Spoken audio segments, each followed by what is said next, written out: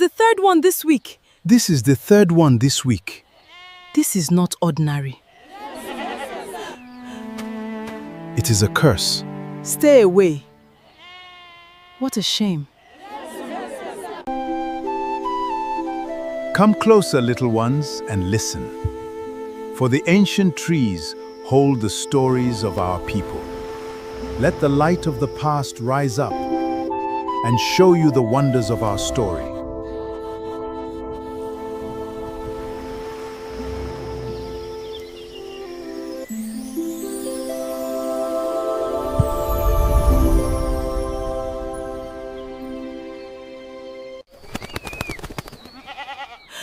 This is the third one this week. This is the third one this week.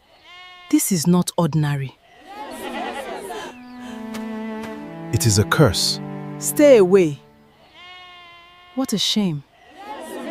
They found the third dead goat behind my hut on a Tuesday morning, and by Friday, the whole village had already decided I was going to burn. Before that week, I was just a woman with a husband who loved her, a mother-in-law who tolerated her, and a womb that refused to fill. By the end of that week, I was something else entirely. A curse with legs, a shadow wearing a woman's face. They called me Iya Aje, witch mother. The irony of it still sits bitter on my tongue, because the one thing every single person agreed I was guilty of, barrenness, was the one thing I had no power over at all. My name is Nkechi. But before you decide you know how this story ends, before you assume this is just another sad tale of a woman wronged by her village, I need you to stay with me. Because nothing about what happened in Amudo that year was as simple as it looked. There was a reason those goats died. There was a reason children in that village had started falling sick one after another. And there was a reason, a very deliberate, very human reason, that all of it landed on my doorstep instead of where it truly belonged. If you love a story that twists when you least expect it, stay close. Don't scroll past this one. And if this is your first time here, tap that subscribe button now, because where this story is going, you will not want to miss it. Let me take you back to the beginning. Back before the accusations, back before the fear, to a season when I still believed my biggest problem was simply that I could not give my husband a child. I married Obiara when I was 19. He was the kind of man other women in Amudo whispered about with jealousy, not because he was wealthy, he wasn't, but because of how he looked at me, like I was the answer to a question he had been asking his whole life. His mother, Mama Ijeoma, did not share his enthusiasm. She had wanted a different bride for him, a girl from a bigger compound with more goats and more land, a girl whose family could bring more to the marriage than laughter and a strong back for farm work. But Obiara chose me, and for the first 2 years of our marriage, I let myself believe that love was enough to silence any mother-in-law. I was wrong, but I did not know it yet. By the third year, when my belly had still not swollen with a child, the whispers in the market began. Small at first, a pause when I walked past the cloth sellers, a too long stare from the woman who sold peppers, the one whose own daughter had 4 children before she turned 25. Mama Ejelma stopped pretending to be patient. She would sit outside our hut in the evenings, grinding pepper with more force than the task required, muttering things just loud enough for me to hear through the thin walls. "A tree that does not bear fruit is only good for firewood," she said one evening, not looking at me, as if she were speaking to the wind. Obiara would apologize for her on nights like that, holding me close, telling me children would come when the gods decided it was time. He believed it. I wanted to believe it too. But there is a particular kind of loneliness that comes from carrying a longing your own body refuses to satisfy, month after month, year after year, while everyone around you treats your emptiness as a moral failing rather than a private grief. I carried that loneliness the way some women carry firewood, bent under it but too proud to let anyone see me struggling. What I did not know then, what I would only discover much later when the truth finally cracked open like an overripe fruit, was that my body wasn't entirely to blame. Someone in that village had made sure of that. But I'm getting ahead of myself. Let me tell you how it started, because the way it started is the reason nobody suspected anything for a very long time. It began with Ngozi. Ngozi was my husband's cousin's daughter, a bright girl of 7 who used to follow me around the compound asking questions faster than I could answer them. She was the closest thing I had to a child of my own, and I loved her the way you love something you are terrified of losing. One evening in the dry season, Ngozi came down with a fever so sudden and so violent that her mother's screams woke half the village. By morning, the fever had broken, but something in the girl had changed. She stopped speaking. She would stare at walls for stretches, flinching at sounds only she could hear. The village healer, an old man named Baba Uzo, examined her and declared with the calm certainty of a man who had never once been wrong in public that this was not sickness of the body, this was spiritual. Someone had done this to her. And who, the village wanted to know, would want to harm a sweet child like Ngozi? I remember the exact moment the question turned toward me. It was at the stream, 2 days later, where the women gathered each morning to fetch water and exchange news faster than any town crier could manage. Adaora, a woman known for her sharp tongue and sharper memory, said it first, dressed as concern rather than accusation. "Is it not strange," she said, filling her pot slowly, deliberately, that Ngozi fell sick only 3 days after she refused to greet Nkechi at the market? The child said Nkechi's eyes looked strange that day. Cold, she said. I was standing right there.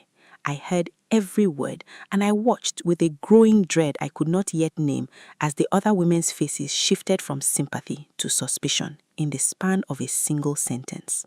I want you to notice something here because it matters for everything that comes later. Adora was not simply gossiping. She was planting something.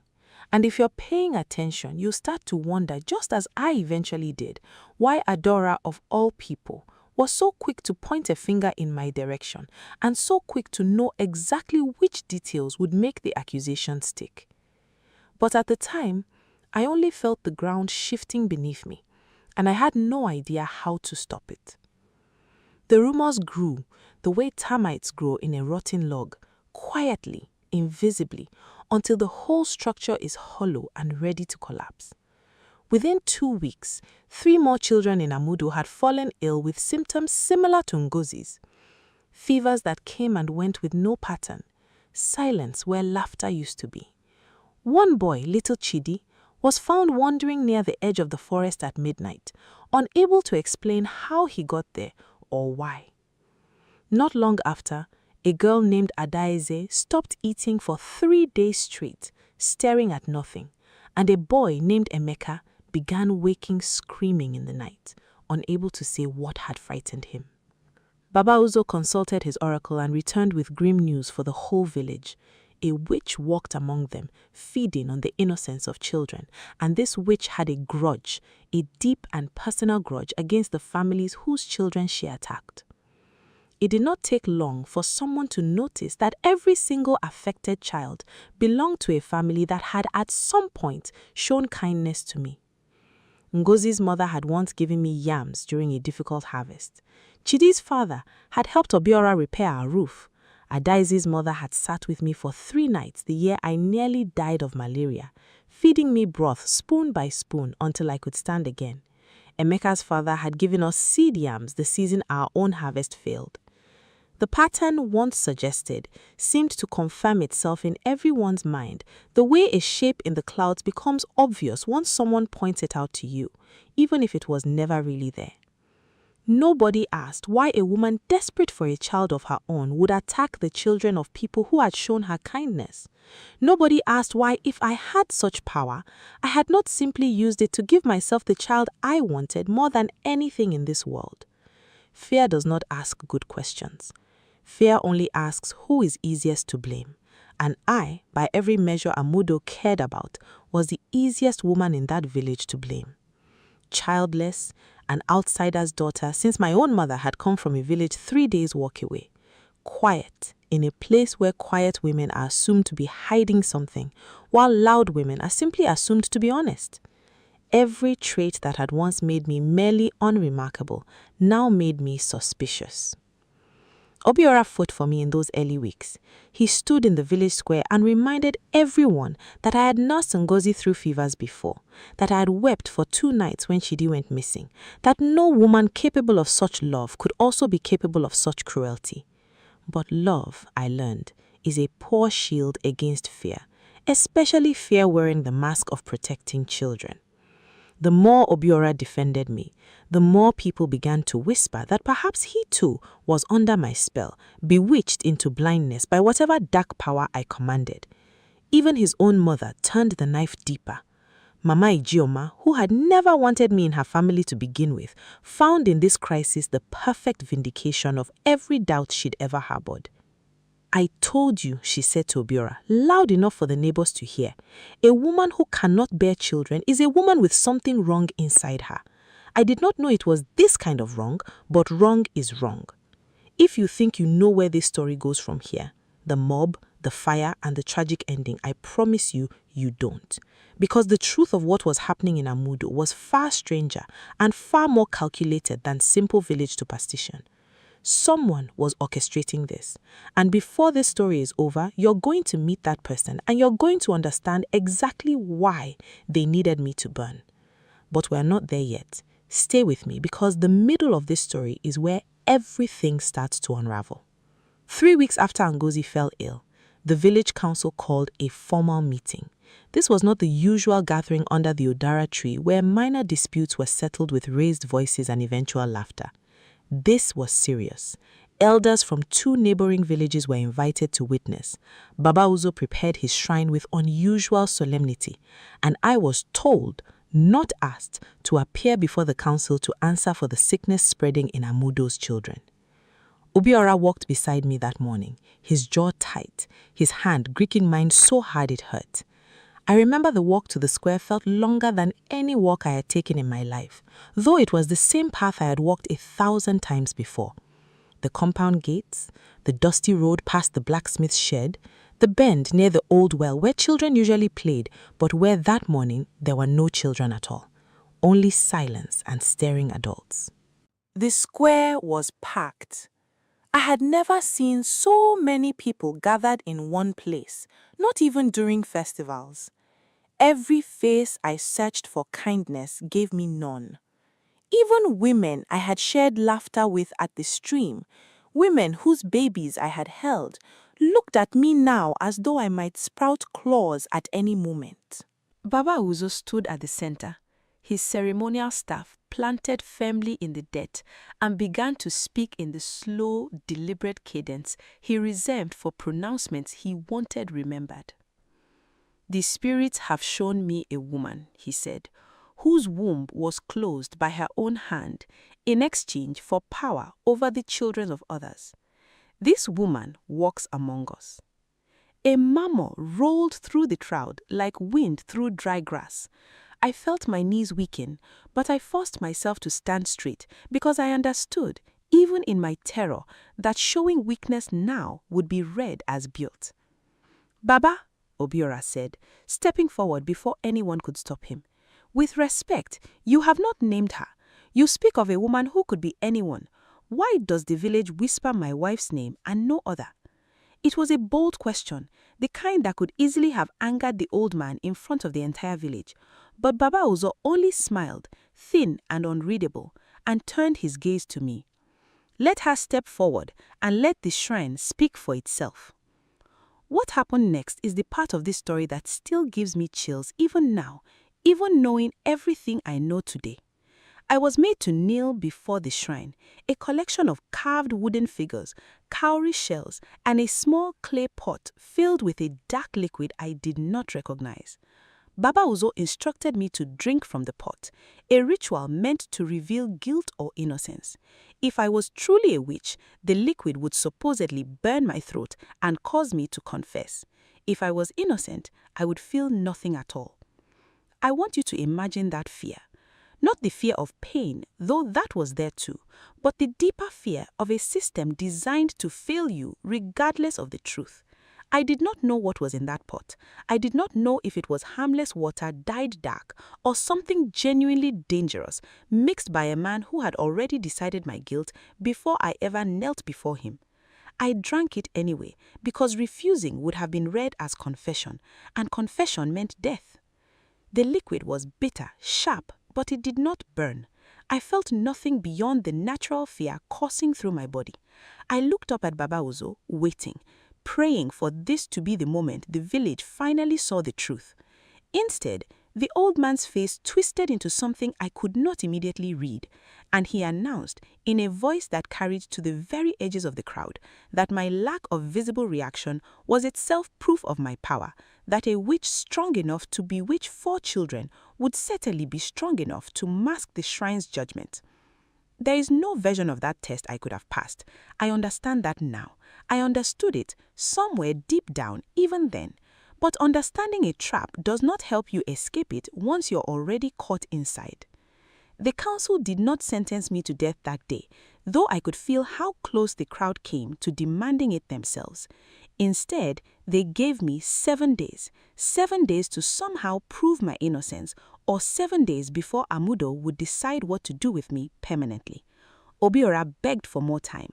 Mama Ijoma, to everyone's shock, said nothing at all, not in my defense and not against me either, which frightened me more than if she had simply condemned me outright, because silence from a woman who had never once held her tongue felt like its own kind of warning. That night, lying beside Obiora in the dark, neither of us sleeping, he finally asked me the question I could see he had been carrying for weeks. "Nkechi," he whispered, "is there anything at all that you have not told me?" I understood why he asked. Fear does strange things to trust, even love as strong as ours. But I also understood in that moment that if my own husband could hold even a sliver of doubt about me, I had exactly 0 chance of convincing a village that had already decided to hate me. "I have told you everything. I have nothing to hide because I have done nothing." He believed me. I know he believed me because the next morning he did something that changed the entire direction of this story, though none of us knew it yet. He went alone to speak with Ngozi's mother, hoping to learn more about exactly what happened the day the girl fell ill. And what he learned there cracked the first small hole in a wall that had seemed until then completely solid. Before I tell you what he discovered, let me pause here for a moment. Because I promised you this story would not be simple, and I intend to keep that promise. If you're finding yourself curious about where this is heading, if you want to see exactly how deep this rabbit hole goes, make sure you're subscribed. Because trust me, the answer is more shocking than anything you're imagining right now. Now, back to Obiora, standing in Ngozi's mother's compound, asking careful questions about the day her daughter first fell ill. Ngozi's mother, a woman named Chidimma, was hesitant at first, understandably protective of her still fragile daughter. But Obiora had known Chidimma since childhood, and eventually she softened enough to walk him through that day in detail. Ngozi had gone to the stream that morning with a group of other children. She had eaten roasted corn from a vendor near the market. She had played near the old baobab tree before coming home in the early afternoon, already complaining of a headache. It was a small detail, the roasted corn, that caught Obiora's attention, mostly because he remembered something odd. The vendor who sold roasted corn near the market that season was new. She had arrived in Amudo only a few months earlier, claiming to be a widow from a village further south looking for a fresh start. Her name was Uzuamaka, though most people simply called her Amaka. Obiora asked carefully whether any of the other sick children had also eaten from that same vendor's stall around the time they fell ill. Ngozi's mother's eyes widened slightly. She hadn't thought of it before, but yes, she remembered Chidi's father mentioning that the boy had bought roasted corn just days before he went missing near the forest. And now that she thought harder, Ada Eze's mother had mentioned buying corn from that same stall too, and so had Emeka's older sister, the very afternoon before his screaming began. Every one of them, Chidimma said slowly, realization dawning on her face even as she spoke. Every single one of them ate from her stall. Here is where I need you to slow down with me, because this is exactly the kind of detail that separates a real mystery from a lazy one. A new woman arrives in the village, out of nowhere, with a story no one had thought to question. Every single sick child had contact with her stall in the days before falling ill. That was not a coincidence anyone in Amudo had noticed yet, because no one had ever had a reason to look for one. She had access, she had opportunity, and she had an alibi built entirely on the assumption that nobody would ever suspect the sweet corn seller everyone had grown fond of in just a few short months. Obiora came home that evening with something he had not carried in weeks: hope. He told me everything Chidima had shared, and for the first time since this nightmare began, I felt the smallest flicker of possibility that the truth might actually find its way to the surface before Amudo decided my fate for me. But hope, as I would soon learn, is a fragile thing in a village already convinced of its own conclusions. The next morning, Obiora went to the elders with what he had learnt, hoping they would agree to investigate Amaka the corn seller before my 7 days ran out. He was met instead with something close to hostility.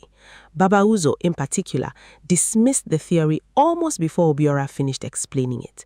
You would accuse an innocent widow new to our village struggling to build a life for herself simply because your wife stands accused? The old man said, his voice sharp with something that, looking back now, sounds far more like defensiveness than genuine skepticism.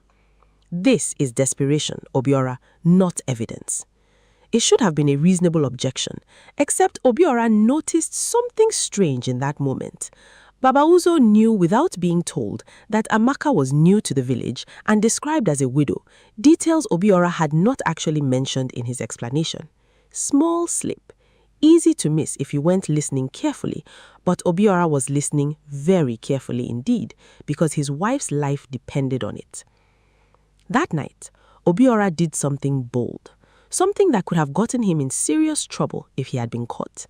He went to Amaka's stall after dark, not to confront her, but to watch. He wanted to see who came and went, who she spoke with when she thought no one was paying attention. And that is how he saw Baba Uzo slip quietly into Amaka's small compound just after midnight, staying for nearly an hour before leaving as silently as he had arrived. I want you to sit with that for a moment, because I certainly had to sit with it when Obiora told me. The village's most trusted spiritual authority, the very man who had declared me a witch before the entire community, was secretly meeting in the dead of night with the one person whose stall connected every single sick child. This was the moment everything I thought I understood about my situation turned completely upside down. This was not simple superstition. This was not fear feeding on itself the way rumors sometimes do in small, frightened places. Someone had built this accusation on purpose, brick by careful brick, and I was standing exactly where they wanted me to stand. But why? What did Baba Uzo and this new widow possibly gain from destroying my life and sickening innocent children in the process? The answer, when it finally came, was so simple and so human that it made the whole elaborate cruelty of it even harder to accept. Obiora and I had 4 days left before the council would decide my fate. 4 days to somehow prove a conspiracy that powerful men in our village had spent weeks constructing. It felt impossible, but Obiora, bless him, refused to accept impossible as the final answer.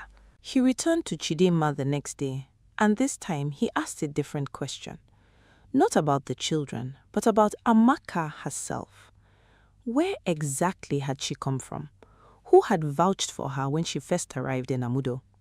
Chidima thought for a long moment before answering, and what she said sent a chill straight through both of us. Now that you ask, she said slowly, I remember Baba Uzo himself introduced her to the council when she arrived. He told everyone she was a distant relative of his late wife, seeking a peaceful place to rebuild and grieve. A distant relative of his late wife. Not a stranger who wandered into Amudo by chance, but a woman personally brought into the village, personally vouched for by the same man now leading the charge to have me condemned as a witch. If your mind is racing right now trying to connect these pieces, you are exactly where I was standing at that moment, and I promise you, the full picture is still darker than you are imagining. Obiora, driven by something between desperation and fury, decided there was only one way to get real answers before our 4 days ran out. He would confront Amaka directly, not with accusations, but with careful, patient conversation, the way you might approach a frightened animal you are trying to understand rather than trap. He found her the next afternoon, alone at her store during the quiet hours between market rushes. He bought corn he didn't want, made small talk about her life before Amudo, and slowly, carefully steered the conversation toward Baba Ozo. At first, Amaka gave the same rehearsed answers everyone in the village had heard before. Grieving widow, fresh start, grateful for Baba Ozo's kindness in welcoming her, but Obiora noticed her hands trembling slightly as she spoke, the roasted corn forgotten on the fire behind her, and he made a decision that could have ended badly for him. "I know you are not simply his late wife's relative," he said quietly, gently, no accusation in his voice, only a kind of desperate honesty. "My wife is going to die in 4 days for something I do not believe she did. If you know anything at all, I am asking you, woman to man, mother to husband, please help me." Amaka went very still. And then, to Obiora's shock, she began to cry. The truth came out slowly, in pieces, the way truths often do when someone has been forced to hold them in silence for too long. Amaka was not Baba Ozo's late wife's relative at all. She was his daughter, a daughter born outside his marriage, hidden for years to protect his standing as the village's spiritual authority, a position that demanded, above all things, moral purity in the eyes of Amudo's people. Baba Ozo had brought her to the village under a false story, giving her a small piece of land and a modest trade, but the arrangement went far beyond simple family loyalty. Amaka, it turned out, had been trained by her mother, a woman skilled in the use of herbs, both healing and harmful, before her mother's death years earlier.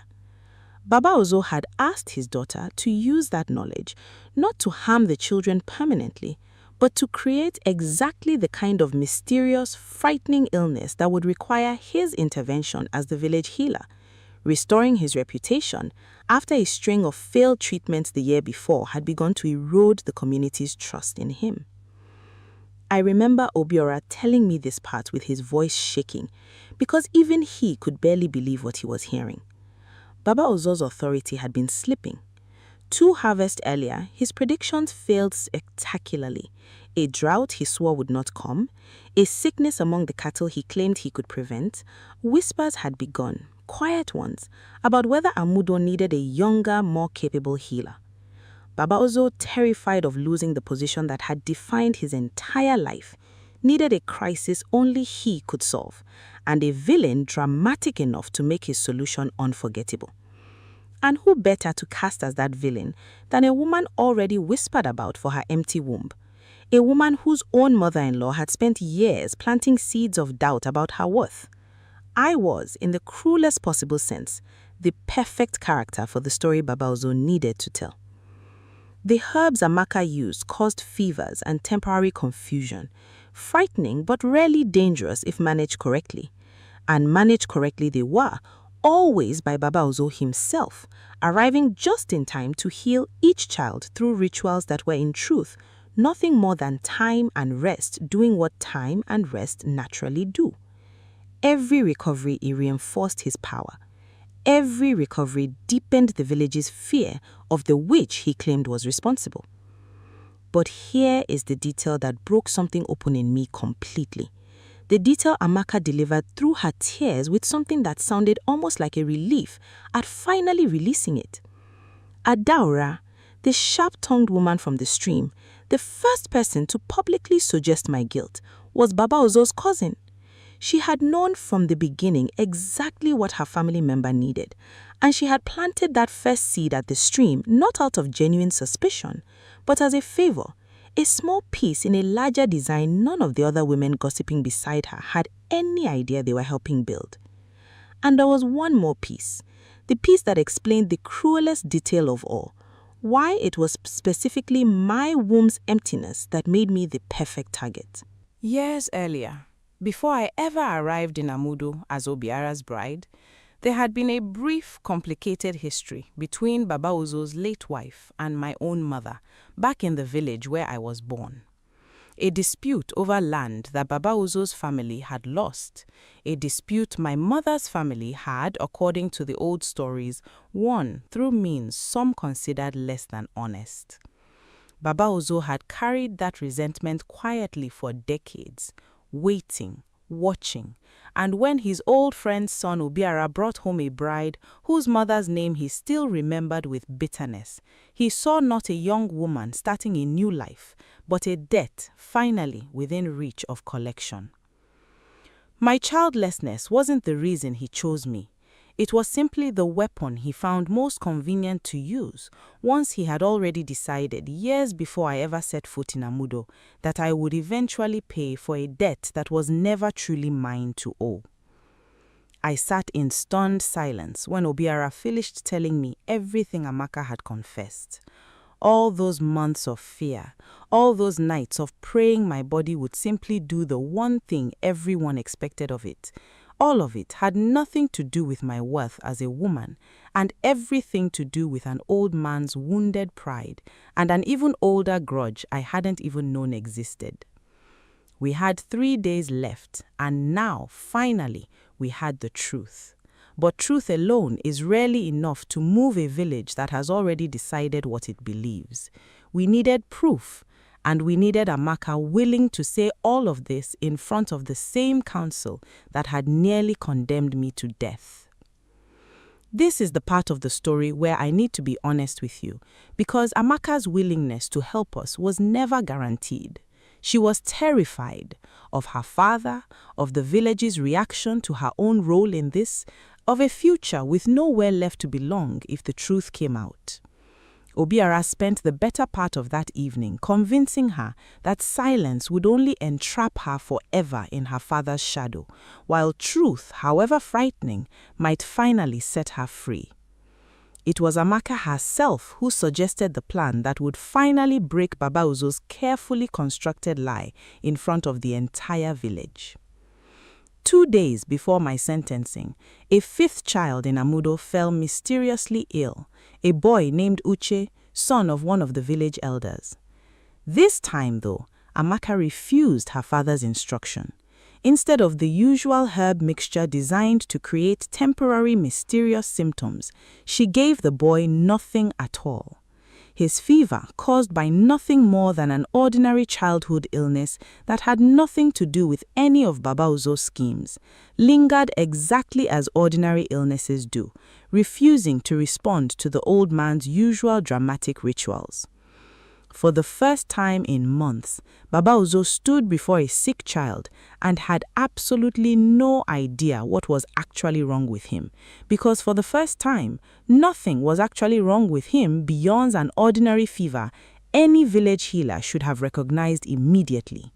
His confusion, visible to everyone gathered anxiously around Uche's sickbed, planted the very first public seed of doubt about his abilities.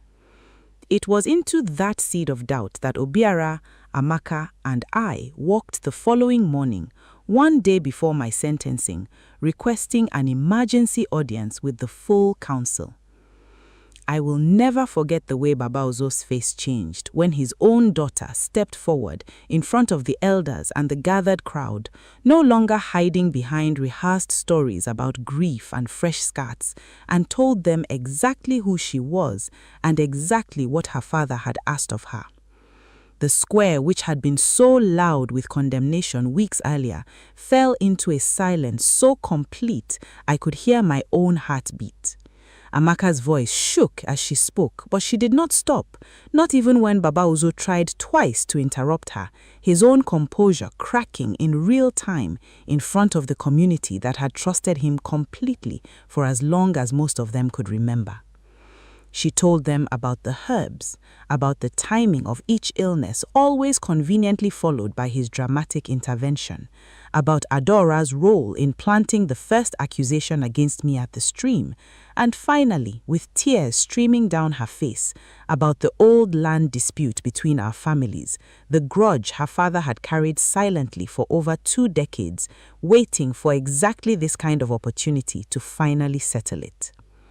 Mama Ijeoma, standing near the front of the crowd, made a sound I had never heard from her before, something between a gasp and a sob, because in that moment she understood, along with everyone else in Amudo, that the daughter-in-law she had spent years treating as less than worthy had never been guilty of anything beyond the simple, painful misfortune of a body that would not do what everyone demanded of it.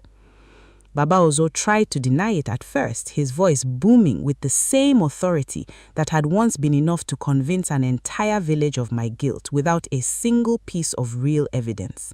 But authority built on lies collapses quickly once the truth finally has room to breathe.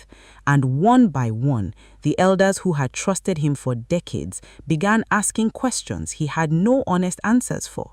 Why had he never once tested the theory that the illness might come from something the children ate or drank before immediately declaring witchcraft? Why had every single healing ritual occur only after his own private meetings with Amaka? Why had he introduced Uzoamaka to the village under a story that, once examined even slightly, fell apart within minutes? By the time the sun set that evening, the council had reached a decision entirely different from the one they had been preparing to announce against me just 24 hours earlier. Baba Uzo was stripped of his position as village healer, a role his family had held for 3 generations, and banished from Amudo alongside the very daughter he had tried to use as a weapon against me. Amaka, to her credit, chose exile without complaint, understanding perhaps better than anyone that whatever future she built now would have to be built somewhere entirely new, on foundations more honest than the ones her father had given her.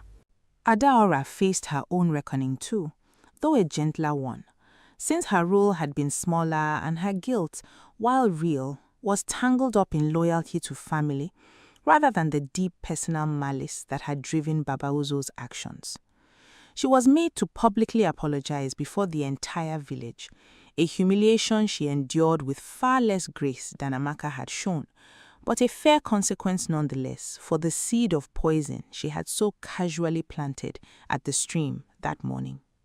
As for me, the woman who just 1 day earlier had been preparing to face whatever punishment Amudo's council decided to hand down, I stood in that same square, surrounded by the very people who had so recently been ready to condemn me, and I felt something far more complicated than simple relief. Vindication, yes, relief, certainly, but also a grief I had not expected, for the months of fear I could never get back, for the friendships that had turned to suspicion the moment fear demanded a target, for the reminder, sharp and lasting, of exactly how quickly people I had known my whole life were willing to believe the worst of me simply because I did not fit the shape of womanhood they expected. Mama Ijeoma came to me that evening, alone, without the sharp words she usually carried like ammo. She did not apologize in so many words, that was never her way. But she took my hands in hers, something she had never once done in all our years together, and she said quietly, "I was wrong about many things, Nkechi. I hope you will let an old woman try to be better." I would like to tell you I forgave her instantly and completely, that the months of cruelty simply melted away in that one tender moment. But that would not be honest, and I promised you this story would not insult you with easy, tidy endings. What I can tell you is that I let her hold my hands and I did not pull away. And in the months that followed, slowly, imperfectly, something between us began to heal. There is one more piece of this story I have not yet told you, one final twist I have been saving because I think you have earned it after staying with me this far. 6 months after Baba Uzo's banishment, I finally understood why my body had refused to give Obiora and me the child we wanted for so long. It was not witchcraft, obviously, you already know that. But it was not simple misfortune either, not entirely. When the new village healer, a kind and careful woman named Uju, who arrived to replace Baba Uzo at Obiora's gentle insistence, she discovered something Baba Uzo, in all his years pretending at wisdom, either missed entirely or simply never bothered to properly investigate. A treatable condition, common enough in women my age, requiring nothing more mystical than the right herbs and patience. Within a year, I was carrying a child, a daughter, born the following spring, and I named her Amarachi, meaning God's grace, because grace was exactly what had found me when I least expected it, in a season when I had almost stopped believing it ever would. I think about Amudo often, even now, years later, with my daughter old enough to ask me questions about the scar this story left on our family's history. I think about how close an entire village came to destroying an innocent woman, not because they were uniquely cruel people, but because fear is patient, and fear is clever, and fear will always find someone convenient to blame when the truth feels too complicated to face directly. I think too about Amaka, wherever she ended up building her new life, carrying the weight of choices she made under her father's shadow, but also carrying the courage it took to finally step into the light and tell the truth when it mattered most. I hope she found peace. I genuinely do.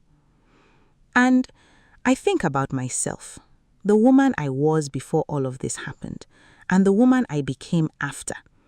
Someone who learned in the hardest way possible that the stories a community tells you are not always the truth about who you are. Sometimes they are simply the truth about what that community is most afraid of, dressed up in your face because you happen to be standing in the wrong place when they needed someone to blame. If you have ever been misjudged, misunderstood, blamed for something that was never truly your fault, I hope this story reminded you of something important. The truth has a way of finding daylight, even when it feels buried too deep to surface. It may take time, it may take courage from people you never expected to find it in, but it comes. If this story moved you, if you found yourself holding your breath through every twist, do me one favor before you go. Subscribe so you never miss the next story like this one, and tell me in the comments, at what point did you first suspect Baba Uzo?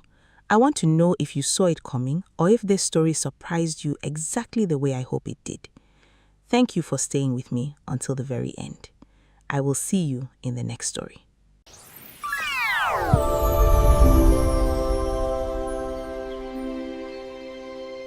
My husband vanished on our wedding night. Not left, not ran, vanished.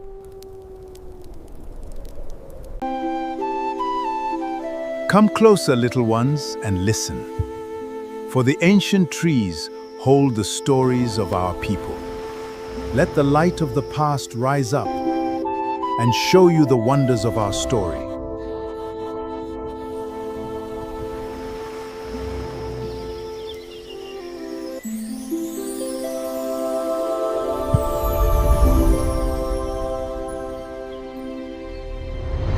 My husband vanished on our wedding night. Not left, not ran, vanished. 1 second, he was untying the wrapper from my waist, laughing, calling me his queen. The next second, I turned to blow out the lamp, and when I turned back, the room was empty. The window was locked from inside, the door was locked from inside, and on the mat where he had been kneeling, there was nothing left of him but his wedding ring, still warm, like it had just slipped off a finger that had disappeared with it. If you love a story that will keep you awake tonight, hit that subscribe button now, because what I'm about to tell you is not a story you forget in a hurry. My name is Chemere, though most people who knew me simply called me Chi. This happened in a small town near the Imo River many years ago, when I was young enough to still believe that love was the only thing that mattered in this world. I was wrong, and it took my husband's disappearance to teach me that.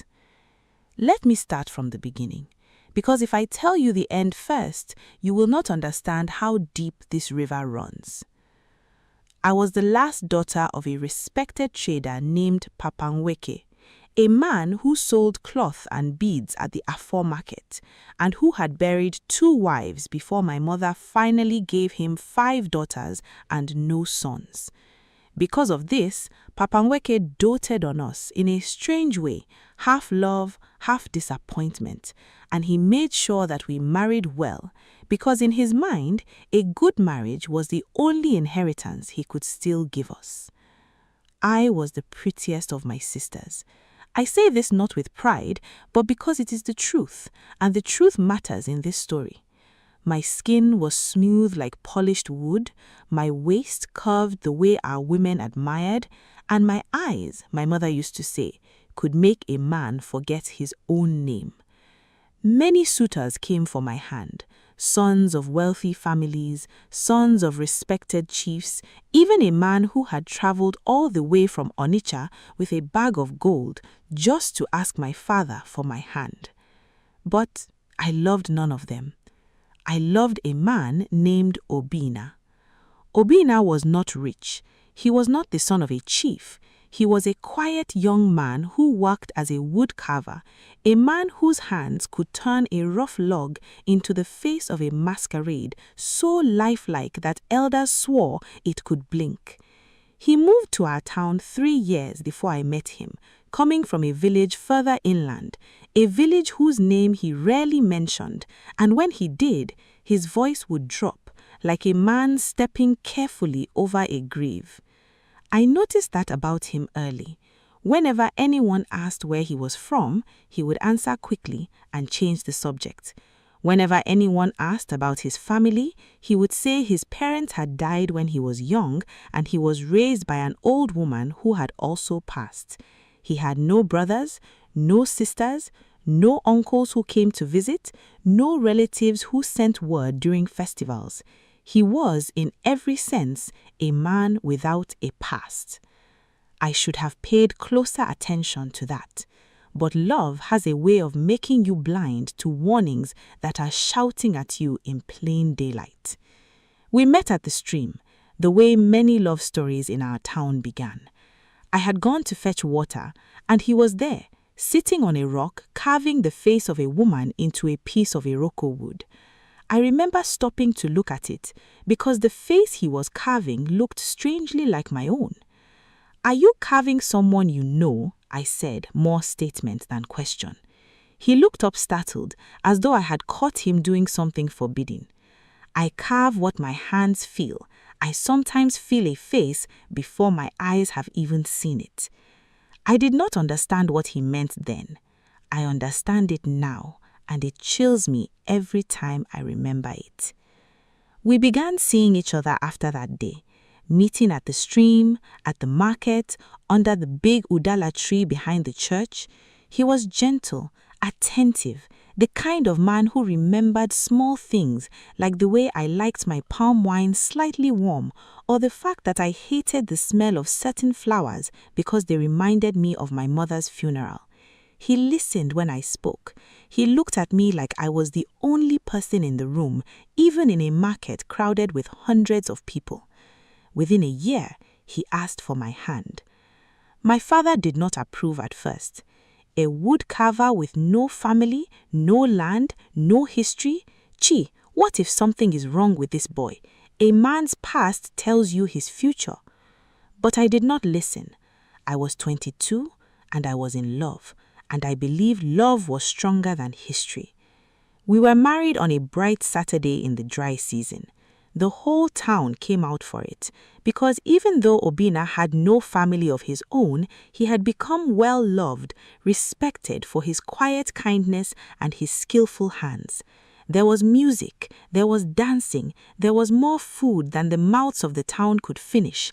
There was masquerade dancing that Obina himself had carved the costumes for, without telling anyone it was his own face hidden beneath one of them.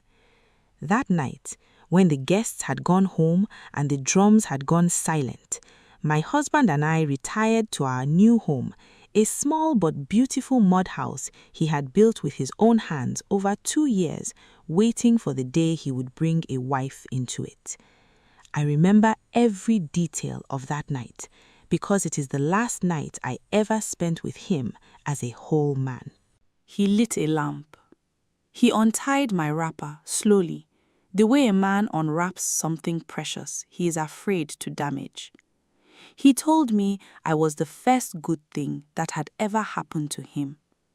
He told me that whatever happened after this night, he wanted me to know that loving me had been the truest thing he had ever done. I remember laughing and asking him why he was talking like a man saying goodbye. He did not answer that question. Instead, he kissed my forehead and asked me to turn and blow out the second lamp by the window because he said the light was too bright for what he wanted to do next. I turned. I blew out the lamp, and when I turned back to him, laughing, ready to continue our wedding night, he was gone. Not gone like a man who slipped through a door. Gone like a man erased. The door was bolted from inside, the wooden bar still lying across it exactly as he had placed it earlier that night. The window had narrow gaps too small for a grown man to pass through, gaps he himself had built that way. There was no back exit. There was no hidden passage. There was only me, alone in a locked room with my husband's wedding ring lying on the mat where his knee had been just seconds before. I did not scream at first. I simply stood there, staring at that ring, my mind refusing to accept what my eyes were telling it. Then, slowly, the fear crawled up my spine like a cold hand, and I screamed until the neighbors broke down the door. They found nothing. No footprints leading away. No sign of struggle. Just a bride standing in the middle of an empty room, holding a ring that still felt warm from a man who had vanished into thin air. If you think that is the strangest part of this story, you have not heard anything yet. Stay with me, because what happened after that night will make you question everything you think you know about love, sacrifice, and the debts some men are born owing before they even take their first breath. And if this story is already pulling you in, do me a favor and subscribe because you do not want to miss what comes next.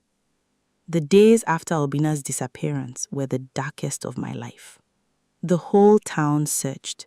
Men went into the forest with machetes and lanterns, calling his name until their throats went hoarse. They dragged the nearby stream, thinking perhaps he had drowned, though no one could explain how a man locked inside a room could drown in a stream a mile away. They visited every neighboring village, asking if a stranger matching his description had appeared. Nothing. No trace. No body. No witness. It was as though the earth itself had opened its mouth and swallowed him whole, then closed again without leaving a scar. My father wanted me to come home immediately. A husband who disappears on his wedding night is not a husband, Chi. He is a mystery, and mysteries in this land are rarely innocent. Come home before whatever took him decides to come back for you. But I refused. Something in me, some stubborn thread of love or foolishness, refused to believe he was simply gone. I remembered the way he had spoken that night, the strange goodbye hidden inside his words, the way he had asked me to turn away right before it happened. It felt deliberate. It felt like something he had been expecting, even if he had never told me why. So I stayed in that house, sleeping alone on the mat where he had vanished, waiting for an answer that refused to come. 3 weeks later, the answer came, but not the way I expected. An old woman appeared at my door one evening, just as the sun was setting behind the udala tree. She was small, bent with age, her skin like dried cassava leaves, her eyes sharp and searching in a way that did not match the frailty of her body. She wore beads around her neck that I did not recognize, beads carved with symbols I had never seen in our town's markets. She said, "You are the wife of Obina." It was not a question. My heart nearly stopped. "I knew your husband." She said, "I knew him before he was your husband." She stepped into my house without waiting for an invitation, the way elders often did in our culture, though something about her boldness felt different, almost otherworldly. She sat down on the same mat where he had disappeared, and I watched, frozen, as she looked around the room with the expression of someone remembering a place from long ago. "Sit, my daughter," she said. "There are things you deserve to know, things Obina himself was forbidden to tell you, though I suspect a part of him wanted to every single day he loved you." And so, in that dim room lit by a single lamp, the old woman told me a story that turned my entire world upside down. She told me that Obina was not born the way ordinary men are born. Many years before, in the village he never spoke of, there lived a woman named Nedi. A woman so beautiful that men from distant kingdoms traveled just to catch a glimpse of her. Nedi was the only daughter of a powerful diviner, a man who served the river spirit that protected their village, a spirit known simply as the Mother of Waters. Nedi fell deeply in love with a young farmer, a man with nothing to his name but strong hands and an honest heart. Her father forbade the union, insisting she was destined to be married to the river itself, given as a bride to the spirit in gratitude for the protection it had given their village for generations. But Nedi refused to accept a fate chosen for her by a spirit she had never even seen with her own eyes. She ran away with the farmer. And for a while, they lived happily, far from the village, believing they had escaped a destiny neither of them wanted. But you cannot run from a spirit that owns the water beneath your feet. The Mother of Waters found them, and in her fury at being denied the bride promised to her, she did not kill Nedi. She did something far crueler. She cursed Nedi's womb, declaring that any son born of that forbidden love would belong to the river, body and soul, and would be taken back into the water on the very night he finally knew the fullness of a man's happiness, his wedding night, so that the joy of the curse's fulfillment would be as sharp and complete as the pain of the spirit's rejection. Nedi gave birth to a son. She named him Obina, hoping the name, meaning the heart of the father, would somehow shield him from a mother's curse laid by a spirit, not a man. But names cannot undo what has already been spoken into the waters. When Nedi and the farmer both died years later, an old midwife who knew the secret took the boy in, raising him in secret, moving from village to village to keep him hidden from anyone who might recognize the mark of the river spirit's curse, a small crescent-shaped birthmark behind his left ear. The same mark, the old woman told me, I must have seen 100 times without understanding its meaning. I gasped, because I had seen that mark. I had traced it with my fingers many nights, thinking it was nothing more than a beautiful imperfection on the man I loved. He knew, the old woman said quietly. He always knew that whichever night he finally married, that same night would be his last as a free man. That is why he never spoke of his family, why he never let himself get too attached to any one place, why, when he finally allowed himself to fall in love with you, he must have known he was signing his own disappearance into existence the very moment he said his vows. I sat there, tears streaming down my face, my mind racing through every quiet moment, every strange goodbye hidden in ordinary conversations, every time he had looked at me like he was trying to memorize my face before losing the ability to see it forever. Is he dead? I whispered, almost afraid to hear the answer. The old woman's eyes glinted in the lamplight. "That," she said, "depends on you, my daughter, and on how far your love is willing to travel to break what a jealous spirit has bound."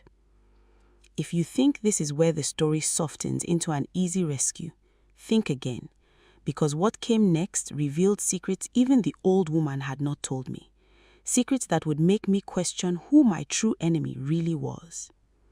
Before I continue, if this story has already caught you, subscribe now, because the deepest twist is still ahead of us, and you do not want to miss it halfway. The old woman told me that there was a way to break the curse, but it was not simple and it was not without danger. Every bride who has ever tried to win back a cursed husband, she said, has traveled to the source of the river before the next full moon. There, she must stand before the Mother of Waters and prove 3 things: truth, sacrifice, and courage. I tell you this now as 3 burdens you must carry inside you, not 3 items you can gather along a path. Though I confess, my daughter, most women who hear these words for the first time misunderstand me exactly as you are misunderstanding me now. They spend their journeys searching for objects, cloths, herbs, tokens, when what is truly required can only be proven in the moment you stand before her, revealed through your actions, not your possessions. I did not fully grasp what she meant, not that night, and I would carry that confusion with me for most of the journey ahead. "How long do I have?" I asked. "The next full moon is 14 days away, and the journey to the source of the river takes no less than 10 days on foot, through forest that does not forgive travelers who waste time." That gave me only 4 days to prepare and depart, with almost no room for delay.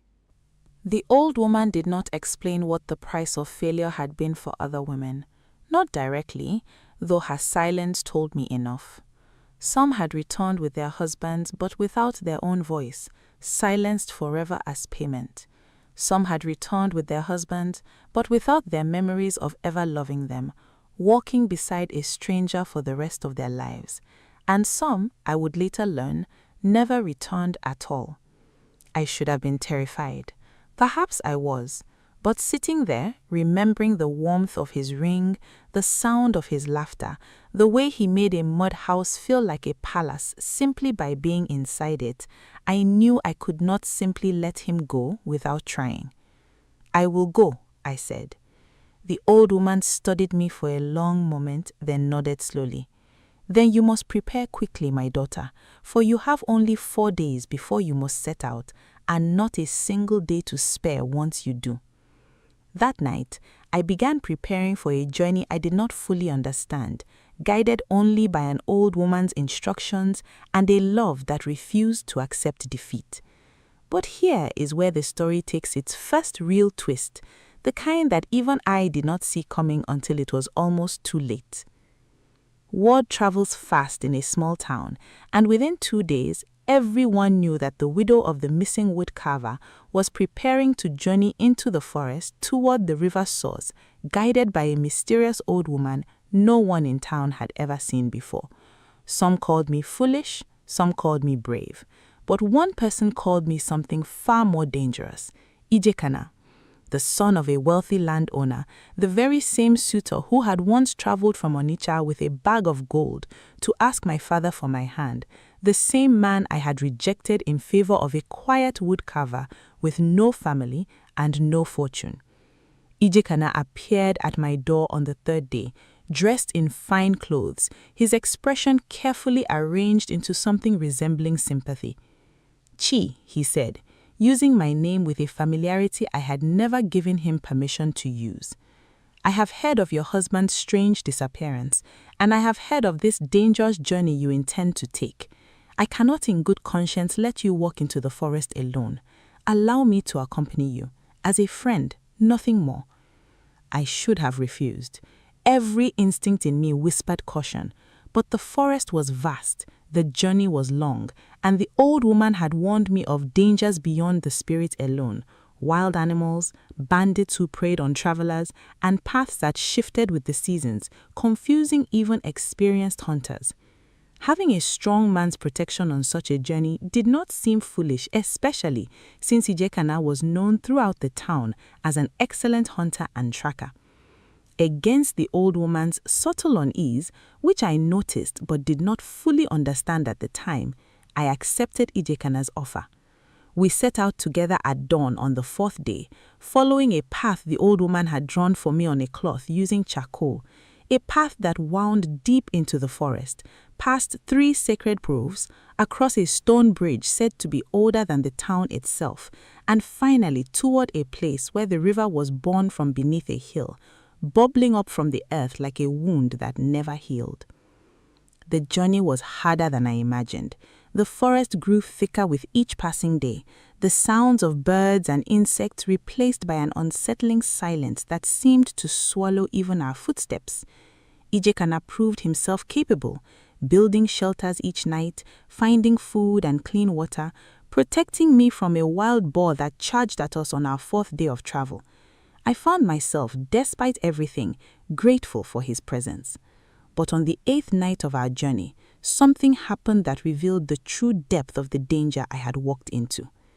I woke in the middle of the night to find Ijekana sitting by the fire, not sleeping, staring into the flames with an expression I had never seen on his face before. Something cold, something calculating. "Ijekana," I whispered, "why are you not asleep?" He turned to me slowly, and for a moment, in the flickering firelight, his eyes seemed to hold a darkness that did not belong to an ordinary man. "Do you know why I really came on this journey, Chi?" he asked quietly. My heart began to pound. "To protect me, you said." He laughed, a low, humorless sound. "I came because I know exactly what waits for you at the source of that river, and I intend to make sure you never make it there alive." I froze, unable to move, unable to speak, as he continued. "Your husband was never simply a woodcarver," Ikana said. "I have known about the river spirit's cause for years, long before you ever met him. My own grandfather made a bargain with the Mother of Waters decades ago, a bargain that granted our family prosperity in exchange for one small promise, that our family would ensure no woman ever succeeds in freeing a cursed man from the spirit's grasp. That bargain sat quiet for years, forgotten by my father, who never had the stomach for it. But 3 years ago, when our fortune began to slip through my father's careless hands, I went back to the river myself and renewed it with my own voice, my own blood. I have been waiting since then for a bride foolish enough to attempt what you are attempting now, because every failed rescue strengthens the spirit's power, and every strengthened spirit brings my family greater fortune in this land." I stared at him in horror, realizing the depth of the betrayal I had walked blindly into. The man I had once rejected, the man I had trusted to protect me on this dangerous journey, was in fact working to ensure my failure, perhaps even my death. "You would let me die," I whispered, "to protect your family's fortune?" "You would let you fail," he corrected coldly. "Whether you die in the process depends entirely on how much you resist me between now and the source of that river." If you have ever felt your stomach drop reading a twist you did not see coming, that is exactly how I felt in that moment, alone in a forest, betrayed by the very protector I had trusted, with only 6 days left to reach the river before the full moon rose. And if you are enjoying this story so far, make sure you have subscribed already, because the real climax of this journey is still ahead, and it is far more intense than anything you have heard yet. I did not sleep at all that night, watching Ikena from the corner of my eye as he eventually drifted into an uneasy rest, his earlier confession hanging heavy in the smoke of the dying fire. My mind raced through every possible option. I could not simply run, not in an unfamiliar forest at night, not without knowing which paths led to safety and which led deeper into danger. I could not fight him directly, not against a trained hunter twice my strength. I needed to think carefully, the way my mother had once taught me to survive in a household where my father's love was divided among 5 daughters and endless disappointment. By morning, I had a plan, though a fragile one. I pretended not to remember his confession clearly, blaming exhaustion and fear for my apparent confusion the next day. I acted timid, compliant, allowing Ikenna to believe he had successfully intimidated me into abandoning my resistance, even as I secretly began altering our path when he wasn't looking, using small markers the old woman had taught me, subtle signs in bent branches and arranged stones that only someone trained in her teachings could recognize.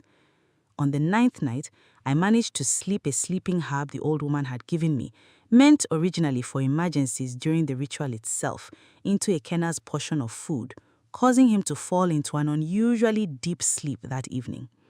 While he slept, I gathered what supplies I could carry and set off alone into the darkness, following the markers I had secretly created over the previous days, praying I was moving toward the river's source and not deeper into the forest's endless confusion. I walked through the night and into the following day, guided only by faith and the old woman's markers, until finally, on the 10th day since we had set out, just as exhaustion threatened to overwhelm me completely, I heard it. The unmistakable sound of rushing water growing louder with each step. I emerged from the trees into a clearing unlike anything I had ever seen. A hill rose gently before me, and from its base, water bubbled up in a spring so clear it seemed to glow with its own inner light, feeding into a river that wound away into the darkness beyond. The air here felt different, heavier, charged with something ancient and powerful that made the hair on my arms stand on end. I had made it, exactly on the 10th day, precisely as the old woman had said I must. But I had made it alone, without the guidance she had promised to provide at this final stage, and without any physical items in my hands beyond the clothes on my back and my husband's ring, still uncertain what the truth, sacrifice, and courage she had spoken of were even supposed to look like. Standing there, exhausted and uncertain, I nearly gave in to despair. But then I remembered something the old woman had said before I departed, the very words I had misunderstood at first hearing. They are not objects you collect along the way, my daughter. They are proven only in the moment you face the spirit herself, revealed through your actions, not your possessions. I understood now, standing on the edge of that glowing spring, exactly what she had meant. The water before me began to churn, rising up in a swelling column that slowly took the shape of a woman, tall and terrifyingly beautiful, her skin the color of deep river water, her hair flowing like liquid silver down her back, her eyes holding centuries of sorrow and rage in equal measure. "You have come," the Mother of Waters said, her voice like 1,000 streams speaking at once. "Another foolish woman seeking to steal back what I have rightfully claimed." I fell to my knees, not entirely out of fear, though fear was certainly present, but out of a strange, overwhelming respect for the ancient power standing before me. "I have come to ask for my husband's release," I said, my voice trembling but clear. The spirit's laughter echoed across the clearing like thunder rolling over water. "Ask? You believe I release what belongs to me simply because you ask nicely, little bride? Neddy's son belongs to me by right of a promise broken generations ago. What could you possibly offer that would equal the debt owed to me?" This was the moment the old woman had warned me about. The moment where countless women before me had failed, offering objects, wealth, even their own voices and memories, none of which had ever been enough. I understood now, standing there before this ancient wounded spirit, why mere possessions could never satisfy her. She had not lost an object. She had lost a promised bond, a promised love that had been stolen from her by Neddy's father's defiance all those years ago. "I cannot offer you an object equal to your loss," I said slowly, choosing each word with care. "But I can offer you understanding." The spirit's swirling form paused, her ancient eyes narrowing slightly. "Understanding? You were promised a bond of love," I continued, my voice growing steadier despite my fear. "Neddy's father promised you a bride, believing love could simply be assigned like a debt to be collected. But Neddy loved another, and that love was true, the same kind of true love I hold for her son. You did not lose a bride that day, Mother of Waters. You lost the chance at a genuine bond because what was promised to you was never truly love at all, only obligation. The spirit form trembled, water rippling violently around her. Do you dare lecture me on the nature of love, mortal? I dare only to offer you truth, I said, my heart pounding. The truth that holding Obina's soul all these years has not given you the bond you truly craved. It has only trapped you in the same cycle of obligation that hurt you in the first place. Neddy's mother's defiance was never truly the crime against you. The crime was a father who tried to trade his daughter's heart as if it were mere currency. For a long, terrifying moment, silence fell over the clearing, broken only by the gentle sound of water flowing endlessly from the spring. Then slowly, the spirit's form began to soften, the rage in her ancient eyes giving way to something else entirely, something achingly like grief long buried beneath centuries of anger. You speak of truth, she finally said, her voice quieter now, less thunderous. This is your first offering then. Truth spoken honestly, not carried in your hands. I felt a surge of hope, but the spirit was not finished.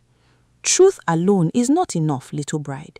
You must also show me sacrifice and courage before I will consider releasing what I have claimed. I thought quickly, remembering everything the old woman had taught me, understanding now fully that these were not physical tests, but tests of character revealed through action. My sacrifice, I said, reaching up to remove the wedding ring Obina had left behind on that fateful night, the very ring I had carried with me through this entire journey, is this. Not the ring itself, but what it represents. I have carried the hope of a marriage that may never be fully realized, a love that may cost me everything I have, and still I choose to pursue it, knowing I may return with nothing, not even my own memories of loving him. That is my sacrifice, Mother of Waters, the willingness to lose everything for a love that may never be returned to me in the way I hope. The spirit studied me for a long moment, and I saw something shift in her ancient eyes, something almost like respect. And your courage, she asked quietly. I took a deep breath, remembering Ikena's betrayal, remembering the long, terrifying journey through the forest alone, remembering every moment I could have turned back, but chose instead to continue forward. My courage, I said, is standing here before a power far greater than myself, having been betrayed by the very man I trusted to protect me, having walked through darkness completely alone, and still choosing to face you directly rather than run from the truth of what must be done. That is my courage, Mother of Waters, not the absence of fear, but the choice to continue despite it.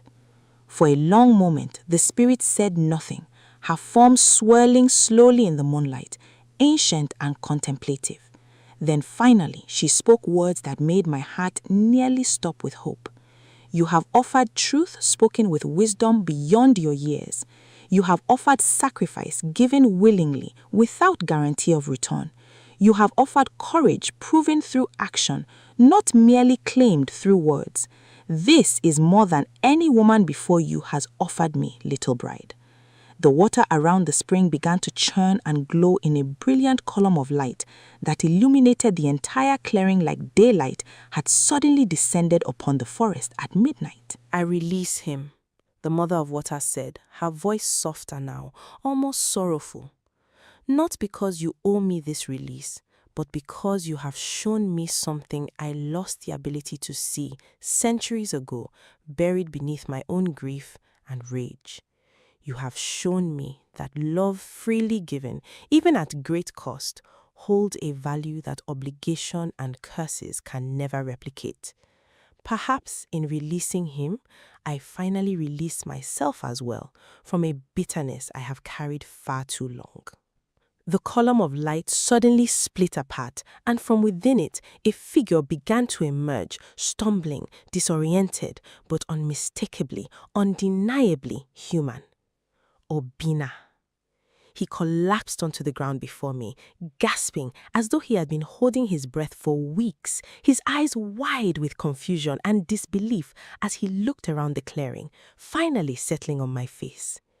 "Chi, he whispered, his voice hoarse and broken. Is this real? Am I truly free? I rushed to him, pulling him into my arms, tears streaming down my face as I felt the solid, undeniable warmth of his body against mine.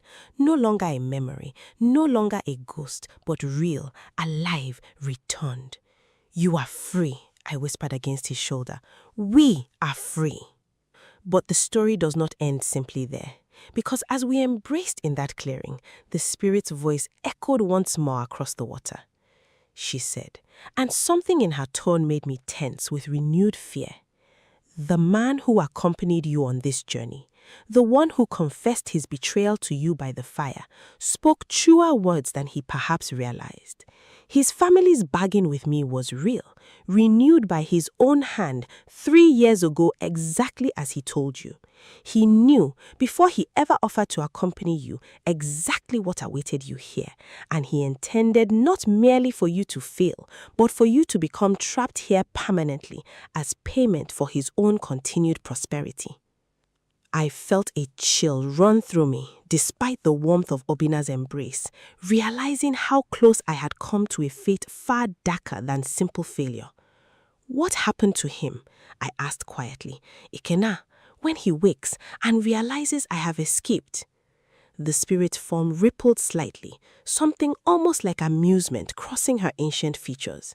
That, little bride, is no longer your concern nor mine. A man who bargains with powers he does not fully understand eventually pays a price he did not anticipate. Leave him to the consequences of his own choices. We did not linger to discover what those consequences might be. Obina, though weak from his years trapped within the spirit's realm, managed to walk with my support, and together, guided now by clear markers the old woman's teachings had prepared me to recognize, we made our way back through the forest, emerging finally into the familiar sunlight of our small town 3 days later, exhausted but alive, together and free. When we returned, the town buzzed with disbelief and wonder, stories spreading quickly of the bride who had journeyed into the forest and somehow returned with her vanished husband alive and whole. My father, Papa Nweke, who had spent those weeks pacing his compound in quiet dread, wept openly when he saw us walking up the path together, all his earlier doubt about Obina's lack of family or history dissolving instantly into gratitude that his daughter had come home safe. He never again spoke of Obina's lack of family or history, only of the courage his daughter had shown. Courage, he admitted with tears in his eyes, he never knew I carried. The old woman, when I sought her out to thank her, had vanished as mysteriously as she had first appeared, leaving no trace, no home, no family that anyone in the surrounding villages could identify, leading many to whisper that she herself had been a spirit sent to guide me, perhaps even connected somehow to Obina's own mother, Nedi, watching over his son from realms beyond our understanding. As for Ikena, he was found 3 days after our return, wandering near the edge of the forest, mumbling incoherently, seemingly lost all memory of who he was or why he had ventured into the woods in the first place. His family, ashamed and confused, cared for him quietly, and the wealth his renewed bargain had once secured began mysteriously disappearing within the following year, debts and losses accumulating until the family's once great prosperity crumbled entirely into ordinary, unremarkable poverty. Whether this was truly the spirit's doing or simply the natural consequence of a family built upon a foundation of stolen fortune finally collapsing, I never learned for certain, and honestly, I never cared enough to seek out the answer. Obina and I lived many years together after that night, free finally from the curse that had shadowed his entire existence before we ever met. He continued his wood carving, his skilled hands now walking without the weight of an impending doom hanging silently over every piece he created.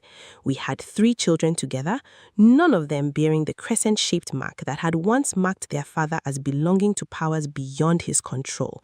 A small mercy that Obina would sometimes cry over quietly at night, grateful beyond words that whatever curse had once claimed him had truly, finally been broken forever. I think often, even now, about that night the Mother of Waters released my husband back into my arms, about the lesson she seemed to learn from our encounter, that love given freely, without obligation, without curse, without forced promise, holds a power that even the most ancient and wounded spirit cannot fully replicate through anger or control. Perhaps that is the truest lesson of this entire story. Not simply that love can overcome even the darkest curses, but that the ones who try to control love through obligation, whether spirit or men like Ikenna, ultimately lose far more than they ever gain, while those who offer love freely, even at personal risk, find themselves rewarded in ways they could never have anticipated when they first set out on their journey. My husband disappeared on our wedding night, taken by a debt his mother incurred through her own defiant love, decades before either of us were even born. But love, true and freely given, walked into a forest, faced down an ancient and wounded power, and brought him home again, not through force or trickery, but through truth, sacrifice, and courage offered honestly, without guarantee of reward. If this story moved you, if it kept you on the edge of your seat wondering what would happen next, then you understand exactly why I needed to share it with you tonight. Stories like this remind us that love, real love, is worth every risk we take for it, and that the darkest curses can be broken, not through fear, but through truth spoken honestly, sacrifice given willingly, and courage proven through action. If you want more stories like this one, stories that will keep you glued to your seat until the very last word, make sure you subscribe right now, because there are many more journeys like mine still waiting to be told, and I promise you, none of them will disappoint you.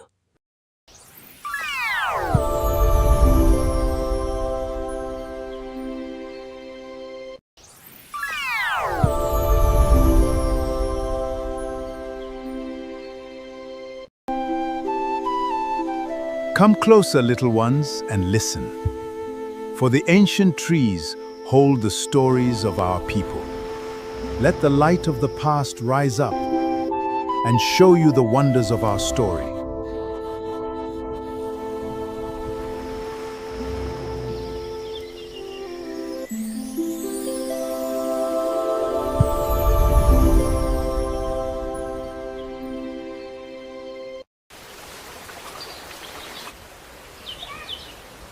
This is my first son.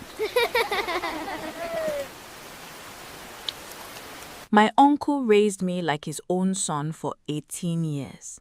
He fed me from his own plate. He paid my school fees before he paid his own sons. He called me my first son in front of the whole village.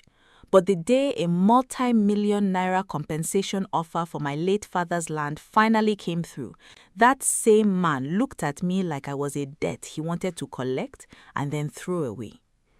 If you have ever loved someone who turned around and treated your love like a weapon against you, stay with me till the end of this story. Because what my uncle did to me and what I eventually did back is not something you see coming. And if stories like this move you, hit that subscribe button now, because trust me, you don't want to miss what happens in the middle of this one. My name is Ikenna. That was the name my father gave me before he died, and it means the strength of the father, which is somewhat funny because for most of my life I did not feel strong. I felt like a guest in somebody else's house, smiling because I had nowhere else to go. I was 5 years old when my parents died. My father, Namdi Obi, was a quiet, hard-working man who owned a small parcel of land near Port Harcourt, land that everybody in the family said was sitting on gold because an oil company had been sniffing around it for years, offering small money that my father always refused. My mother, Ijoma, sold provisions in the market and sang while she swept the compound every morning. I remember her voice more than I remember her face.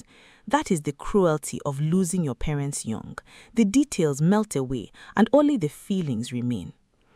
They died in a car crash on the Port Harcourt-Owerri Road, a night of heavy rain, a truck driver who dozed off, and a bend in the road that swallowed my whole world in one moment.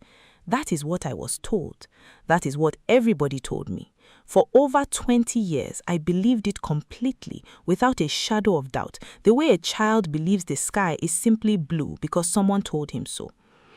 After my parents died, there was a big meeting in the family compound. I don't remember it, I was too young, but I heard about it many times over the years, told and retold like a legend. My uncle Obina stood up in front of the elders and said something that made every woman in that room cry. He said, "My brother's blood is my blood. His son will not suffer while I'm alive. I will raise Ikenna like my own son, and nobody will treat him like an orphan in my house." And for a long time, Uncle Obina kept that promise. That is what makes this story painful. It is not the story of a wicked man who was wicked from the beginning. It is the story of a man who was good, and then something changed him, or maybe revealed what was hiding underneath him all along. I grew up in Uncle Obina's house in Enugu alongside his own son, Kelechi, who was exactly my age, born only 4 months apart. We were raised like twins, same school uniform, same bowl of soup sometimes, same bicycle we fought over on Saturday mornings. Uncle Obina's wife, Auntie Nika, was stricter with me than she was with Kelechi, but I told myself it was because that was simply her nature, sharp-tongued but fair. She would scold me for coming home late for football, but she was the same woman who sat by my bed for 3 nights when I had malaria so severe the doctor said I might not survive it. For years, I did not know the difference between myself and Kelechi in that house. Uncle Obina paid our school fees together at the same time from the same envelope. He took us both to his shop on Saturdays to learn how to keep records. He would put his hand on my shoulder in front of visitors and say, "This one, my brother's son. He has my brother's brain. Watch him, he will be something." I used to swell with pride when he said that. I thought I was the luckiest orphan in Enugu.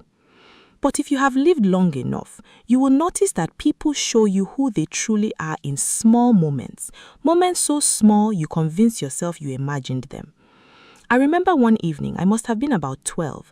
I woke up to use the toilet and I heard Uncle Obina and Auntie Neka arguing in low voices in their room. I was not trying to eavesdrop, I promise you. I was simply walking past their door. I heard Auntie Neka say, "That land in Port Harcourt is not small, oh, Obina. When that boy grows and remembers his father's papers, what will you tell him?" And I heard Uncle Obina's voice, cold in a way I had never heard before, say, "By the time he grows, I will have handled everything. Face your front and stop asking me useless questions." I did not understand what that meant. I was 12. I thought maybe they were talking about selling some family land to pay for something, the way adults did. I went back to bed and I forgot about it, the way children forget most things that frighten them quietly.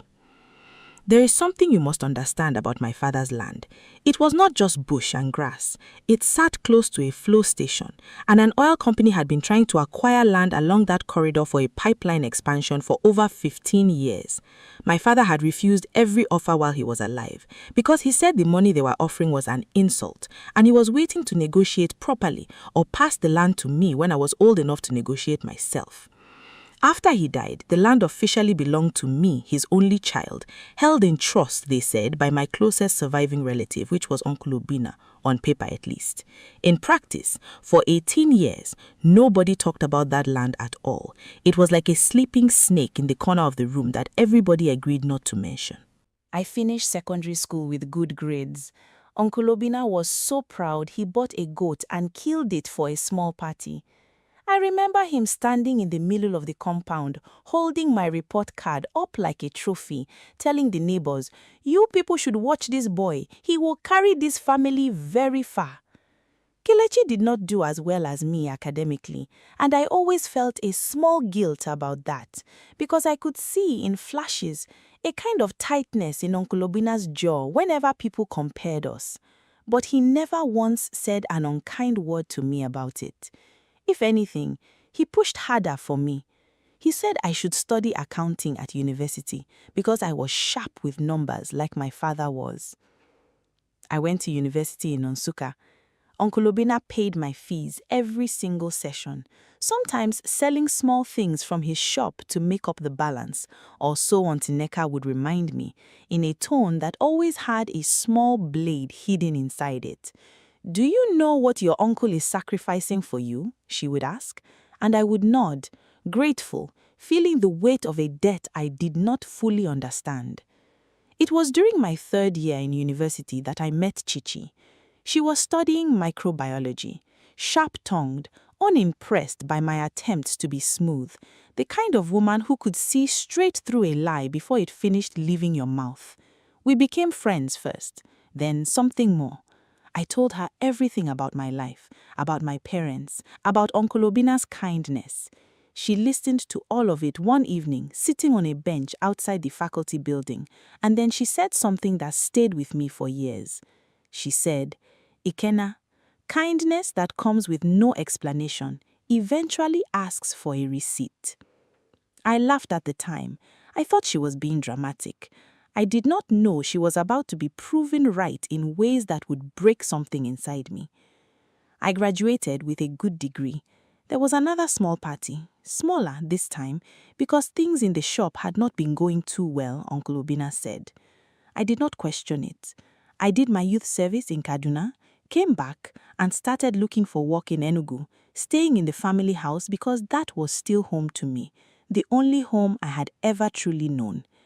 It was around this time, about 2 years ago, that things began to shift, slowly at first, so slowly that I kept explaining it away. The first thing I noticed was that Uncle Obina started asking me questions he had never asked before. Innocent questions on the surface. "Ikenna, did your father ever give you any of his old documents before he died? Do you remember your mother mentioning any papers, any files, anything like that?" I found the question strange, but not alarming. I told him truthfully that I remembered nothing. I was 5 years old when they died. What would I possibly remember of documents? Then, one Sunday afternoon, I came back from church to find 2 men in Agbada sitting in our parlor with Uncle Obina drinking Fanta from our good glass cups, the ones reserved for important visitors. When I walked in, the conversation stopped so suddenly, it was like someone had cut a wire. Uncle Obina introduced them as business associates, and the men smiled at me in a way that made the hair on my arms stand up, a smile that measured me like a tailor measuring cloth he intended to cut. One of them said, almost too casually, "So, this is the one, the son of Nnamdi Obi?" Uncle Obina answered quickly, too quickly. Yes, my brother's son. But don't worry, everything concerning that matter is being handled." I asked what matter they were discussing. Uncle Obina waved his hand and said, "Nothing, small business. Go and rest, you must be tired from church." I went to my room, but I did not rest. Something in my chest had started to tighten, the way it tightens when your body understands a threat before your mind has caught up. 2 weeks later, Kelechi, my cousin, my brother in every way that mattered, came to my room late at night. He was unusually quiet, sitting on the edge of my bed, turning a biro over and over in his fingers. "Ikenna," he said, "has Papa spoken to you about the land in Port Harcourt?" My heart did something strange. "What land?" I asked, though something in me already knew. Kelechi looked at the door before he spoke again, lowering his voice. "Your father's land, the one near the flow station. I heard Papa on the phone last week. He was talking to a lawyer about transferring it into a company name. Ikenna, that land is yours. It has always been yours. I don't know why Papa is talking about transferring it." I could not sleep that night. In the morning, I confronted Uncle Obina gently, respectfully, because even in that moment, some part of me still believed there was an innocent explanation, because this was the man who raised me, the man who bought a goat for my report card, the man who called me his first son. Uncle Obina's face changed when I asked him about it.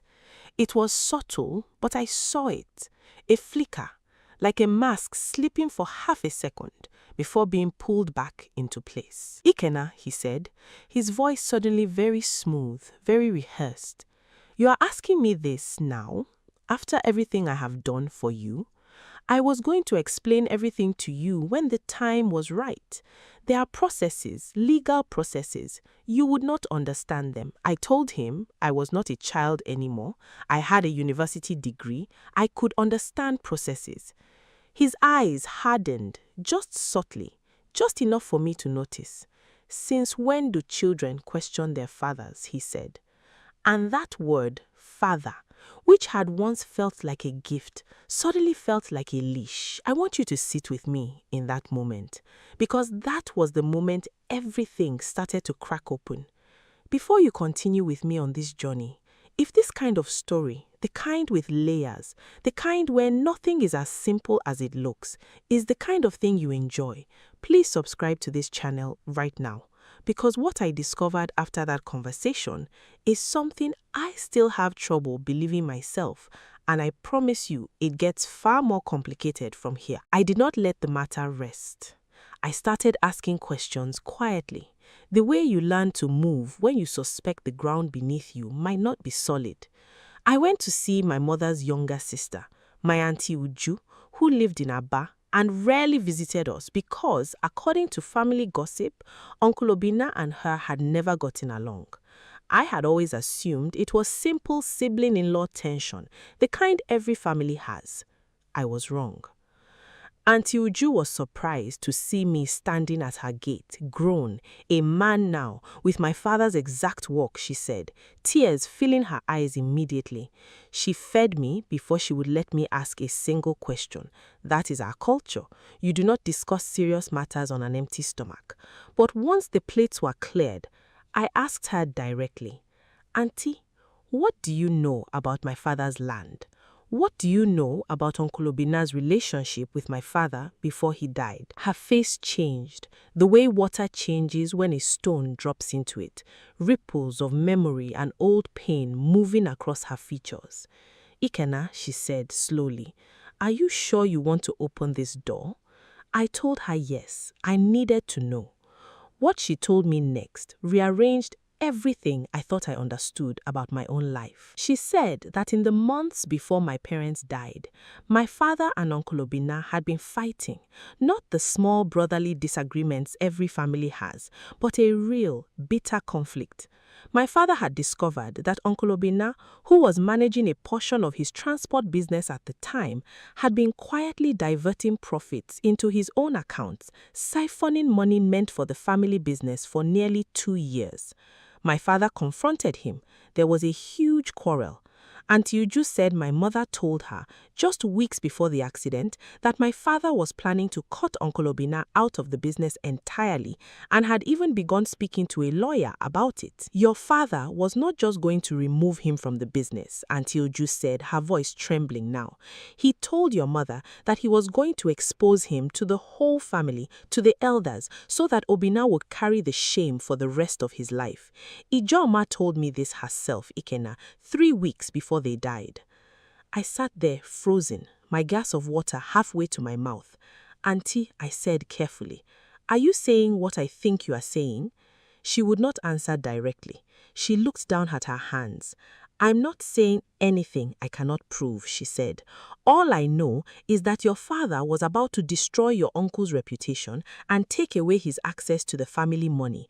And 3 weeks later, your father and mother were dead, and your uncle became the man raising their only son, holding all their land, all their assets in trust for a boy who was too young to ask questions. She looked up at me then, and her eyes were wet but steady. I'm not accusing anybody of anything, Ikenna. I'm only telling you what I know and letting you decide what to do with it. I left Aba that evening, feeling like the ground had opened beneath my feet and I was falling through 18 years of memories, watching each one twist into something new. The goat killed for my report card, the school fees paid on time, the malaria nights when Auntie Neka sat by my bed. Was all of it real kindness, or was it maintenance, the way you maintain something valuable that you plan to use later? I did not confront Uncle Obinna immediately. I needed proof, not suspicion. I'm not a reckless man. I did not want to destroy a relationship, even a complicated one, on the strength of one grieving woman's memory of a conversation from 18 years ago. So I did something Chichi, now my fiancé, helped me plan carefully. I began quietly gathering documents. I visited the land registry in Port Harcourt myself, using my father's old file number, which I found among a small box of his belongings that Auntie Uju had kept safe for me, unknown to Uncle Obinna all these years. That box alone was a small miracle, a box he did not know existed, filled with my father's old letters, his handwriting, his voice trapped on paper. In that box, I found something that stopped my heart completely. A letter my father had written but apparently never sent, addressed to the family elders, dated 11 days before he died. In it, my father laid out in his own careful handwriting the exact accusations Auntie Oju had described: financial diversion, betrayal, a formal request for a family tribunal to strip Uncle Obinna of any further involvement in the family business. At the bottom of the letter, my father had written one more line that I have never been able to forget. If anything happens to me before this matter is settled, let it be known I feared for my family's safety because of what my brother is capable of when cornered. I do not know, to this day, whether my father's fear had any connection to the accident that killed him. I want to be careful here, because I promised myself I would not turn suspicion into accusation without proof. And there is a difference between a man who is capable of betrayal and a man who is capable of murder. What I can tell you is what happened next, and you can decide for yourself what you believe. Armed with the letter and with the land registry documents showing that the land was still legally, entirely in my name, held only in guardianship, not in ownership, I finally went to Uncle Obinna. Not to accuse him of anything about my parents' death. I was not ready for that conversation. Perhaps I will never be ready for it. I went to confront him about the land, about the 2 men in Agbada, about the lawyer Kelechi had overheard him speaking to. I found him alone in his shop late one evening, counting money at his small wooden table the way he had since I was a child. He looked up when I walked in, and something in his face told me he already knew this conversation was coming. Perhaps he had known for weeks. "Uncle," I said, placing the folder of documents on his table, "I need you to explain something to me. Why are you trying to transfer my father's land into a company name without my knowledge?" His face did not fall the way I expected. Instead, it hardened, quickly, completely, like water freezing in a single breath. "You have been going around asking questions. Who have you been talking to? Uju? That woman has hated me since the day I married into this family." "Answer my question, Uncle," I said, and my voice shook, but I did not back down. He stood up slowly. In 18 years, I had never seen him look at me the way he looked at me in that moment. There was no warmth left in his eyes, none at all, only calculation, the look of a man deciding how much of the truth he could afford to spend. "Sit down," he said finally, and I sat, because some habits of respect do not disappear even when your heart is breaking. "You want the truth? Fine, I will give you the truth."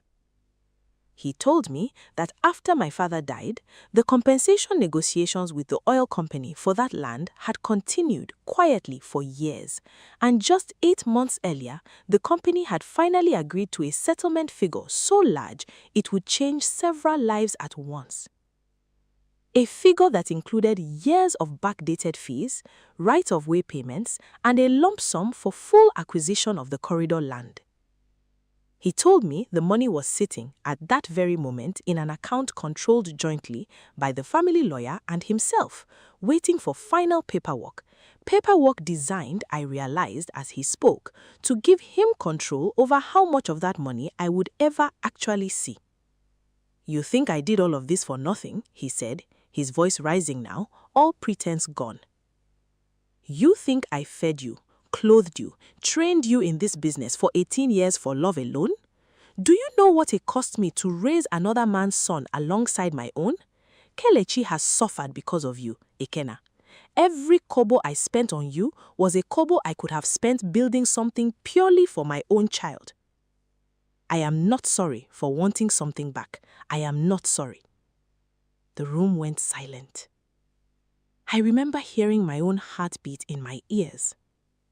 Everything I had built my identity on, the goat killed for my report card, the pride in his voice when he introduced me to visitors, all of it collapsed in that one confession.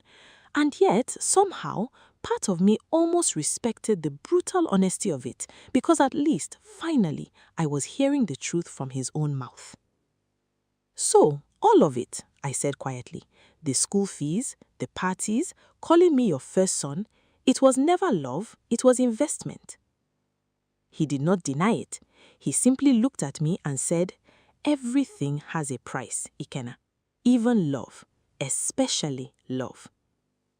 I want to pause here, because this is the moment everything truly shifted, the moment the story you thought you understood reveals itself to be something else entirely. Before I tell you what happened next, and trust me, what happened next is not what you are expecting, take a second. Hit that subscribe button if this story has gripped you so far, because the resolution to all of this involves someone you would never have suspected, someone whose loyalty was tested in a way that almost broke an entire family. I left the shop that night without another word. I could not speak.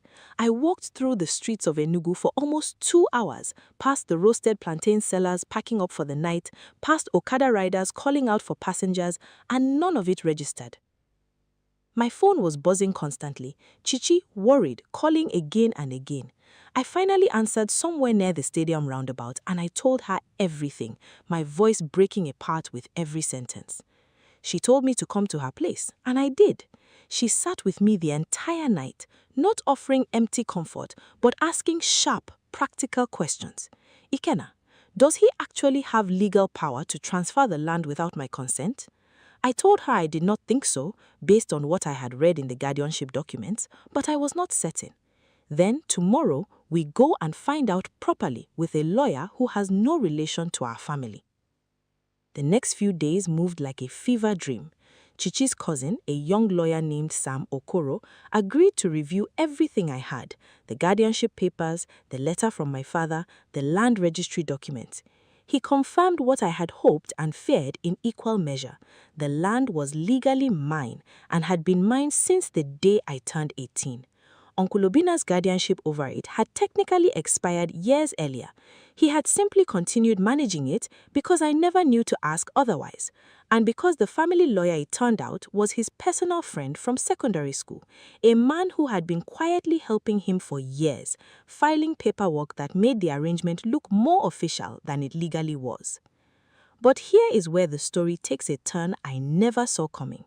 2 days after my confrontation with Uncle Obina, Kelechi came to find me at Chichi's place, something he had never done before, arriving unannounced, his eyes red and swollen. I braced myself, thinking he had come to defend his father, to beg me to let the matter go quietly for the sake of family peace. Instead, he sat across from me, silent for a long moment, and then he placed a small flash drive on the table between us. I have been recording him, Kelechi said, his voice barely above a whisper. Recording who? Your father? Kelechi nodded, and then the story poured out of him, a confession that changed everything I thought I understood about who the villain of this story truly was. He told me that nearly a year earlier, he had overheard his father on the phone with the same family lawyer, discussing not just the land, but something far darker, something Kelechi had been too afraid to tell anyone, afraid of what it would mean for his own father, afraid of destroying his own family. He told me that his father had once, in a moment of drunken anger nearly 2 years ago, said something to his mother, Auntie Nika, something Kelechi had overheard through a thin bedroom wall.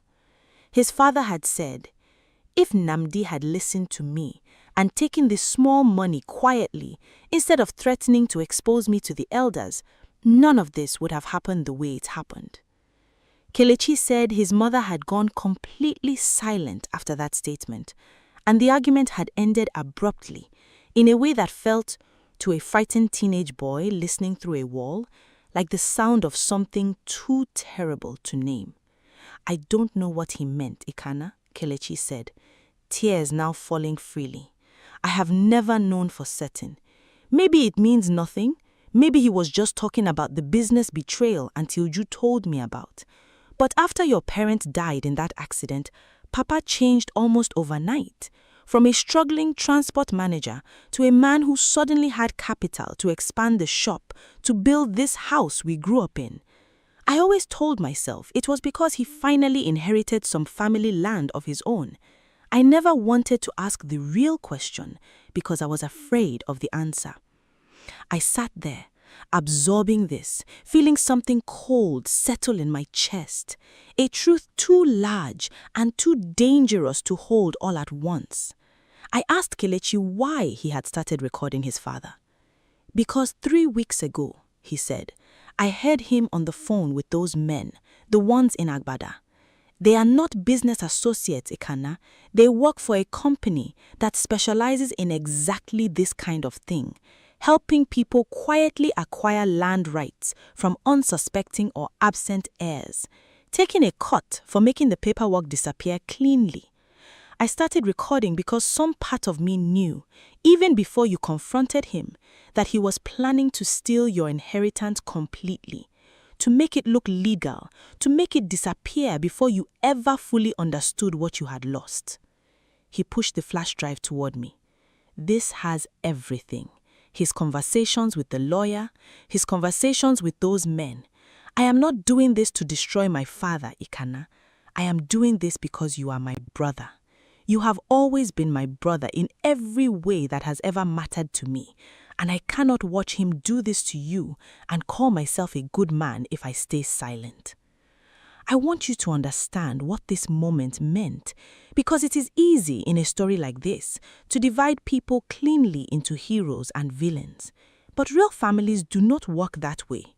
Here was a son choosing truth and justice over blind loyalty to his own father, knowing full well what it might cost him, knowing his mother might never forgive him, knowing his father's name in that community might be destroyed forever because of what he was about to do. That takes a kind of courage I am not certain I would have had if our positions had been reversed. We took the flash drive to Sam, the lawyer, the next morning. What was on it was even worse than Kelechi had described. There were recorded conversations of Obina's voice instructing the family lawyer to backdate a transfer document, to claim I had verbally consented to a company arrangement I had never once been told about.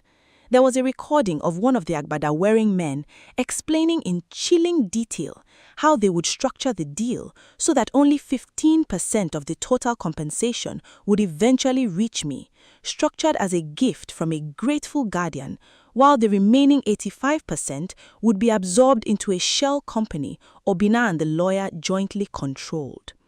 There was one more recording, the one that made Chichi grip my hand so tightly it left marks. In it, Obina's voice, tired, almost regretful, saying to the lawyer, I am not a wicked man. I raised that boy with my own hands. But a man cannot spend 18 years building nothing for his own children, while another man's son inherits everything on a golden plate. Namdi would have destroyed me if he had lived. I am simply finishing what circumstances started. I am simply finishing what circumstances started. I have turned that sentence over in my mind so many times since that day. I still don't know exactly what it means. I have chosen not to pursue an investigation into my parents' accident, not because I lack the courage, but because I have come to understand something important. Some truths, when you can't fully prove them, will only poison the rest of your life if you chase them without end. What I could prove, what was undeniable, recorded in his own voice, was the theft, the deliberate, calculated theft of my inheritance, the betrayal of a promise he made to a room full of elders 18 years ago. With Sam's guidance, I did not go to the police immediately. Instead, I did something that I believe honored both my father's memory and the complicated love I still, despite everything, carried for the man who had, in his own broken way, raised me. I called for a family meeting, the same kind of meeting that had been held 18 years earlier, in front of the same elders in the same compound. Uncle Obina did not know what was coming. He arrived expecting, I think, another quiet negotiation, another chance to smooth things over with his usual charm. Instead, he found the compound filled with elders, with Auntie Uju, who had traveled from Aba the moment I called her, with Kelechi standing beside me instead of beside his own father, a positioning that told the entire gathering everything they needed to know before a single word was spoken. I played the recordings. I read my father's letter aloud, his unsent warning from 18 years earlier. I watched Uncle Obina's face crumble in front of the same community that had once celebrated him as a hero for taking in his brother's orphaned son.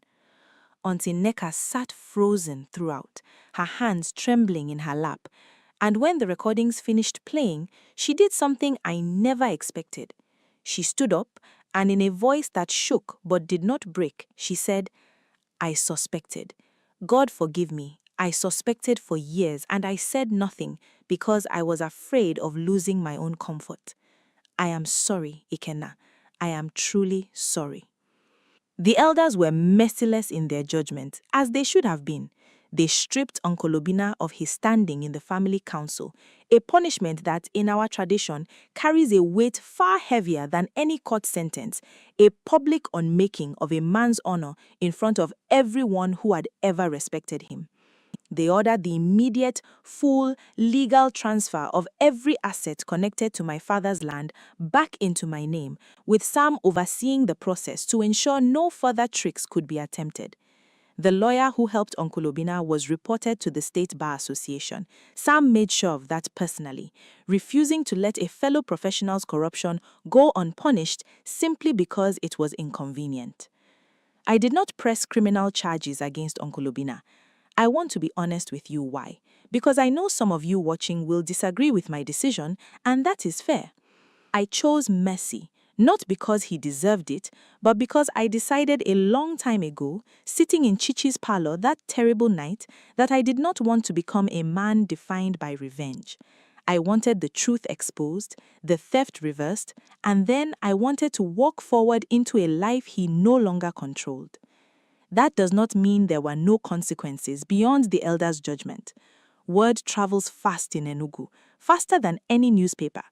Within months, Uncle Obina's shop lost most of his customers, quietly, the way disgrace spreads through a community, through whispered conversations at the market, through neighbors who no longer greeted him with the same warmth. Auntie Neka eventually left him, moving to stay with her sister in Onitsha, unable to continue living beside a man whose name had become synonymous in that community with the betrayal of an orphan he swore before God and elders to protect. Kelechi stayed in Enugu.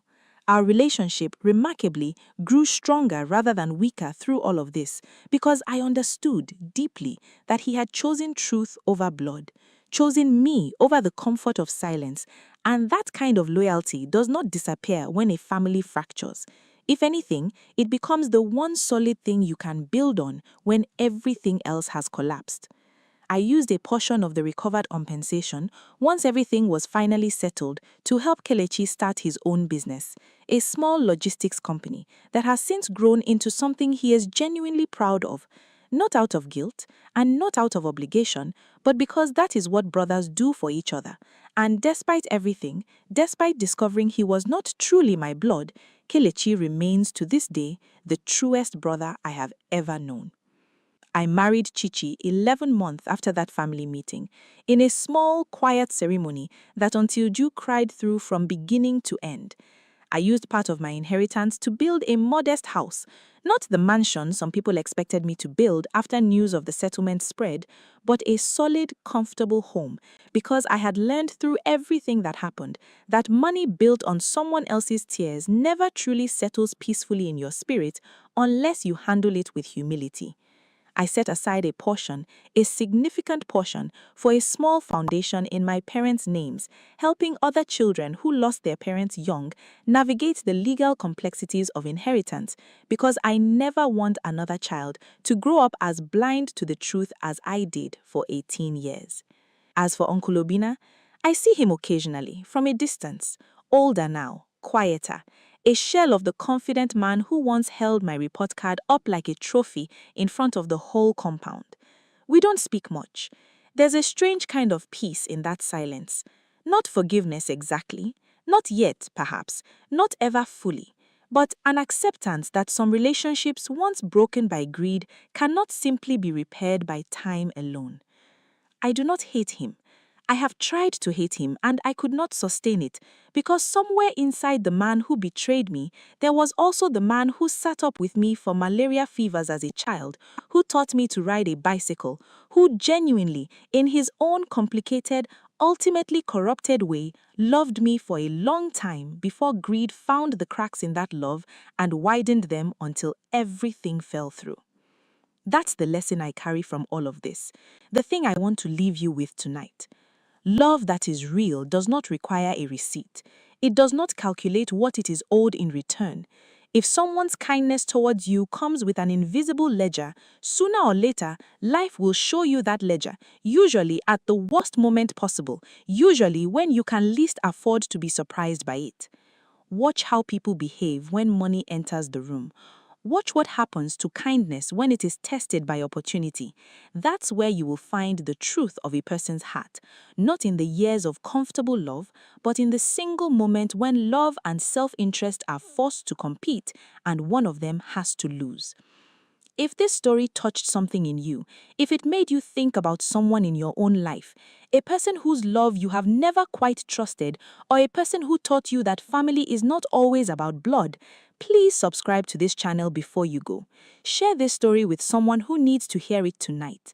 Because somewhere out there, someone is living inside their own version of this story, right now, wondering if they're imagining the coldness they feel creeping into a relationship they once thought was unconditional. Trust that feeling. And when the truth finally comes, as it always does, may you have the courage, like I did and like Kilichi did, to choose truth over comfort and to walk forward into your own life free. Chinaza Okoye stood outside the gate of the house her father built with his own 2 hands and watched her younger sister order the security men to throw her belongings into the rain. 6 days. That's how long it took after their father's burial for Nkiru to turn a locked family will into a weapon. 6 days for blood to become nothing. And by the time this story ends, you'll understand exactly why the ancestors say that what is stolen in darkness always returns to collect its debt in daylight. If stories like this grip you, stay till the end and don't forget to subscribe, because what Nkiru did to her sister was only the beginning of what will be done to her. Let me take you back to where it all started. Papa Emeka Okoye was not a rich man when he was young. He was a bricklayer in Amaudu, a quiet town tucked between palm plantations and a river that never dried even in the harshest harmattan. He built his wealth brick by brick, literally, laying foundations for other men's houses until one day he had enough to lay the foundation for his own empire. By the time Chinaza and Nkiru were teenagers, Papa Emeka owned 3 houses in Amaudu, a fleet of Okada bikes that other young men rode for him, 2 large cocoa farms, and a modest but growing transport business that ran buses between Amaudu and the capital. Papa Emeka was a hard man, but a fair one. He believed in only one thing above all else, that his daughters would never depend on any man to survive. A woman who cannot stand on her 2 own legs, he used to say, tapping his walking stick on the veranda floor, will kneel for any man who offers her a chair. He said it so often that the neighbors could recite it like a proverb. Chinaza was the elder daughter, quiet, sharp-eyed, the one who sat beside her father during business meetings from the age of 16, learning how to read contracts, how to negotiate with cocoa buyers, how to know when a man was lying by the way his eyes shifted to the left. She wasn't her father's favorite because she was pretty or charming. She was her favorite because she reminded him of herself. Nkiru was different. Nkiru was loud. Where Chinaza studied contracts, Nkiru studied fashion magazines smuggled from Lagos. She was beautiful, The kind of beautiful that made market women stop pounding yam to stare, and she knew it. She had learned early that a smile could open doors that hard work took years to open. It wasn't that Nkiru was lazy. She simply believed the world owed her something for existing so beautifully in it. Papa Emeka loved her fiercely, the way fathers often love their most fragile children, but he did not trust her with the business, not once. That distinction, the trust he gave to one daughter and withheld from the other, would become the crack that split their family in two. Now, here's where the story gets interesting, because you'd think, wouldn't you, that Papa Emeka would have written a clear will, sat his daughters down, told them exactly what belonged to whom? But Papa Emeka was a superstitious man beneath his hard exterior. He believed that speaking too plainly about death invited it. So instead of gathering his daughters for an open conversation, he did something quieter, something almost secretive. He wrote his will alone in his study on a rainy night in October, 2 years before he died. He sealed it. He told only one person where it was kept, his lawyer and old friend Barrister Ozo Nadi. Or so he thought. Papa Emeka died on a Sunday morning in March, collapsing in his cocoa farm with a hoe still in his hand. The town of Amaldo wept for 3 days. Chinaza, 28 years old at the time, organized the burial with the precision her father had taught her. The caterers, the canopies, the traditional rites that had to be performed exactly right, or the elders would talk for years. Nkiru, 25, cried the loudest at the funeral, wore the most elaborate mourning attire, and accepted condolences from every wealthy family friend with the practiced grace of someone who had already quietly begun planning her next move. Because here is the truth nobody in Amaldo knew yet. 3 weeks before Papa Emeka died, Nkiru had discovered where the will was kept. She hadn't gone looking for it out of curiosity. She had gone looking for it because she was drowning. Nkiru had secretly married a man named Obinna Chukwu 2 years earlier, a man Papa Emeka despised, a man who ran a car dealership that was nothing more than a front for importing stolen vehicles from the port in Lagos. Papa Emeka had forbidden the relationship the moment he found out, and Nkiru, terrified of losing her father's love and her father's money in one blow, had married Obinna in secret and told no one, not even Chinaza. Obinna's business had collapsed 6 months before Papa Emeka's death, after a shipment was seized by customs officials. He owed men in Lagos, dangerous men, an amount that made Nkiru's hands shake every time she thought about it.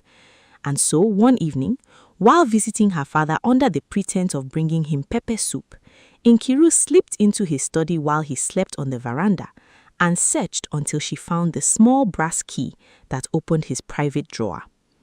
Inside, she found the will. She did not read it fully that night. She only saw enough to understand a single line underlined in her father's careful handwriting that the business, the farms, and 2 of the 3 houses were to go to Chinaza, with Nkiru receiving only the smallest of the 3 houses and a modest cash sum to be released only upon her demonstrating financial responsibility for no less than 1 year under her sister's guidance. Under her sister's guidance.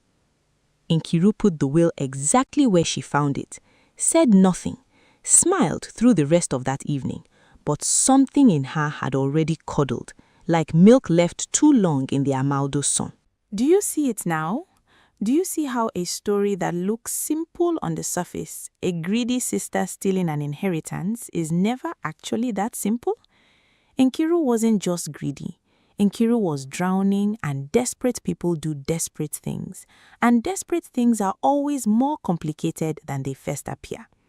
Keep that in mind. It matters later. When Papa Emeka died, 3 weeks after that discovery, Nkiru did not waste time. She knew Barrister Nadi held a copy of the will, and she knew the original was in that drawer. What she needed was time Time to act before anyone official got involved. And so the night before the burial, while the house was full of relatives sleeping on mats in every room and grief hung thick like smoke, Nkiru crept once more into her father's study. She took the original will, she burned it in a small fire behind the boys' quarters, watching the corners curl black before the flames ate through her father's handwriting entirely. Then she did something even more dangerous. Obinna, it turned out, was not only a car dealer with underworld debts. His younger brother, Chinedu, worked as a clerk in the very courthouse where Papa Emeka's estate would eventually be processed. Nkiru met Chinedu in secret 2 nights after the burial. She did not ask him kindly. She threatened to expose an old fraud case connecting Obinna's dealership to Chinedu's office, a case that would end Chinedu's career and possibly send him to prison. Chinedu, cornered, agreed to help her draft and file a forged will, one that named Nkiru as sole beneficiary of everything, the houses, the farms, the business, all of it, with Chinaza mentioned only once receiving a token sum of 200,000 naira as an acknowledgement of her years of service to the family. Service. As if Chinaza had been a housemaid all those years, not a daughter who built half the empire alongside her father with her own 2 hands. The forged document itself was not enough on its own. It needed a registry stamp to look official, and it needed to move through the system quickly before anyone with real authority came asking questions. For that, Chinedu brought in a registry clerk named Patrick Effiong, a heavy-set, nervous man he'd known since secondary school, who agreed, for a cut of the eventual inheritance, to backdate the filing and push it through without the usual scrutiny. Between the 2 of them, the forged will was made to appear as though it had been drawn up just 1 month before Papa Emeka's death, conveniently after the real will Nkiru had already burned. Barrister Enadi's copy, the true one, sat locked in his office safe in the state capital, 2 hours away, and Barrister Enadi himself had just traveled to Abuja for his own daughter's wedding, expecting to be gone 3 weeks at most. Nkiru knew she didn't have long. 3 weeks, if she was fortunate. That was the window she needed. Now, if you're watching this and thinking, surely someone would have questioned it, surely Chinaza would have fought back immediately, you're right to think that. And she did try. But grief is a strange thing. It slows you down exactly when you need to move fastest. While Chinaza was still organizing the second phase of burial rites, the traditional ceremonies that happen weeks after the church burial, Nkiru had already visited a different lawyer, a young and hungry one named Barrister Solomon Ude, who didn't ask too many questions about why a grieving daughter needed her father's estate transferred so urgently, so long as his fee was paid up front. By the 6th day after the burial, Nkiru had legal paperwork, forged but official-looking, stamped and signed, declaring her the sole inheritor of everything their father had built. And on that 6th day, in front of neighbors who had known both girls since they were children playing in the dust outside the compound, Nkiru stood at the gate of her father's largest house and told her own sister to leave. "This is my house now," Nkiru said, her voice flat, her eyes refusing to meet Chinaza's. "Papa left it to me. You can go and check with the lawyer yourself if you don't believe me." Chinaza stood in the rain, because of course it was raining, a Maudu rain that fell like judgment, and stared at her sister as though seeing her for the first time. "Nkiru," she said quietly, "you know that isn't true. You know Papa would never—" "Papa is dead," Nkiru snapped, and something flickered behind her eyes, something that almost looked like shame before it hardened again into resolution. "And the living have to survive. Go and start your own life, China. You always thought you were better than me anyway, better with Papa's business, better with his trust. Well, let's now see how well you do without any of it." The security men Chinaza herself had hired 2 years earlier, men who ate at her table and called her Auntie China with genuine affection, looked at the ground, unable to meet her eyes as they carried her boxes into the road. That was the moment. That was the moment this story truly begins, because everything before it was just the setup, the falling of the first domino. What happens next is where the real story lives. If this kind of betrayal makes your chest tight, if you're already angry on Chinaza's behalf, that's good. That means you understand exactly why this story matters. Hit subscribe now before we continue, because trust me, you do not want to miss where this goes. Chinaza spent that first night in the home of her best friend, Amarachi, a school teacher who lived in a small 2-room flat on the edge of town. She sat on Amarachi's threadbare couch, soaked to the bone, and did not cry. Amarachi kept waiting for the tears, kept a box of tissues ready on the table, but they never came. Instead, Chinaza sat very still, her jaw tight, staring at nothing. "Say something," Amarachi finally whispered. "She burned it," Chinaza said. Her voice was so quiet Amarachi almost missed it. "I know she did. There's no other explanation. Papa's will could never have said what that paper said. I sat beside him for years. I know how his mind worked. He would never leave me with nothing, and Nkiru with everything, not after everything he said about her judgment." "Then fight it. Go to the police. Go to another lawyer." Chinaza laughed, but it wasn't a happy sound. "With what money, Amara? She has the houses. She has the accounts. She has papers that look official. I have the clothes on my back and whatever's in that box outside." She paused. "And even if I found a lawyer willing to help me for free, do you know how long that would take? Months, maybe years. And in that time, she'll sell the farms, drain the accounts, do whatever she needs to do to make sure there's nothing left to reclaim, even if I win." This is important. Pay attention here, because this is where most people expect this story to become a simple courtroom drama. A wronged woman fighting through the justice system, a satisfying trial, a judge banging a gavel. But that's not what happened. And that's not what makes this story worth telling. Because Chinaza did something far more interesting. She disappeared. Not literally. She didn't run away from Amaudo, but she went quiet. For months, Chinaza said almost nothing about the inheritance. She took a job as a bookkeeper for a small trading company 2 towns over, using skills her father had drilled into her since childhood. She rented a single room with Amarachi's help. She watched from a careful distance as word trickled back to her about what Nkiru was doing with the empire she'd stolen. And the word was not good, not for Nkiru. Obina, freed from the pressure of his debts thanks to his wife's sudden windfall, quickly proved that a man who cannot manage money when he has none cannot manage it when he has plenty either. He paid off the dangerous men in Lagos, yes, but then he began spending recklessly. A new car, expensive suits, investments in schemes that Chinaza, watching from the shadows, recognized immediately as scams her father would have spotted in 5 minutes. The transport business, which had run smoothly under Chinaza's careful oversight for years, began to falter within months. Drivers who weren't paid on time started skipping routes. Buses that needed maintenance sat broken down because Nkiru, who had never once looked at a maintenance schedule in her life, didn't know they needed servicing until they stopped moving altogether. The cocoa farm suffered worse.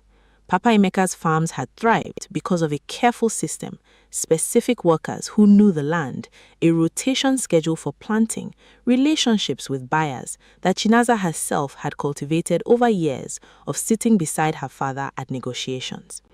Nkiru fired half the experienced workers within the first 2 months, replacing them with cheaper laborers who didn't know the land because Obina convinced her it would save money. The next harvest was the worst in a decade. Word of all this reached Chinaza slowly, in pieces, through Amarachi and through market women who still remembered her kindly. And here is the thing that surprised even Chinaza herself. She felt no joy hearing it. She thought she would. She thought watching her sister's stolen empire crumble would taste like justice. Instead, it tasted like grief all over again. Grief for the business her father had built, now being dismantled by people who didn't understand what it had cost him to build it. But there's a twist coming, and I promise you, it's not the one you are expecting. Because while Nkiru's public empire crumbled, something else was happening in private, something Chinaza didn't discover until months later. Barrister Uzo Nadi, Papa Emeka's old friend and true lawyer, had planned to be away only 3 weeks for his daughter's wedding in Abuja. But shortly after the ceremony, his daughter fell seriously ill, a complication that required extended hospital care, and the old barrister stayed on, entirely consumed with his daughter's recovery, entirely disconnected from Amaldo. 3 weeks stretched into months. It was only after his daughter finally recovered, nearly 8 months after he'd first left, that Barrister Nadi returned home and began catching up on everything he'd missed, completely unaware that his old friend had died, that a forged will had circulated, that everything had already fallen apart in his absence. One of the first things he did, out of pure habit and old friendship, was to try and call Papa Emeka to invite him to a small Thanksgiving gathering for his daughter's recovery. The number rang and rang. Eventually, a neighbor picked up and delivered the news that broke the old barrister's heart. His friend of 30 years had been dead for nearly 8 months. Barrister Nadi came to Amaldo the following week. He came first out of grief, wanting to visit the grave of his old friend. But something nagged at him the entire drive, a memory, a responsibility he'd nearly forgotten in the chaos of his daughter's illness. The will. He had a copy locked in his office safe. He had never released it, never even mentioned it to anyone, because he'd been gone the entire time the estate was supposedly being settled. When he arrived in Amaldo and began asking questions, what he learned horrified him. He learned that a will had already been processed, a will he had never drafted, never seen, never notarized. He learned Chinasa, the daughter he'd watched grow up, sitting beside her father, learning the family business, had been cast out with nothing. And he learned that Nkiru now controlled everything, though from what he was hearing around town, controlled was becoming a generous word for what was actually happening. The crumbling, the mismanagement, the slow bleeding out of everything Papa Emeka had spent a lifetime building. Barrister Nadi did not go to Nkiru first. He came to find Chinasa. He found her in her small rented room, thinner than he remembered, but with the same sharp, watchful eyes her father used to praise. When he told her what he had, the true, original, notarized copy of Papa Emeka's will, safely locked away for months while everyone believed a forgery, Chinasa sat very still for a long moment. Then, for the first time since the night she'd been thrown into the ring, she cried. Not from sadness, but from something closer to relief, the kind that comes after holding your breath so long you'd forgotten what air felt like. But, and here's where I need you to lean in close, because this is the part of the story that changes everything. Chinasa did not immediately storm into town waving the will and demanding justice. She thought about it. She thought about it for 3 full days, because something Barrister Nadi had told her stuck in her mind, buried in the middle of all his explanations.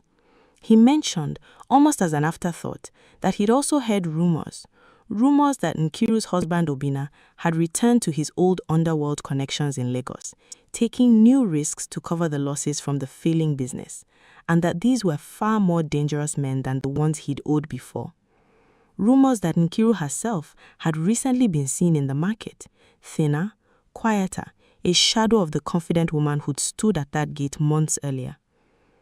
Chinasa realized something in those 3 days of thinking.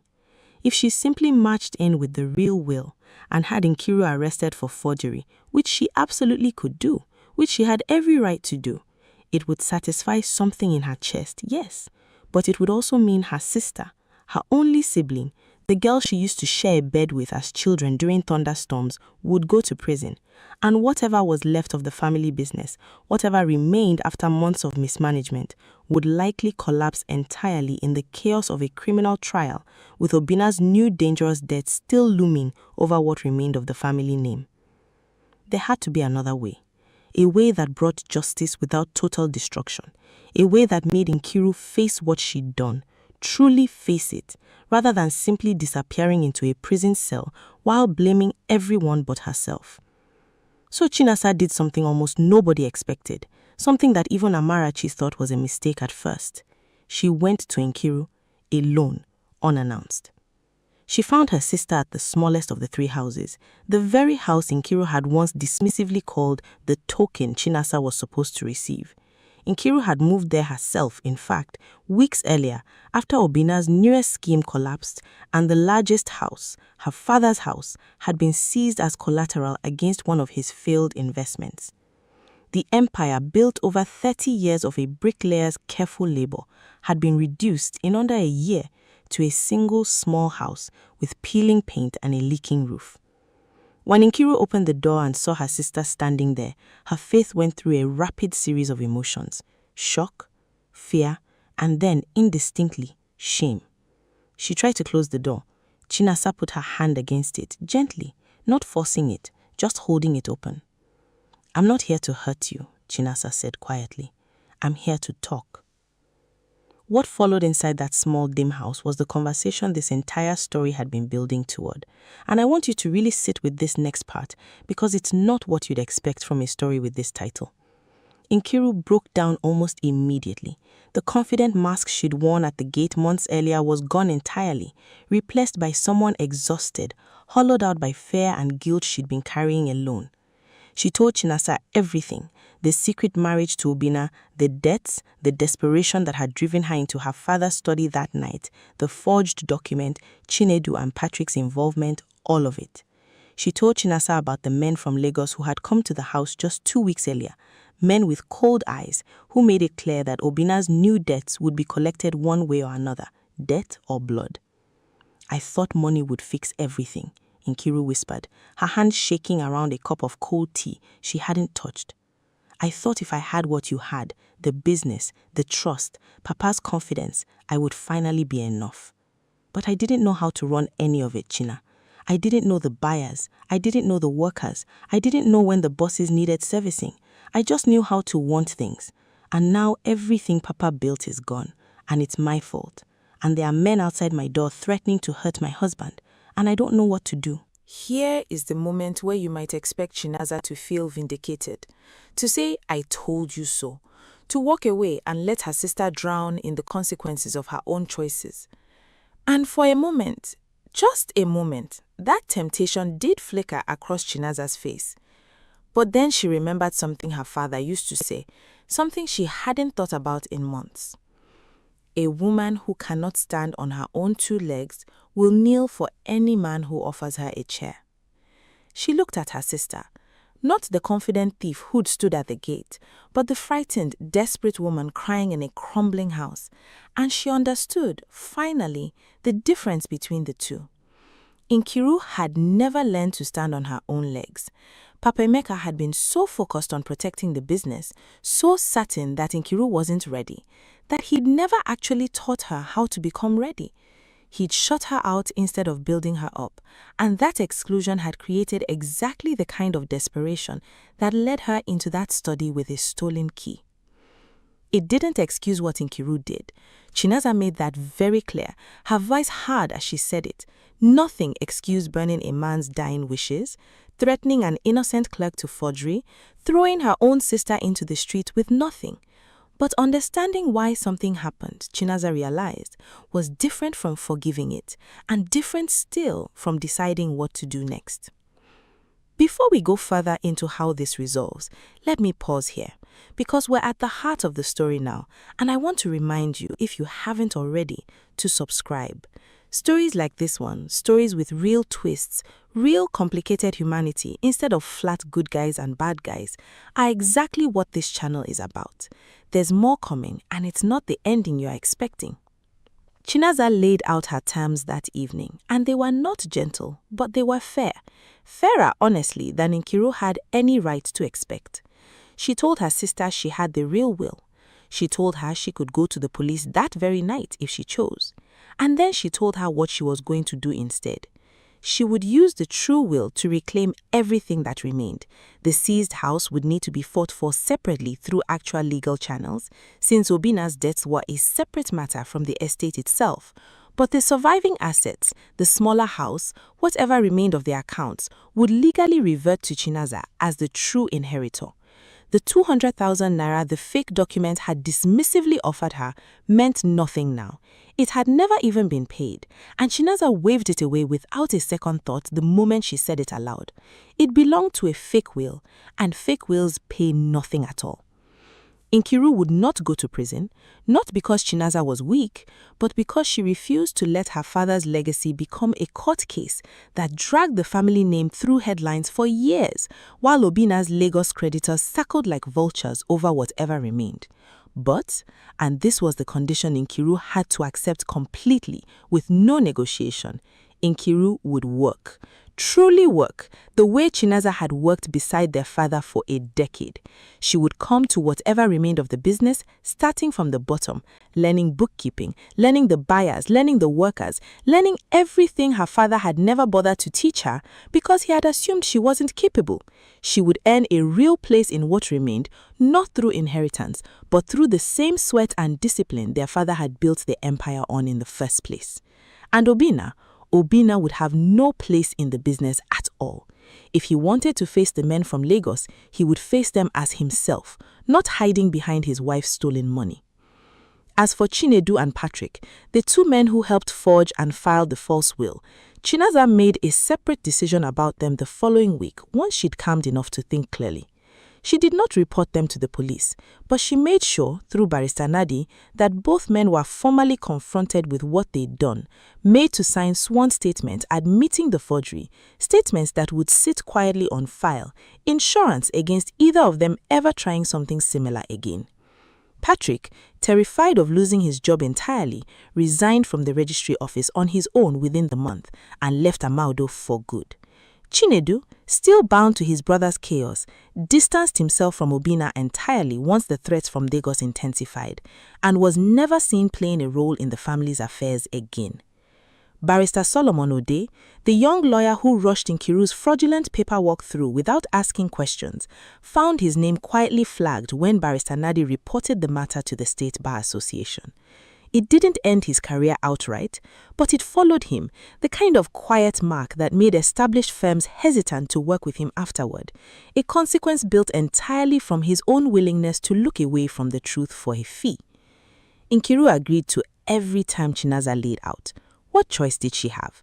But something in the way she agreed, quietly, without argument, with genuine tears rather than performance, told Chinaza that something had actually broken open in her sister, some illusion about the world owing her comfort, and beneath that wreckage of an illusion was perhaps the beginning of someone real. Now here's the twist within the twist, the part of this story that even I find remarkable when I think about it. Barrister Nadi, upon hearing how Chinaza had chosen to handle things, mercy over vengeance, rebuilding over destruction, offered something unexpected. He knew people. 30 years of legal practice in the region meant he knew judges, knew police commissioners, knew men with influence. When word reached him about the Lagos creditors threatening Obina, and by extension threatening the family, he made a few careful calls. Obina's debts were tied to a car smuggling operation that Nigerian customs had been investigating for over a year. Barrister Nadi didn't need to invent anything. He simply made sure the right information reached the right investigators. Within a month, several of the men who had threatened Obina were arrested in an unrelated customs fraud sweep. Unrelated on paper, though Obina suspected correctly that the old barrister's hand had guided the timing. Obina, terrified and finally humbled, left Amaondo entirely. He went to stay with relatives in the east, and though he and Nkiru remained legally married, the marriage existed in name only from that point forward. Nkiru, freed from the man whose ambitions had driven her into desperation in the first place, threw herself into rebuilding what remained of the family business with an intensity that surprised everyone who remembered the vain, careless girl she used to be. It was not easy, it was not fast. For close to 2 years, Chinanza and Nkiru worked side by side, rebuilding the cocoa farms, retraining new workers, slowly repairing relationships with buyers who had lost trust in the family name after months of chaos. There were arguments, plenty of them. There were nights Nkiru broke down under the weight of learning skills a decade too late. Nights Chinaza had to fight the urge to simply take over and do everything herself the way she always had. Because part of the deal, the whole point of the deal, was that Nkiru had to actually learn to stand. And slowly, painfully, she did. By the time 3 full years had passed since the night Nkiru first discovered where their father kept his will, the business hadn't fully returned to what it once was. Some things, once lost, take longer than a story can capture to fully rebuild. But the bosses ran on schedule again. The cocoa farms produced a respectable harvest, not their best, but solid, growing. And something else had grown too, something neither sister expected. A real relationship between them, forged not from blood alone, but from the fire they'd both walked through, from honesty finally spoken instead of secrets kept. One evening, close to 4 years since that terrible night in the rain, the two sisters sat together on the veranda of their father's original house, reclaimed finally, after Chinaza won the separate legal battle over the seized property. A battle made easier by Obina's total absence and his crimes being a matter of public record. Nkiru looked out over the compound their father had built with his own hands, the same compound she'd once stood in and told her sister to leave. "I think about that night all the time," Nkiru said quietly. "The rain, your face. I keep waiting for you to bring it up, to throw it at me, and you never do." Chinaza was quiet for a moment, watching the last light fade over the palm trees at the edge of the property. "What good will it do?" she finally said. "You already know what you did. You've spent years proving you understand it. Papa used to say, a debt repaid in silence is worth more than one repaid with excuses." Nkiru's eyes filled, but she didn't cry the way she used to. The performative tears of a girl who thought crying was a tool. These were quieter, harder earned. "I don't think I ever really knew what it meant to stand on my own legs until I lost everything and had to learn from nothing. I used to think Papa loved you more. I understand now. He didn't love you more. He trusted you more because you did the work to earn it. I never did the work. I just wanted the reward." "You are doing the work now," Chinaza said simply. And that, in the end, is the real heart of this story. Not the theft itself, not even the forgiveness, but the slow, unglamorous, difficult work of actually becoming someone worthy of what you want, instead of simply taking it and hoping the taking will be enough. Nkiru never escaped what she'd done. In small ways, the town of Amaundo remembered. Some elders still whispered about the girl who forged her father's will whenever her name came up, and that whisper never fully faded, not even years later. Regret, real regret, doesn't come with an expiration date. Nkiru carried it quietly for the rest of her life, a permanent weight beneath everything she built afterward, a reminder every single day of the sister she'd betrayed and the father whose trust she'd violated before he was even cold in the ground. That was her true punishment. Not prison, not public shame, but the daily knowledge of exactly who she'd been willing to become when desperation offered her a shortcut, and the daily work of proving, to herself more than anyone, that she could become someone different. Chinaza, for her part, never fully trusted her sister again in the effortless way she once had. Some cracks once formed simply become part of the structure, weathered but never invisible. But trust, she learnt, isn't the same as love, and it isn't the same as family. She loved her sister. She built a life alongside her, imperfect but real. And every single day she woke up in her father's house running the business he taught her to run, she understood something that took her years of pain to fully grasp. That justice isn't always about punishment. Sometimes, justice is simply making sure the truth survives long enough to matter, and making sure the people who wronged you have to live every day inside the consequences of what they chose. That's it.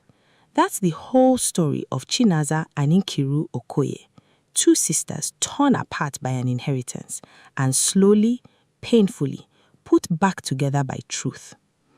If this story moved you, if you felt that tightness in your chest when Nkiru threw her sister into the rain, and that quiet relief when the truth finally came home, then you already know exactly why stories like this matter. They are not just entertainment, they are reminders. Reminders that what's stolen in darkness rarely stays hidden, that greed always has a price even when it looks like victory at first, and that the people who wrong us are usually more broken than we realize, even when that brokenness never excuses what they did. Before you go, I want you to do something for me. If you made it this far, if this story kept you glued the way we promised it would, hit that subscribe button right now. There's so many more stories like this waiting for you. Stories of betrayal, of hidden motives, of families torn apart and painstakingly rebuilt, all pulled from the rich, complicated soul of African storytelling. Turn on notifications so you never miss the next one, and leave a comment below.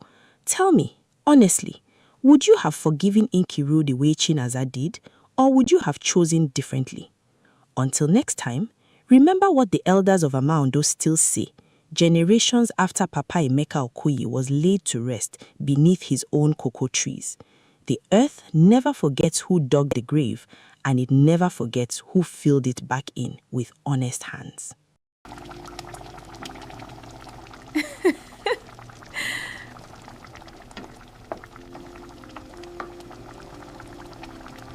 This land is our inheritance, Chigozie.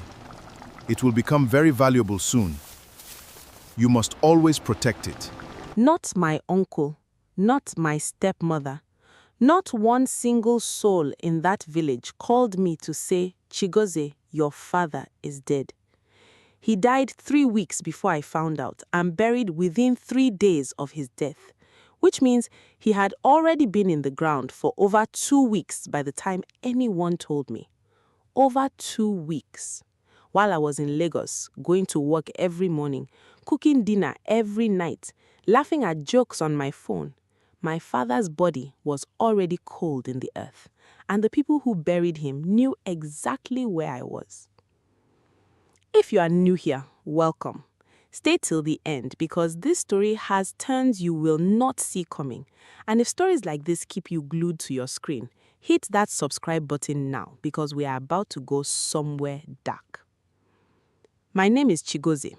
I was 26 years old the year my father died, and this is the story of how I found out, what I found when I went home, and what happened when I refused to let his death be buried as quietly as his body was. My father's name was Pa Obumneme. Everyone in the village called him Papa Obum. He was a proud man, not rich but respected. He had a small parcel of land behind our family compound that had been passed down from his own father, land that by the time he died had become worth more than anyone in that family had ever seen in cash. I didn't know that then. I would learn it later. And when I did, everything would make a terrible kind of sense. I grew up in that village until I was 12. Then my father, wanting something better for me, sent me to live with his cousin in Lagos so I could attend a better school. It broke something in both of us, that separation, but he called me every single week, every Sunday, 7 o'clock in the evening, like a prayer. "Ennem, how is Lagos treating you?" he would ask. And I would tell him about school, about work, about my small apartment, about the man I almost married and the one I finally didn't. He listened to all of it. For 14 years, he never missed a Sunday. Until he did. It was a Sunday in March when my phone didn't ring. I remember exactly what I was doing, stirring a pot of stew, waiting for 7 o'clock like I always did. 7 went and came. 7:30, 8. I told myself network wahala. Village networks fail all the time. I called him instead. It rang and went to voicemail. I called again the next day, voicemail. I called my uncle, his younger brother, a man named Namdi, who who lived 2 houses down from my father in the village. "Uncle, good evening. Please, is Papa okay? He didn't call me." There was a pause on the line. A pause that, looking back now, told me everything, if only I had known how to listen. "He's fine," Uncle Namdi said. "He's just resting. Old man things. You know how it is. Don't worry yourself." I believed him. Why wouldn't I? He was my father's own blood brother. If something was wrong, he would tell me. That is what family is for. That is what I believed, foolishly, for 2 more weeks. Though he was the younger brother, Uncle Namdi had taken a chieftaincy title of his own years earlier, which meant that in the eyes of the compound, he carried the weight and authority of an elder, whatever his birth order said. That mattered more than I understood at the time. I called every few days. Sometimes Uncle Namdi answered and gave me the same tired excuses. "Papa is sleeping. Papa is at the farm. Papa's phone battery is dead." Sometimes nobody answered at all. I told myself I was being paranoid. I told myself village life was slow and things took time and old men rested more than they used to. I told myself so many lies to protect myself from a truth I could feel creeping toward me like a shadow before sunset. Then, one evening, a childhood friend of mine, a boy I grew up with named Ifeanyi, who still lived in the village and worked at the local secondary school, sent me a message on WhatsApp. Just one line. "Chigozie, I'm so sorry for your loss. When are you coming home for the second burial?" I read that message maybe 10 times. My hands were shaking so badly I could barely hold the phone. I typed back with fingers that didn't feel like mine. "Whose loss? What are you talking about?" The 3 dots appeared, disappeared, appeared again. It felt like an eternity. "Your father, Chigozie, Papa Obun, he passed 3 weeks ago. I thought somebody told you. I'm so sorry. I thought you knew." I want you to understand something. I did not scream. I did not cry, not at first. I simply sat on my kitchen floor, my back against the cupboard, and stared at those words until the letters stopped making sense. Your father, passed 3 weeks ago, buried for over 2 of those weeks. I thought somebody told you. Nobody told me. They had already buried him. Before we go further, if this story is already pulling at something in you, drop a like and hit subscribe. Because what I found when I went home was worse than the silence. I booked the first bus to the east that same night. I didn't sleep. I didn't eat. I sat by the window of that rickety bus for 9 hours, watching Lagos give way to bush, then bush give way to the familiar red roads of home. And my mind would not stop asking the same question over and over. Why? Why would they not tell me? Why would my father's own brother look me in the face through a phone but still and lie to me for 2 straight weeks while they buried him? By the time I reached the village, it was almost noon. The compound looked the same as it always had. The low fence, the mango tree my father planted the year I was born, the veranda where he used to sit with his radio pressed to his ear.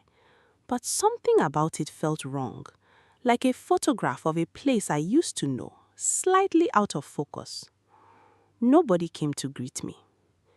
In our culture, that alone should have told me something. When a daughter returns home after her father's death, the women of the compound rush out. They wail with you, they hold you. Instead, the compound was quiet. A few neighbors peeked from behind curtains and quickly looked away.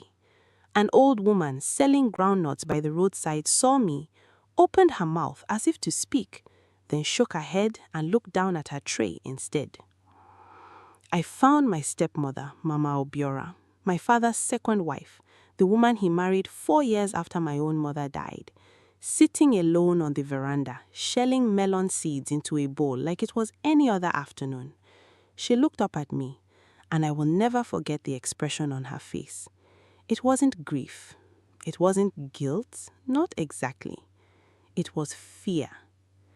Behind her, Just visible through the doorway, I noticed Uncle Nnamdi's wife, my Aunt Nkechi, standing frozen in the passage with a bowl in her hands, watching me with an expression I couldn't quite place before she quickly stepped back out of sight.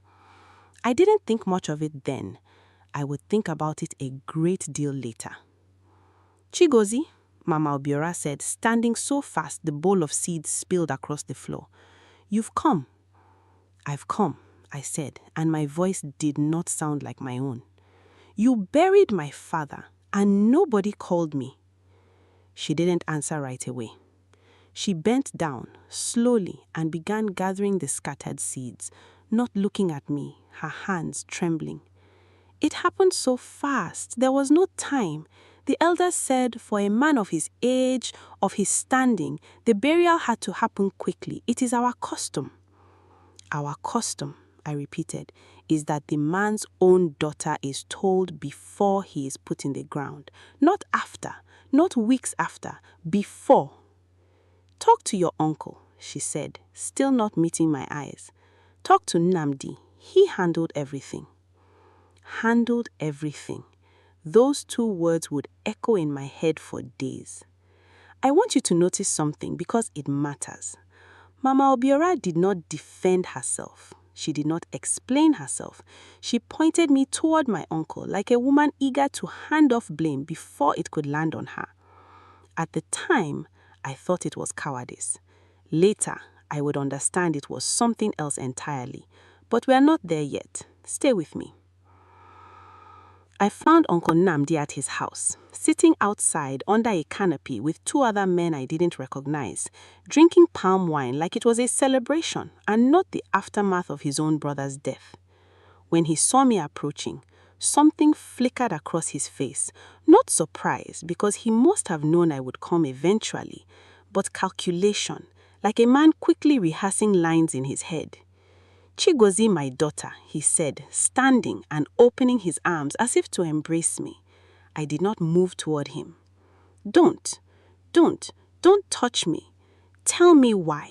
Tell me why you let me find out from a text message from Ifeanyi. Tell me why you looked me in the eye, through the phone, and told me my father was resting when he was already dead." The first two men beside him quietly excused themselves and disappeared into the compound, the way men do when they smell trouble coming. "Sit down," Nnamdi said. "Let me explain." "I don't want to sit. I want to understand." He sighed, the sigh of a man who has already decided his story and is only waiting for permission to tell it. "Your father took ill suddenly, very suddenly. One night he complained of pain in his chest and by morning he was gone. You know how these things happen with old men. The elders came together and said because of the suddenness, because of the condition of the body in this heat, we had no choice but to bury him quickly. There was no time to reach you properly." "No time," I said slowly. "Uncle, you have my number. You called me the very week he died and told me he was resting. You had time to lie to me. You didn't have time to tell me the truth." For the first time, his composure cracked, just slightly, just enough for me to see something underneath it. "I was protecting you," he said. "I didn't want you traveling alone at night, rushing, making a mistake on the road because of grief. I was going to tell you after the burial, gently, and bring you home for the second burial ceremony so you could grieve properly without the chaos of a rushed funeral." It sounded almost reasonable. Almost. If you didn't know my uncle. If you hadn't grown up watching how his eyes moved when he spoke. Calculating, always calculating, even when we were children and he was cheating on Ludo with his own nephews. I had learned as a girl never to trust the sound of his voice when it turned soft like that. Soft was when he was most dangerous. "Where is he buried?" I asked. "I want to see his grave." Something passed behind his eyes, just for a second. "Behind the house," he said, "where your grandfather is buried. Come, I'll take you." He took me, and when I stood over that fresh mound of earth, no headstone yet, just a wooden cross with my father's name scratched into it in Uncle Nnamdi's own handwriting, I felt something in my chest break open that I don't think will ever fully heal.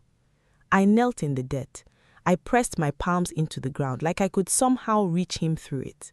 I cried the way I had never cried in my life, not even when my mother died, because at least with my mother, I had been there.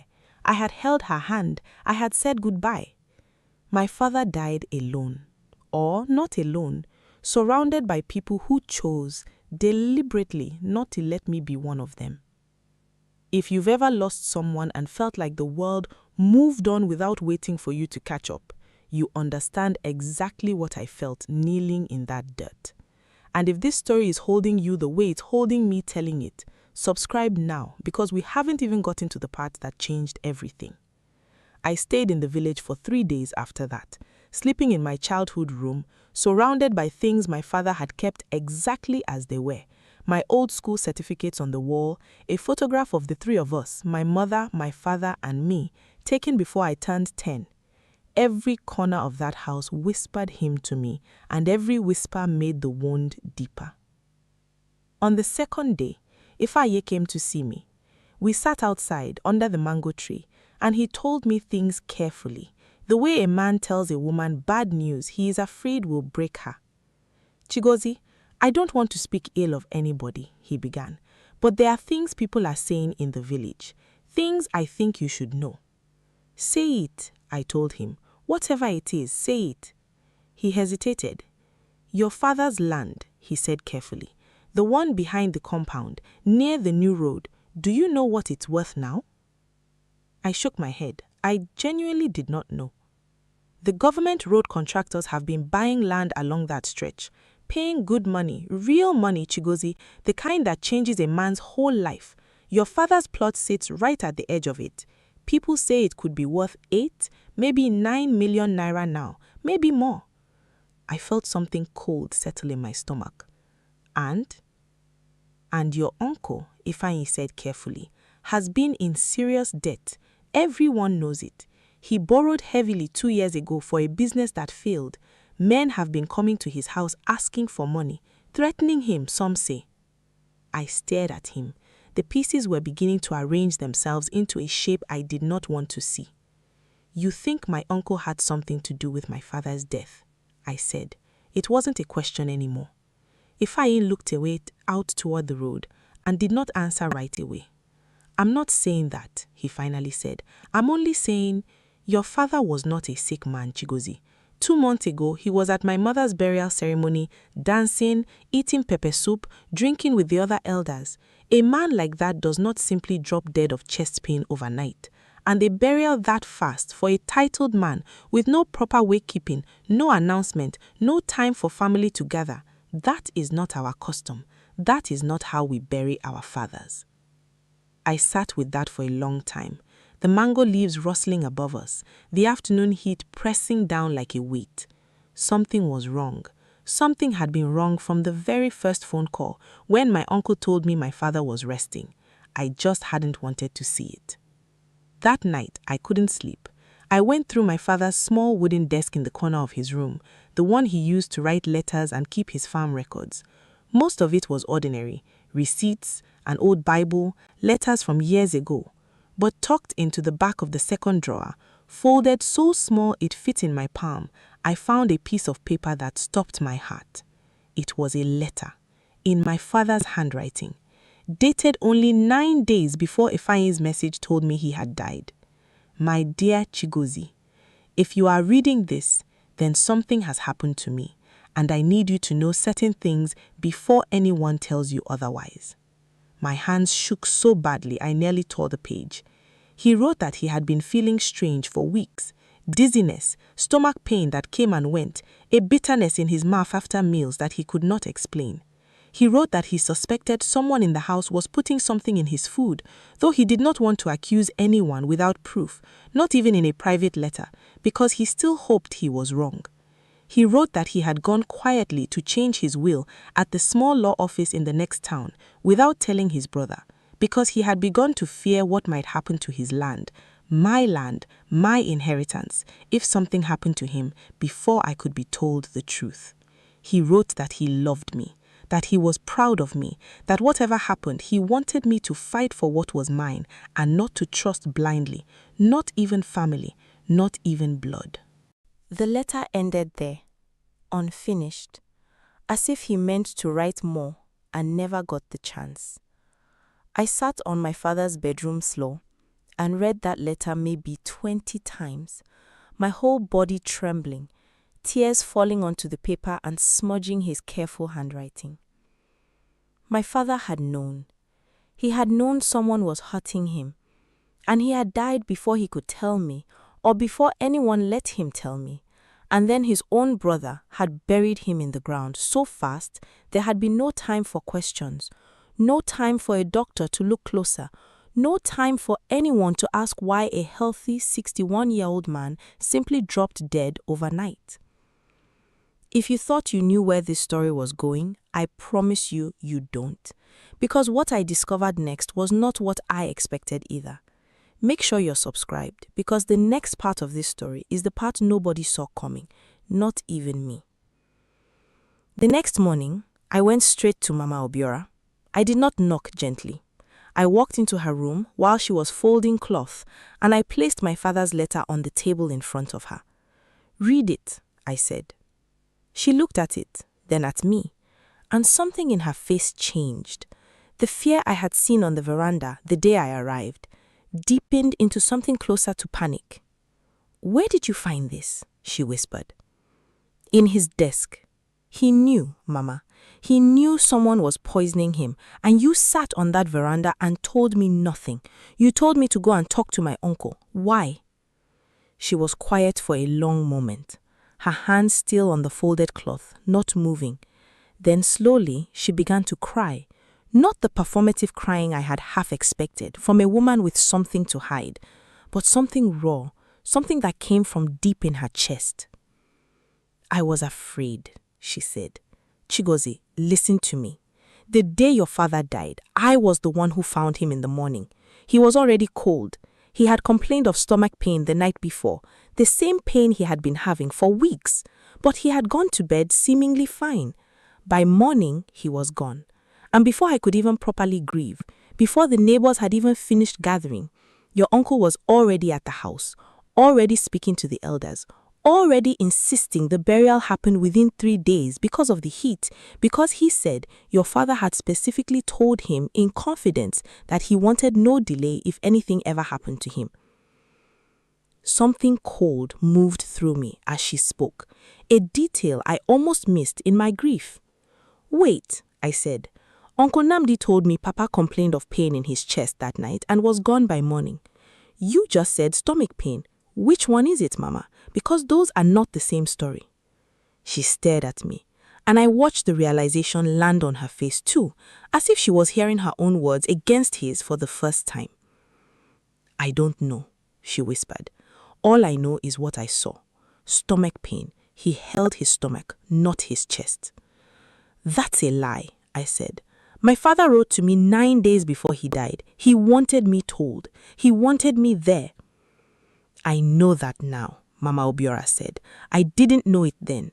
I only knew that your uncle moved so fast, so certain, that I had no room to question anything. And when I tried, gently, to ask whether we should wait for you, he told me in a voice I had never heard him use before, that I should mind my place in this house, that decisions about the Obum family land and legacy were not for a second wife to interfere in." "Chigozie, listen to me. I was afraid of what he would do to me if I pushed further. I am still afraid." I stood there in that room, holding my father's unfinished letter, listening to the woman I had half suspected of betraying me, instead confess to being trapped in her own private terror. It was not the twist I expected. I had walked into that house ready to blame her. Instead, I found a woman who had been silenced the same way I had, just in a different room by the same man. But knowing was not enough. Suspecting was not enough.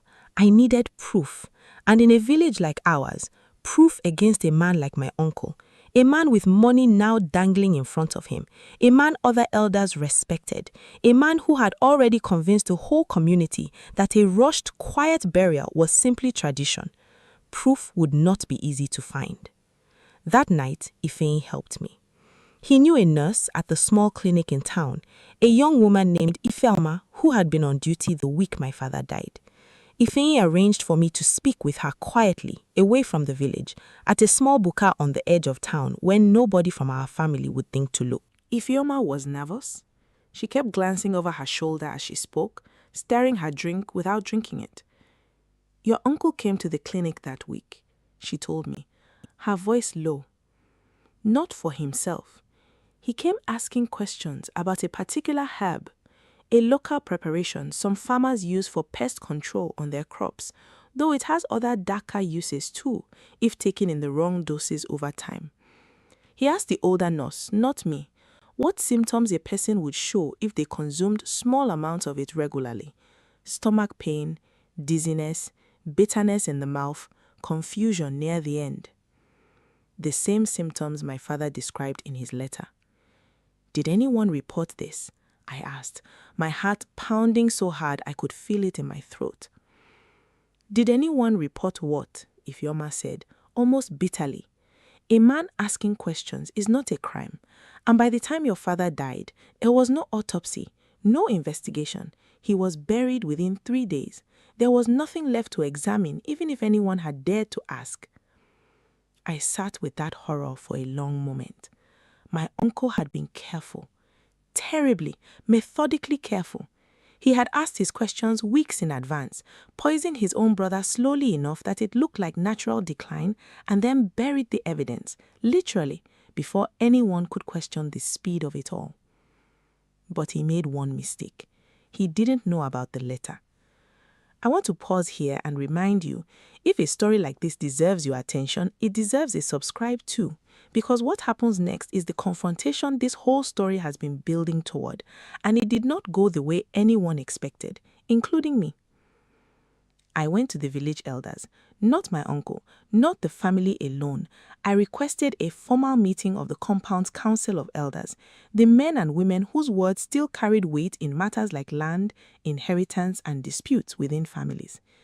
It is not a small thing for a young woman to summon such a meeting against an elder like my uncle, but I no longer cared about smallness. My father had written to me, with what might have been his final clear days of strength, telling me to fight for what was mine. I intended to fight. The meeting was held under the same canopy where I had first confronted my uncle, except now it was filled. Elders in wrapper and agbada, neighbors curious about the commotion, Mama Obiora sitting close to me for the first time since I'd arrived, no longer hiding behind fear. Uncle Namdi sat across from me, his face arranged into practiced calm, though I could see, if you knew where to look, the tightness at the corner of his jaw. I laid the letter on the table in front of the eldest elder, a man named Chief Okezi, who knew my father since they were boys. I said, "My father wrote this 9 days before he died. He believed someone was poisoning him. He asked to change his will in secret because he feared what would happen to his land if he died before I was told. He was buried within 3 days with no message sent to me, no wake-keeping, no chance for anyone to examine his body or ask questions. I want to know why." Chief Okezi read the letter slowly, his lips moving faintly as he read, and the compound was so silent I could hear the mango leaves shifting above us. "This is a serious accusation," he finally said, looking up at my uncle. "Namdi, what do you say to this?" My uncle's composure, which had held for 3 long days, finally began to slip. "It is a grieving daughter's imagination," he said, though his voice had lost its earlier smoothness. "My brother was old. Old men fall ill. There is nothing sinister in a quick burial. It is tradition when the body cannot wait in this heat." "And the herb you asked the clinic about, the one that causes stomach pain, dizziness, confusion, the very symptoms my father described in his own hand?" The silence that followed this time was different, heavier. I watched several of the elders exchange glances. "I asked about that herb for my crops, pest control, nothing more." "Then you wouldn't mind," Chief Okezi said slowly, "if we send word to the state authorities to examine your brother's remains to put this matter to rest properly, one way or the other. If you are innocent, this will prove it. If you refuse, there is no need to disturb him further. He has already suffered enough. You admit it then, I said, standing now, my whole body shaking with a grief and fury I had been holding in for days. You admit you knew he suffered. He said nothing. He simply sat there, his hands gripping his knees, his eyes fixed on the ground, and in that silence, in that refusal to look up and deny it one final time, I finally understood the whole shape of what had happened to my father. But here is the twist I did not expect, the one I promised you at the beginning of this story. It was not my uncle who broke first and told the full truth. It was his own wife, my aunt, a quiet woman named Nkechi, who had said almost nothing throughout the entire ordeal. Standing at the back of the gathered crowd, she stepped forward, her voice trembling but clear. "I have to speak," she said. "I have carried this too long." The compound turned to look at her. My uncle's head snapped up, alarm flooding his face for the first time. "Nkechi, sit down," he sharply said. "No," she said, and there was a strength in her voice I had never heard before. A woman who had clearly spent years being told to sit down and had finally decided she would not.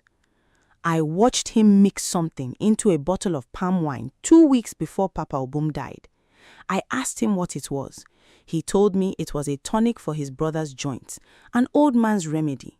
I believed him because I wanted to believe him, but I saw him bring that same bottle to his brother's house 3 times that week, and each time Papa Obum grew weaker. I told myself I was imagining things. I told myself my husband would never do such a thing to his own blood.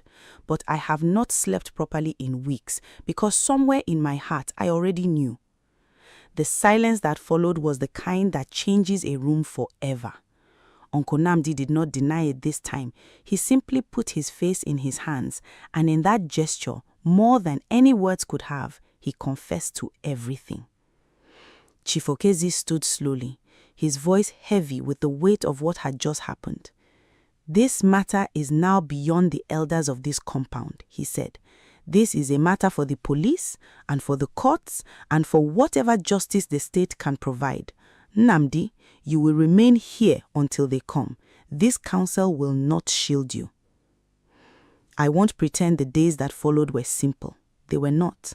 In fact, the days right after that meeting under the canopy were some of the hardest of my entire life. Harder in some ways than the moment I first read Ifein's message. Because now the grief had company. Now there was anger sitting beside it, and fear, and a strange hollow kind of vindication that tasted nothing like victory. I had wanted to be wrong. Some small, stubborn part of me had hoped, right up until my aunt spoke, that there was an innocent explanation, that my uncle was simply a greedy man and not a murderous one, that I would find out my father truly had died of natural causes, and I could grieve cleanly without this second horror layered on top of the first. That hope died the moment Nkechi opened her mouth. The police came from the divisional headquarters 2 days after the elders' meeting. They were polite but thorough, the kind of thorough that comes when a case has already gathered too many witnesses to be brushed aside quietly. They took statements from Mama Obiora, from Nkechi, from Ifeoma at the clinic, from Ifeanyi, from me. They took the letter as evidence, sealing it carefully in a plastic sleeve, and something in me flinched to see my father's handwriting handled like proof in a criminal file, instead of the private words of a dying man to his daughter. But I understood why it had to be that way. Sometimes love has to become evidence before it can become justice. There was an official inquiry. There was an exhumation, painful beyond words for me to witness, though I insisted on being present because my father deserved at least one person who loved him, standing there while the truth was finally, properly uncovered. The toxicology results, when they finally came weeks later, confirmed traces of a slow-acting poison consistent with the herb Ifeoma had described, administered, the investigators believed, over several weeks, which explained the strange worsening symptoms my father had written about in his final letter. My uncle was arrested. The land dispute that started this entire nightmare was resolved in my favor. my father's amended will, the one he had gone quietly to change 9 days before his death, recognized as valid and binding. The land near the new road, the land my uncle was willing to kill for, came to me exactly as my father had intended. But I want to tell you something, because this story is really not about land or even about justice, though those things matter deeply to me. This story is about what it means to lose someone twice, once when they die, and once again when you realize the people who were supposed to protect their memory instead try to erase you from it entirely. For 2 weeks, I did not know my father was gone. For 2 weeks, I lived a life that no longer matched reality, laughing at things, going to work, calling him in my mind before I remembered I couldn't anymore. That kind of grief does not heal the way ordinary grief heals. It leaves a strange, twisted scar, a permanent ache for the goodbye I never got to say. We held a proper second burial for my father, months later, once everything had settled. It was nothing like the rushed, silent burial my uncle had arranged. The whole village came. There was music, there was dancing, the way our people danced to celebrate a life well lived. There was food enough to feed everyone twice over. Mama Obiora stood beside me the entire ceremony, no longer a frightened woman hiding behind fear, but someone I had come to see, finally, not as an obstacle in my story, but as another person my uncle had trapped and silenced, just as he had tried to silence me. We are not close, not the way I was close with my father, but we speak now. We understand each other in a way that only two people who survived the same storm can. Ifeanyi still lives in the village. I visit more often now, not because the pain is gone, but because staying away from that place felt, for a long time, like letting the silence win. My father's grave has a proper headstone now, carved with his full name, his birth year, and a line I chose myself. He told the truth, even when it cost him everything. Because that is what he did in the end. In his final days, weak and afraid and slowly being poisoned by his own blood, my father found the strength to write me a letter. Not to save himself. He must have known, somewhere in his heart, that he might not survive whatever was happening to him. He wrote to protect me, to warn me, to make sure that even if his voice was silenced, his hand on that paper would not be. They buried my father without telling me, but they could not bury the truth. And in the end, the truth is what brought him home. If this story moved you the way it moved me telling it, do something for me. Subscribe. Not because I'm asking for a favor, but because there are more stories like this one out there. Stories of families, of secrets, of the quiet wars fought inside compounds and behind closed doors, and I intend to keep telling them. Somewhere, right now, there is a daughter like me who doesn't yet know the truth she's about to uncover. Maybe telling these stories is how we make sure silence never wins again. Thank you for staying with me till the end. My father used to say that a story worth telling is a story worth finishing properly, all the way to the last word. So here it is, the last word. He is finally, truly resting in peace. And now, so am I. I now pronounce you man and wife.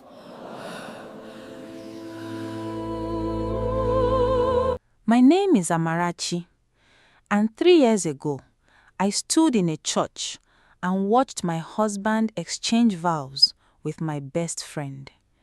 I was seated in the 3rd row. Nobody warned me. Nobody stopped it. And by the time I understood what was happening, the priest had already said, I now pronounce you man and wife. Stay with me till the end, because what I discovered 6 months later about why they did it will shake you. And if stories like this keep you glued to your screen, hit that subscribe button right now, because you don't want to miss what happens next. Let me take you back to where it all began. Because to understand how a woman ends up watching her own husband marry her best friend, you have to understand how deep the betrayal was buried before it ever surfaced. I met Kanayo when I was 23 years old, fresh out of university, working my first job at a small accounting firm in Enugu. He was tall, soft-spoken, the kind of man who opened doors and remembered your birthday without being reminded. We dated for 2 years before he proposed, and when he did it in front of my entire family, kneeling on the red soil of my father's compound with a ring he had saved 8 months to buy. I cried. My mother cried. Even my strict father, a retired school teacher who never showed emotion, wiped his eyes and pretended it was dust. My best friend Ngozi was there too.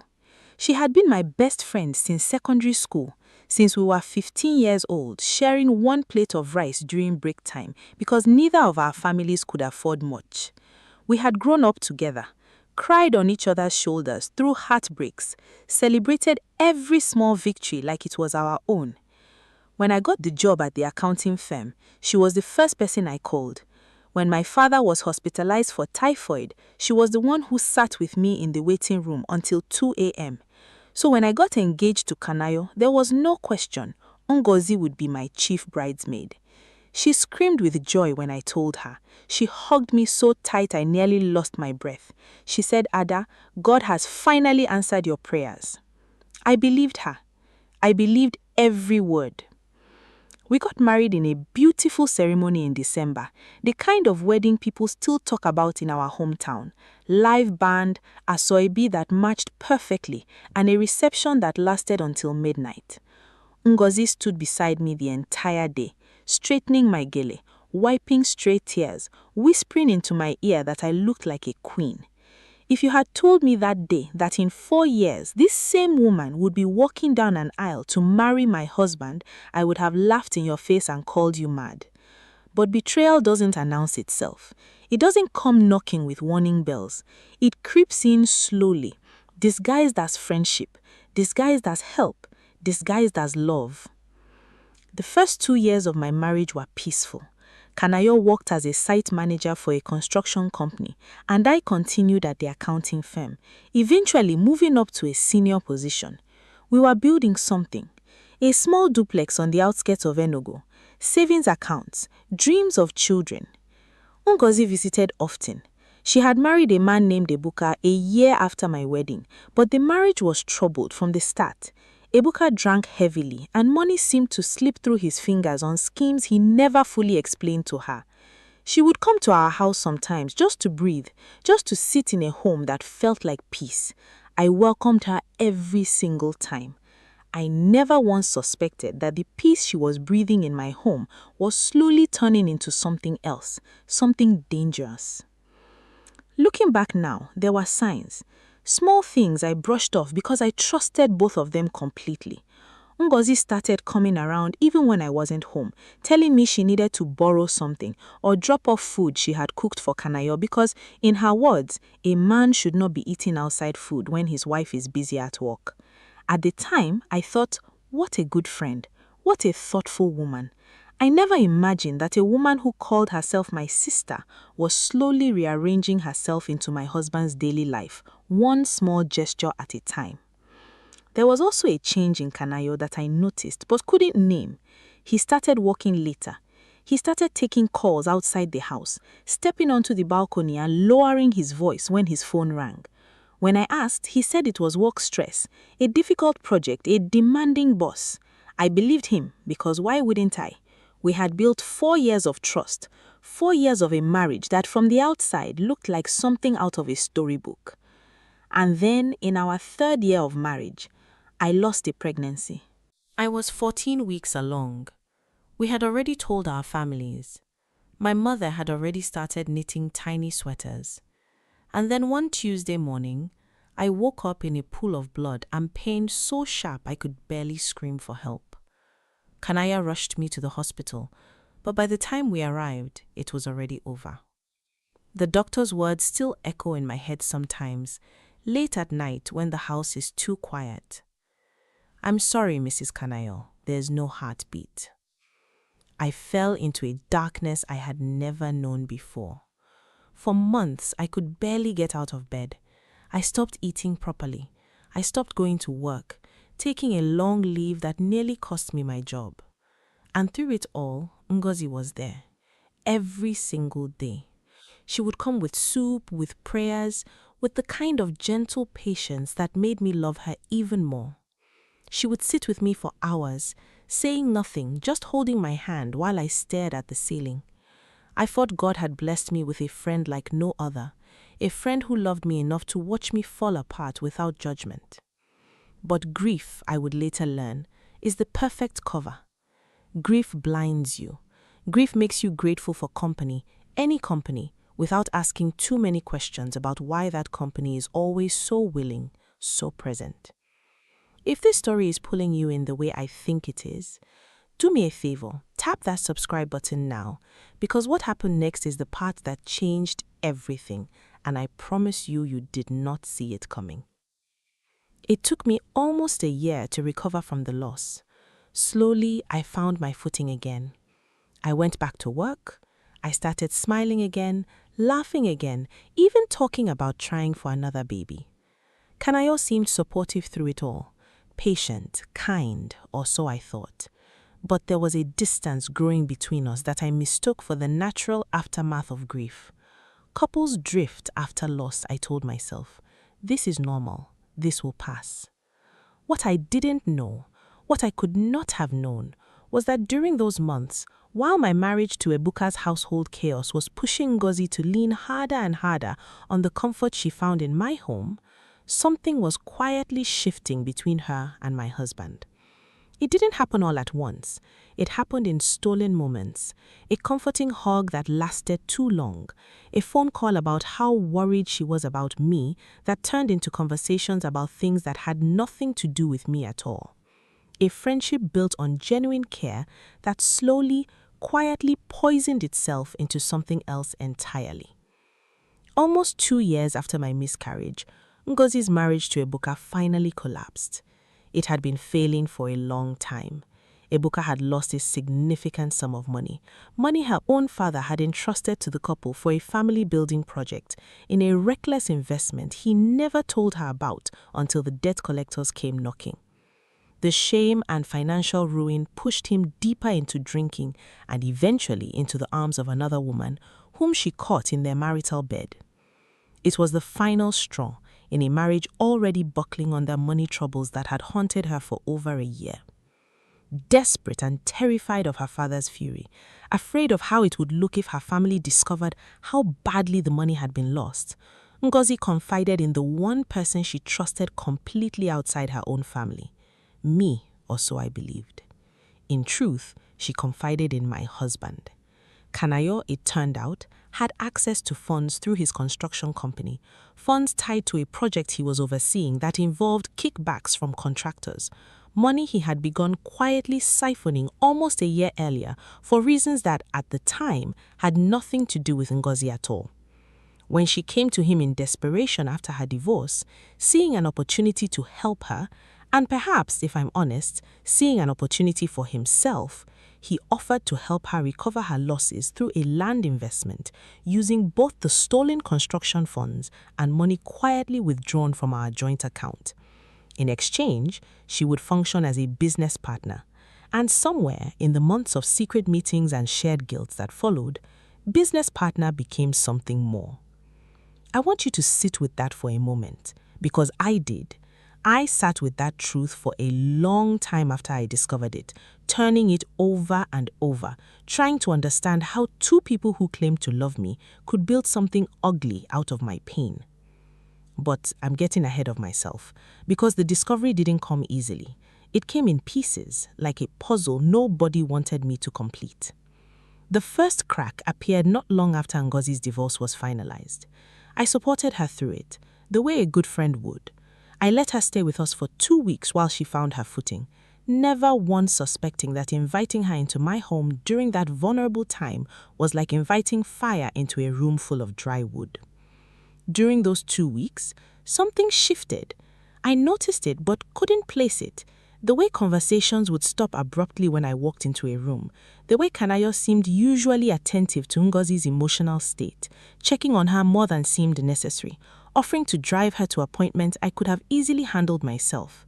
I asked him about it once, half joking. "Are you falling for my best friend?" He laughed so hard, so naturally, that I felt ashamed for even asking. Ada, don't be silly, he said, pulling me into his arms. You are the only woman for me. I believed him. God forgive me, I believed him completely. Ngozi eventually moved into her own apartment, but the visits didn't stop. If anything, they increased. She would come over on weekends when she knew I had church programs or work events that kept me away for hours.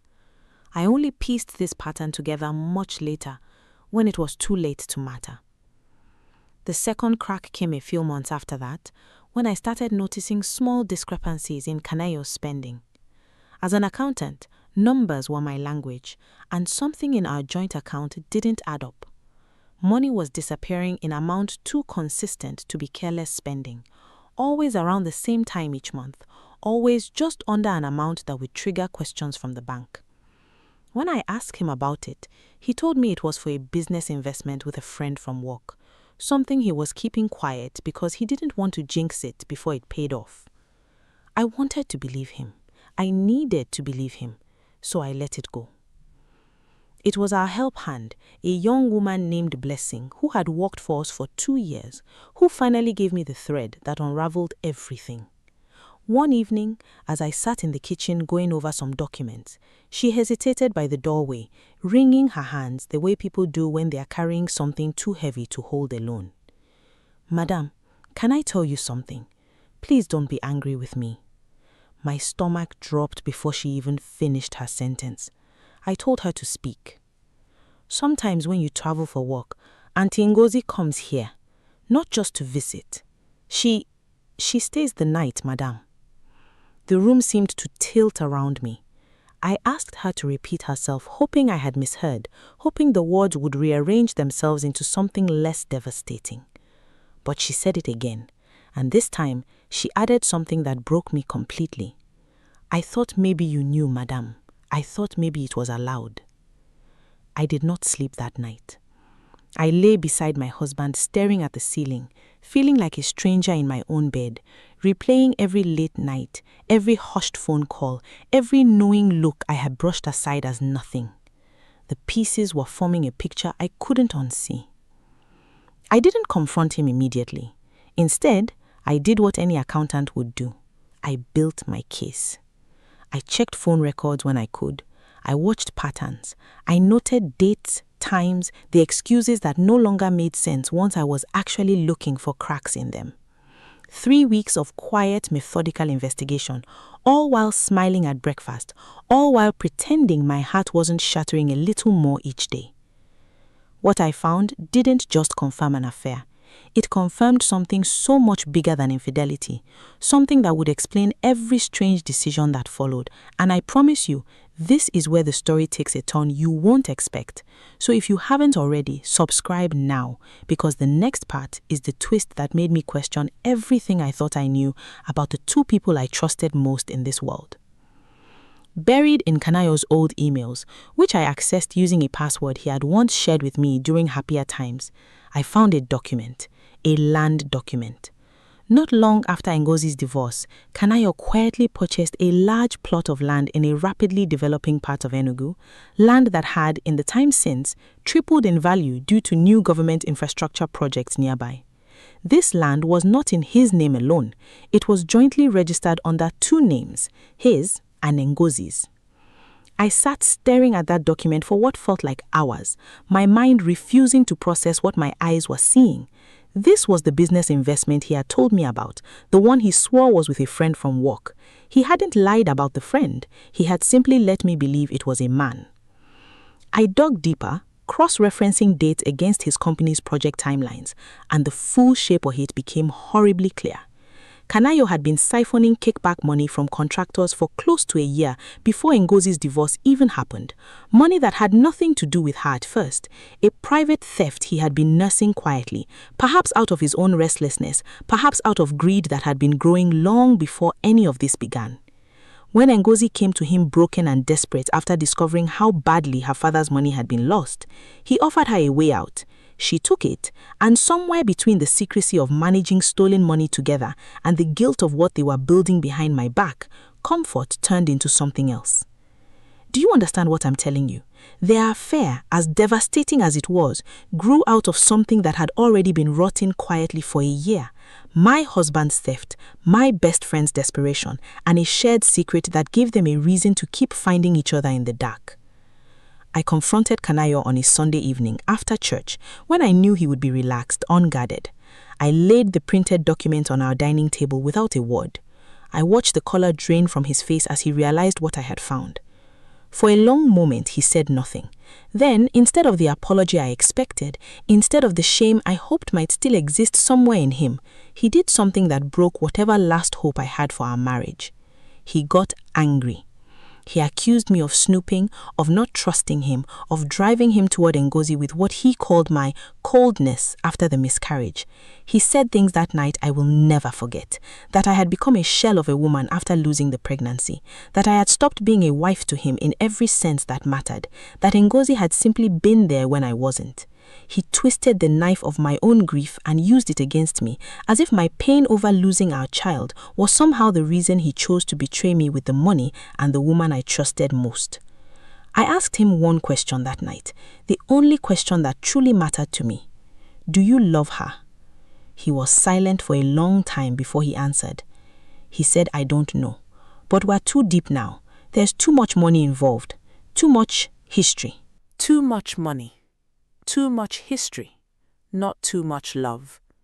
Even in that moment of confrontation, he couldn't lie to me about loving her, only about the tangled mess of guilt, greed, and obligation that had trapped all three of us in this nightmare. I confronted Ngozi the next day, showing up unannounced at her apartment. I will never forget her face when she opened the door and saw me standing there, documents in hand. She didn't even try to deny it. Perhaps some part of her had been waiting for this moment, dreading it and craving it in equal measure, the release of finally being seen for who she truly was. She cried. She apologized. She told me it started with him helping her survive the collapse of her marriage, that gratitude turned into something neither of them expected, and somewhere along the way, comfort became something they couldn't stop. She told me about her father's fury when the family money was lost, about the shame that would have destroyed her if the full truth had come out, about how Kanayo's offer to help felt like a lifeline she couldn't refuse. I never meant to fall in love with him, she said, tears streaming down her face. I swear, Ada, I never meant for any of this to happen. But intentions, I have learned, mean nothing when the damage is already done. A knife doesn't ask forgiveness for cutting, simply because the hand that held it didn't mean to draw blood. I left her apartment that day with something I hadn't expected to find: clarity. For weeks, I had been drowning in grief and confusion, trying to understand how the two people I trusted most could betray me so completely. But standing in Ngozi's living room, watching her cry over a mess she had helped create, I realized something important. Their guilt was not my burden to carry. Their choices were not a reflection of my worth as a wife or a friend. I had done nothing wrong. I had simply trusted people who did not deserve that trust. I moved out of our house within the month, staying with my parents while I processed everything and began the legal proceedings for divorce. My father, the same man who had cried at my wedding, sat me down one evening and told me something I have carried with me ever since. Amarachi, some people will use your kindness as a doorway to your downfall. It does not mean you stop being kind. It means you learn to see clearly who deserves to walk through that door. The divorce proceedings took nearly a year. During that time, I also passed along what I had discovered about Kanayo's financial misconduct at his company. Information I shared not out of vengeance exactly, but because I believed the truth deserved to see daylight. An internal investigation was launched, and Kanayo was eventually let go from his position, though he managed to avoid criminal charges by agreeing to repay a significant portion of the stolen funds. The land he and Ngozi had purchased together had to be liquidated to cover these repayments, wiping out most of what they had gained from a year of quiet theft and deception. But here is the part of this story that I know you are waiting for, the part that brings us back to where I started: the wedding. Despite everything falling apart around them, despite losing money, reputation, and any semblance of dignity in our small community where news like this travels faster than wind, Kanayo and Ngozi decided to get married. I believe, looking back, it was partly genuine feeling that had grown between them over the months of secrecy, and partly a desperate attempt to justify everything they had destroyed. If they didn't marry, if they didn't build something lasting from the wreckage, then what had it all been for? What had my pain, my miscarriage, my broken trust all been sacrificed for, if not something they believed was real? They planned a small, quiet wedding, nothing like the celebration Kanayo and I had shared years earlier. Only close family and a handful of friends were invited. I was not on that list, obviously. Or so I believed. This is the story's final, most painful turn. 3 days before the wedding, I received a phone call from Ngozi's younger sister, Kelechi, a woman I had known since childhood, someone who had watched the entire saga unfold with quiet disapproval of her own sister's actions. She told me something that made my blood run cold. Ngozi had specifically requested that I be invited to the wedding. I couldn't understand it at first. Why would she want me there, the woman she had betrayed, the friend whose husband she had stolen? Kelechi explained, her voice heavy with reluctance, that Ngozi had been struggling with guilt for months, guilt she couldn't seem to shake despite everything.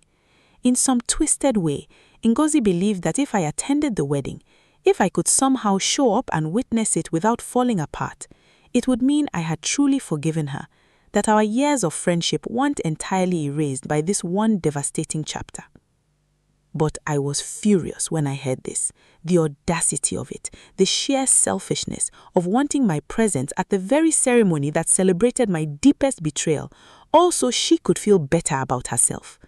I told Kelechi I would never attend, that the request itself was an insult layered on top of injury. But something changed in me over those 3 days. I thought about my father's words. I thought about the year of healing I had done, slowly rebuilding my sense of self after losing not just a marriage, but a lifelong friendship. I realized that if I stayed away, if I hid from this moment, some part of me would always feel like I was running from them, like they still held power over my emotions, my choices, my presence in spaces I had every right to occupy. So, I decided to go. Not for them, for me. I dressed carefully that morning, choosing an outfit that made me feel strong, powerful, untouchable. I did my makeup with steady hands, though my heart was pounding the entire time. I told myself I was walking into that church not as the betrayed wife, not as the wounded friend, but as a woman who had survived something ugly and come out the other side whole. I arrived just as the ceremony was beginning, slipping quietly into the 3rd row, close enough to see everything, far enough to maintain my composure. Heads turned when I walked in. Of course they did. Everyone in that room knew the history, knew the scandal that had rippled through our community for the past year. I felt every eye on me, but I kept my chin high, my expression calm. And then I watched. I watched Kanayo standing that morning, dressed in a suit similar to the one he had worn on our own wedding day, standing at the altar with an expression I couldn't quite read. Was it happiness? Guilt? Some complicated mixture of both. I watched Ngozi walk down the aisle in a white dress. Her father, the same man whose money had started this entire chain of events, walking beside her with a face that betrayed no joy, only quiet resignation. I want to tell you I felt nothing. I want to tell you I sat there, unmoved, a portrait of strength and indifference, but that would be a lie, and I promised myself when I started telling the story that I would tell it honestly. I felt everything. I felt the gust of my own wedding day, the memory of walking down a similar aisle 4 years earlier, believing I was building a future with a man who loved me, surrounded by a friend I trusted with my whole heart. I felt the loss of my unborn child rise up in my chest, unexpected and overwhelming. I felt anger, grief and something strange and unexpected that I can only describe as release. Because sitting there, watching them exchange vows, I understood something I hadn't fully grasped before. This wasn't my ending, this was theirs. Whatever they were building on this foundation of betrayal and stolen money and broken trust, it belonged to them now, not to me. I had already survived the worst part. I had already done the hardest work of grieving, of rebuilding, of choosing myself over the wreckage they left behind. This ceremony, this small, quiet wedding with its subdued energy and its guilty faces, was simply the final chapter of a story I no longer belonged to. When the priest pronounced them husband and wife, I did something that surprised everyone in that room, including myself. I stood up quietly and I walked toward the altar before anyone could stop me. Ngozi's face went pale. Kanayo's hands visibly trembled. The entire congregation held its breath, likely expecting a scene, expecting tears or accusations or some dramatic confrontation befitting the scandal that had brought us all to this moment. Instead, I simply looked at both of them and I said, "I forgive you. Not because what you did was right, but because I refuse to carry the weight of your choices for one more day. I hope whatever you built together was worth everything it cost." Then I turned and I walked out of that church, out into the bright afternoon sunlight, and I did not look back. I want to pause here because I know some of you are wondering what happened after that, whether their marriage survived, whether guilt eventually caught up with them the way it so often does. And I promise we're getting there. But first, if this story has moved you even a little bit, make sure you're subscribed because the way things unfolded after that wedding day is a lesson in itself about the true cost of betrayal. In the 2 years since that wedding, I have watched from a respectful distance as karma has had its own quiet way of settling accounts. Kanayo struggled to find stable employment after the scandal at his construction company became public knowledge within our industry circles. Word travels fast among professionals, and few companies wanted to take a risk on a man known for financial misconduct. Ngozi's relationship with her father never fully recovered from the discovery of how his money had ultimately been entangled in all of this, and family gatherings that once brought them together became strained, infrequent affairs filled with unspoken tension. I heard about a year after their wedding that Ngozi struggled with severe anxiety, unable to shake the guilt of what she had done to a friendship she once valued deeply. I heard that Kanayo, stripped of the career he had built and the reputation he once carried with pride, became a quieter, more withdrawn version of the confident man I had married. Neither of them, from what I understand, found the happiness they perhaps believed would justify everything they destroyed to be together. I share this not with satisfaction or vindictiveness, though I won't pretend there wasn't some small part of me that felt a sense of justice in learning these things. I share it because it taught me something important about the nature of betrayal and the foundations we choose to build our lives upon. When you construct something, a relationship, a marriage, a friendship, on lies, on stolen resources, on the broken trust of someone who loved you, that foundation will always be unstable. No amount of genuine feeling that might exist between two people can fully compensate for the weight of how that connection began. As for me, my life took a path I never could have predicted on that painful day when I first learned the truth. The financial expertise I had built over years as an accountant led me to a position at a larger firm in Lagos, a fresh start in a city where nobody knew my history, where I wasn't the woman whose husband married her best friend.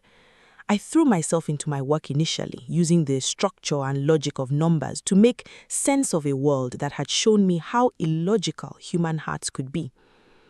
About 18 months after my divorce was finalized, I met a man named Kingsley at a professional conference, a quiet, thoughtful man who worked in real estate development. Our relationship began slowly, cautiously, both of us carrying our own histories of betrayal. He had been through a difficult divorce of his own, a marriage that ended after his ex-wife's infidelity came to light. We understood each other in a way that felt rare. Two people who had learned the hard way that trust must be rebuilt slowly, deliberately, with full awareness of how fragile it can be. We married last year in a small ceremony that included only the people who had truly stood by me through my darkest moments. My parents, a handful of close colleagues, and new friends I had made in Lagos who knew my history but chose to love me anyway. It wasn't like my first wedding in its scale or grandeur, but it held something far more valuable: honesty. Every person in that room had earned their place there through genuine care, not convenience or obligation.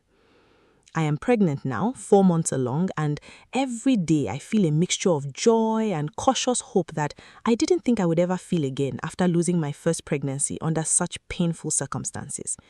Kingsley treats this pregnancy with a tenderness that sometimes brings me to tears, understanding without me having to explain in detail why certain moments feel so significant, why I sometimes need reassurance that feels excessive to anyone who doesn't know my history. I share all of this with you, not simply to close out a dramatic story with a neat, happy ending, though I understand the appeal of that kind of resolution. I share it because I want you to understand something important. Betrayal, even the deepest, most devastating kind, does not have to be the final chapter of your story. It can be a painful chapter, certainly. It can reshape you in ways you never expected, force you to confront truths about people you trusted completely. But it does not have to define everything that comes after. I think often about that moment in the church, walking toward my ex-husband and my former best friend on their wedding day, choosing to speak words of forgiveness rather than words of anger or accusation. People have asked me since then how I found the strength to do that, how I managed to walk into a room full of people who expected me to fall apart and instead walk out having reclaimed some sense of power over my own story. The truth is, forgiveness in that moment wasn't really about them at all. It was about me refusing to let their choices continue to control my emotional landscape. Holding on to anger, as satisfying as it might feel in the moment, is ultimately a burden the angry person carries, often long after the person who caused the harm has moved on with their lives, seemingly unbothered by the wreckage they left behind. I refuse to carry that weight any longer. I refuse to let their betrayal become the defining story of my life when I had so much more living left to do. Ngozi reached out to me once, about a year after the wedding, sending a long message apologizing again, asking if there was any possibility of rebuilding our friendship someday. I read her message several times before responding. I told her that I had forgiven her genuinely, but that forgiveness and reconciliation are not the same thing. I told her that some doors once closed are meant to stay closed, not out of lingering bitterness, but of respect for the boundaries that protect our peace. She understood, or at least she said she did, and we haven't spoken since. Kanayo and I have had no contact beyond the necessary legal communications required during our divorce proceedings. I heard, through the grapevine, that still occasionally reaches me even in Lagos, that their marriage continues, though friends who know both families describe it as more of a quiet arrangement than a genuine partnership. Two people bound together by history and circumstance, rather than the deep, unshakable love that perhaps justified in their minds everything they destroyed to be together. I don't know how their story will ultimately end. I don't know if guilt will eventually erode whatever foundation they built, or if time will somehow heal the wounds that started their relationship in such painful circumstances. That story is no longer mine to tell, no longer mine to worry about. I have my own story now, one filled with genuine love, hard-won trust, and a future I am building with intention and clear eyes. If there is one thing I want you to take from this story, it is this. Pay attention to the people around you, even the ones you trust most completely. Betrayal often comes disguised as kindness, as comfort, as friendship that seems too good to question. But also know this, surviving betrayal, even devastating betrayal, does not mean your life is over. It means a chapter has closed, painfully, unexpectedly, but a new chapter is always waiting to begin if you have the courage to walk into it with your head held high. I walked out of that church 2 years ago, believing I was walking away from everything I had built, everything I had trusted. Looking back now, I understand I was actually walking towards something far better, a life built on honesty, on genuine love, on the hard-earned wisdom of knowing exactly what I deserve and refusing to accept anything less, ever again.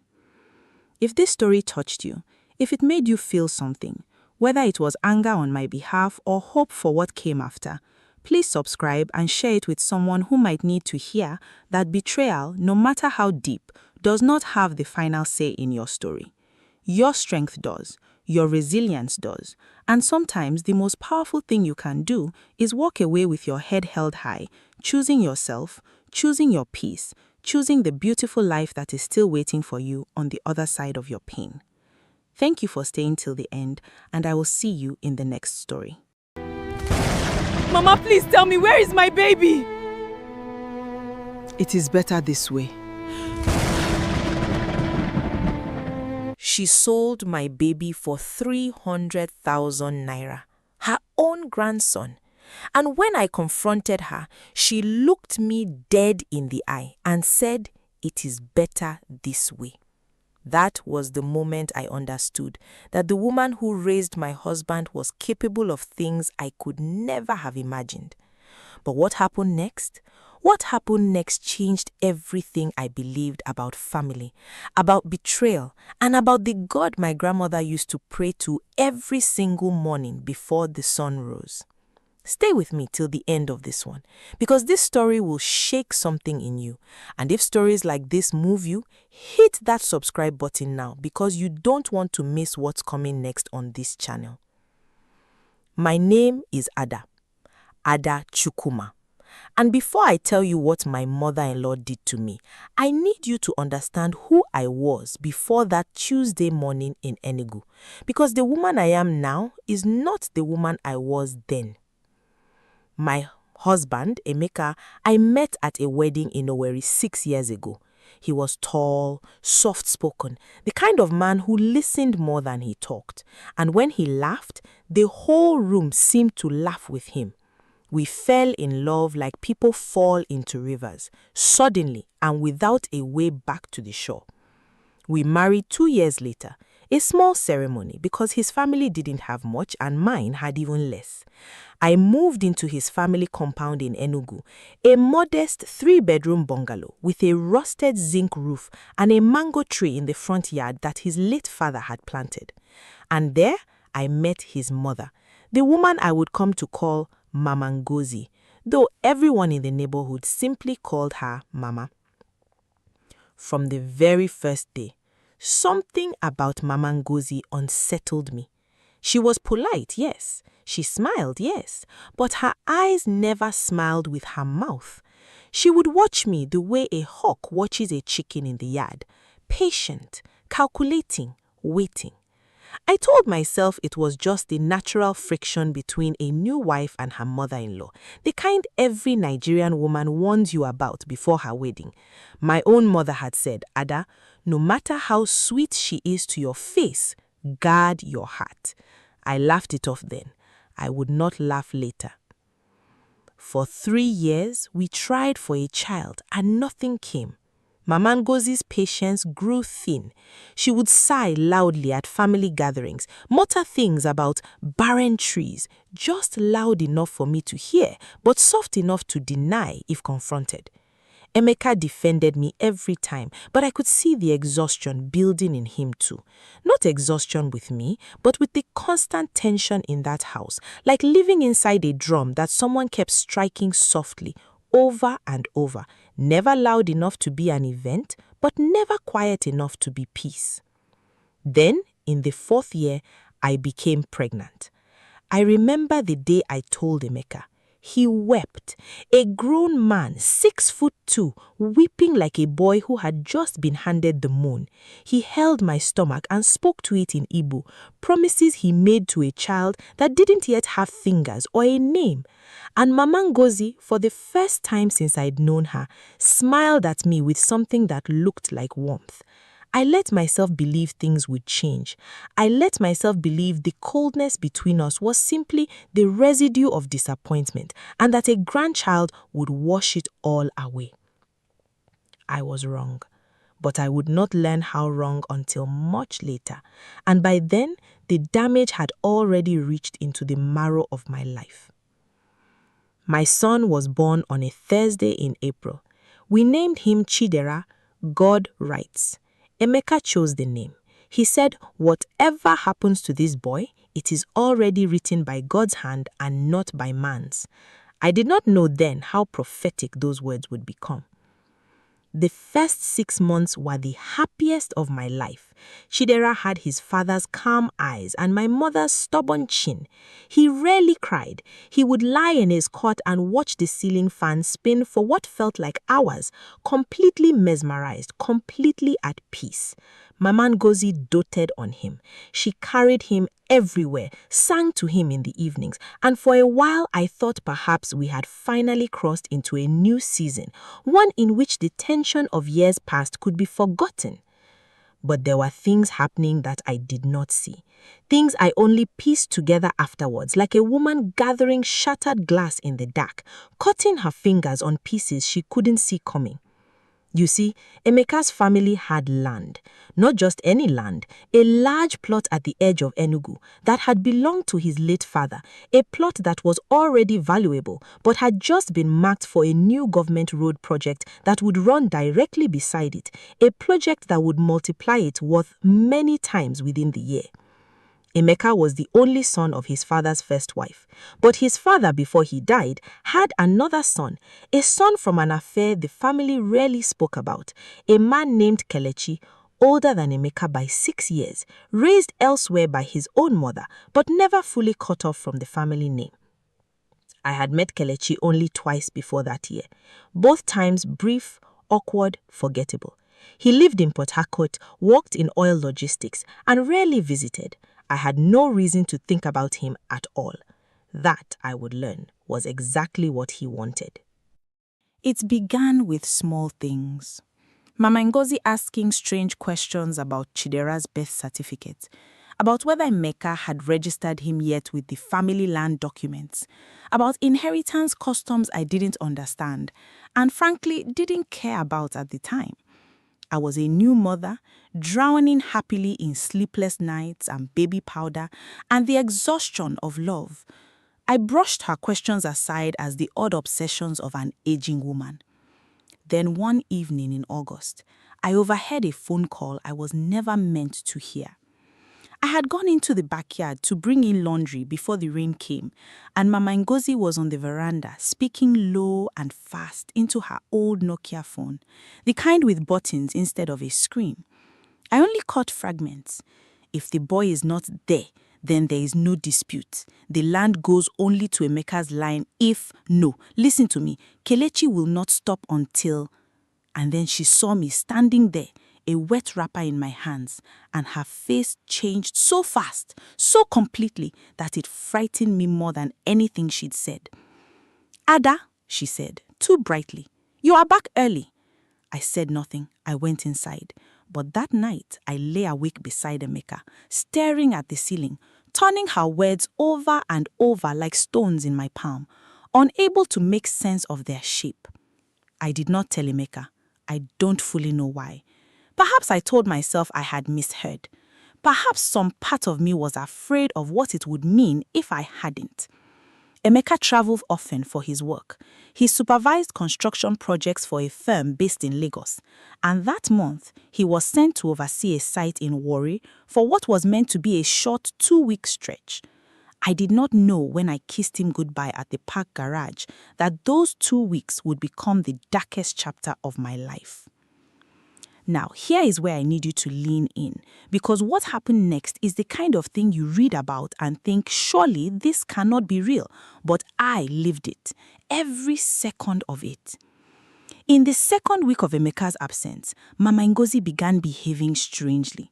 She would take Chidera out for long evening walks, sometimes returning after dark, offering vague explanations like, "I took him to see my friend Ijeoma," or "we went to buy provisions."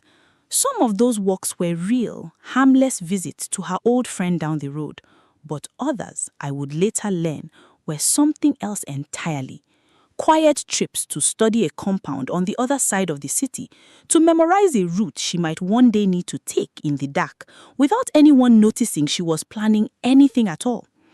At the time, I had no reason yet to suspect the difference. Then, on a Tuesday morning, the Tuesday I will never forget as long as I live, I woke up at 6 a.m. to nurse Chidera, and his cot was empty. I want you to imagine that feeling, the particular horror of reaching into a space where your child should be and finding only cool, empty sheets. I did not scream at first. I simply stood there, my hand pressed flat against the mattress, as if my child might materialize back into existence if I waited long enough. Then the scream came, and it came from somewhere so deep inside me, I didn't recognize my own voice. Mama Ngozi came running from her room, and here is the detail that still haunts me. She was already fully dressed at 6 in the morning, as though she had been waiting. "Where is my son?" I screamed at her. "Where is Chidera?" She would not give me a straight answer. She kept saying only, "He is safe, Ada. He is safe. Do not look for him. Please do not look for him." I grabbed her, shook her, demanded a name, a place, anything, and she would not give it. It was only hours later, when the police arrived and pressed her formally, that she finally gave a story at all. And even then, it was not the whole truth. She told the officers and told the gathering neighbors who had crowded into the compound that she had sold the child to a stranger from Onitsha for 300,000 naira, that the woman had already left the city, that there was no way to trace her. It was a story built to travel fast, to reach certain ears quickly, to convince anyone watching, anyone connected to Kelechi, that the child was gone, sold off, no longer a factor in anything. It was never meant to be the truth. It was meant to be heard. I did not know that yet. All I knew, standing in that compound with dust in my mouth and 4 women holding me down after I collapsed, was that my son was gone and the woman responsible for it was refusing to say where. When I could finally speak coherently, I called Emeka, my hands shaking so badly I could barely hold the phone, and I told him what his mother had done. There was silence on the line for so long I thought the call had dropped. Then he said, in a voice I had never heard from him before, flat and terrifyingly calm, "I am coming home now." He was 3 hours away in Wari. He drove through the morning traffic and the checkpoints without stopping. And when he finally walked into the compound, he did not even look at me first. He walked straight to his mother, who was sitting on the veranda with her rosary in her hands, praying as though the world had not just fallen apart around her. And he asked her one question: why? And this is where the story stops being simple. Because what Mama Ngozi said next was not a confession of greed. It was something far stranger and far more dangerous. And it would take days, days of terror, of searching, of a mystery that nearly tore our family apart completely before we understood what she truly meant. She said, "I did not sell him for money, Emeka. I told everyone I did so that whoever was watching this house would believe it. But I did not sell your son. I hid him." Now, before I continue, I want to pause here and say something to you watching this. If you have ever been in a family where the people who were supposed to protect you instead became the ones you feared, you understand exactly the storm inside me in that moment. Grief and rage and confusion all fighting for the same space in my chest. If this story is already gripping you, don't scroll away. Hit that subscribe button now, because I promise you, the deepest part of this story, the part that would genuinely shock you, is still ahead. Let's continue. The police who had already been called that morning did not leave. They stayed, and their questioning sharpened, because a woman claiming to have sold a child and then reversing her story within the same hour is not something any officer takes lightly. They kept Mama Ngozi at the compound for hours, pressing her, and slowly, reluctantly, sitting on a plastic chair in her own sitting room with her rosary still wound around her fingers, she told us the real story. She said that 2 months earlier, a man had come to the compound while Emeka was away on a shorter work trip. She did not know him, but he claimed to be sent by Kelechi. He told her plainly, without threat in his voice, which she said made it more frightening, not less, that if the child, Chidera, remained the recognized firstborn grandson tied to the family land document once Emeka finalized the paperwork, there would be complications for everyone involved. He did not say the word harm. He did not need to. Mama Ngozi said she understood the language of quiet threats. She had grown up in a village where such things were common currency, spoken in riddles precisely so that no one could ever be arrested for saying them plainly. She said she did not tell Emeka because she feared he would confront Kelechi directly and put himself in danger, or worse, that he would dismiss it as nothing, the way he'd once dismissed Kelechi's visits to the family lawyer. So she made a decision that she believed, rightly or wrongly, was the only way to protect her grandson, to make him disappear before whoever was watching the family could act on their threat. Not sold, hidden, with her own cousin's daughter, a woman named Nkechi, across the city in a quiet compound where no one would think to look, and no money, not 1 naira, ever changed hands between them. The story of the sale, the 300,000 naira, the vanished stranger from Onitsha, all of it was a performance staged for exactly one audience, whoever Kelechi had watching that house. I told even you a story I knew would break your heart because I could not risk you looking at me and knowing the truth on your face. If Kelechi's man ever asked you where your son was, Ada, I needed your fear to be real so that your answer would be real too. I do not know whether to believe her. Even then, grief has a way of making you suspicious of even the truth because you no longer trust that the world operates on truth at all. But there was something in the way she said Nkechi's name, some specific texture of certainty that made Emeka lean forward. "Take us to her now," he said. We drove to the other side of the city that same evening, under 2 hours through Enugu's darkening streets. None of us speaking, the silence in that car thicker than smoke. I sat in the back seat with my arms wrapped around myself, rehearsing over and over what I would say to my son when I saw him again, if I saw him again. Terrified that even this explanation was another layer of lie, that we were driving toward more disappointment, more emptiness. We arrived at a small compound just before nightfall. Mama Ngozi knocked on a gate with trembling hands. A woman answered, younger than me, plump, kind-faced, startled to see 3 exhausted, wild-eyed people standing at her gate. And there, in a cot in the corner of a modest sitting room lit by a single dim bulb, was my son. I will not try to describe to you what that moment felt like, because there are no words in English or Igbo that could hold it properly. I simply remember falling to my knees on that cold cement floor and gathering him into my arms. And he woke, and he looked at me, and I promise you this is true, he smiled, as though he had known all along that I would come. But the story does not end there, because peace, once broken in a family, does not simply return because a child is found. There was still Kelechi. There was still the threat that had sent Mama Ngozi into that desperate, misguided act in the first place. And there was still the question none of us could answer that night. Was the danger truly over, or had we only found our son without yet finding safety?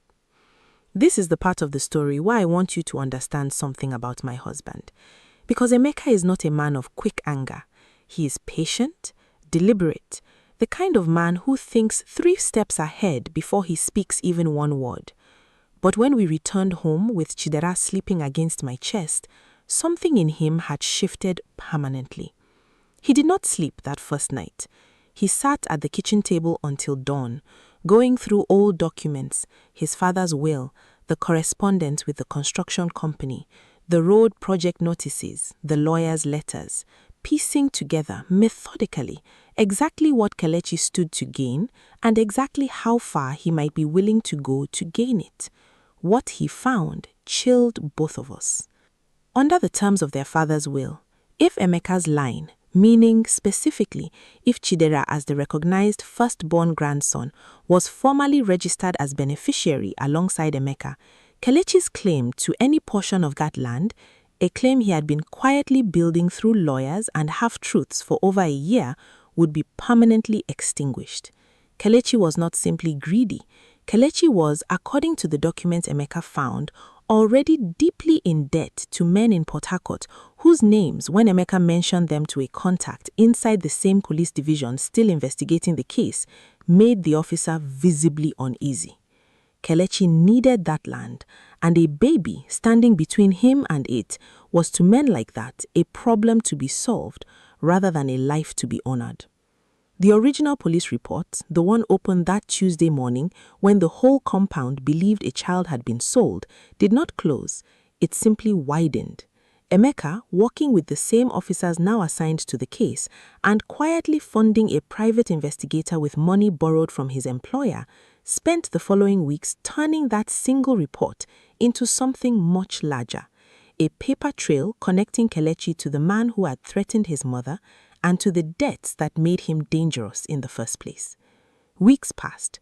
Emeka installed better locks, hired a night guard for the compound, and for the first time in our marriage, I understood real fear. The kind that lives behind your ribs and never fully leaves. The kind that makes you check a sleeping baby's chest for breath 3, 4, 5 times before you can close your own eyes.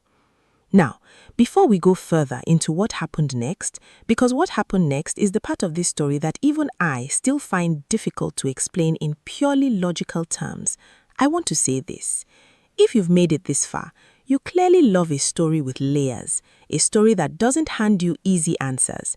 That's exactly the kind of story we tell on this channel every week. So if you haven't already, subscribe now, because the ending of this one is going to leave you speechless. 3 weeks after Chidera came home, on a Sunday morning, Mama Ngozi insisted we all attend a special church service. Not our usual parish, but a small prayer house on the outskirts of town, led by an old woman everyone called Mama Prophetess Rebecca, a woman my mother-in-law had quietly consulted throughout her life for guidance in moments of crisis. I had always been skeptical of such places, raised in a more conventional Anglican tradition, but grief and fear had worn down my resistance to almost everything by then. I would have tried anything that promised even a sliver of protection for my son. The service was small, maybe 30 people, crammed into a zinc-roofed building with plastic chairs and a single electric fan struggling against the heat. Mama Prophetess Rebecca was an elderly woman, perhaps 80, with cloudy eyes that nonetheless seemed to see more than most people's clear ones. Midway through the service, without any of us having told her a single detail of what we'd been through, she stopped mid-sermon, walked directly to where we sat, and placed her hand on Chidera. "This child," she said, her voice carrying strangely across the small room, "is marked twice, once by wickedness and once by mercy. The hand that tried to hide him from evil is not the hand that will save him fully. There is one more danger coming, close, very close, from someone who smiles at your table. But God has already written the ending of this story before the danger even begins. Watch. Do not fear. Watch." I will be honest with you. I do not know what to make of prophecy, and I will not pretend this story is here to convince you of anything you don't already believe.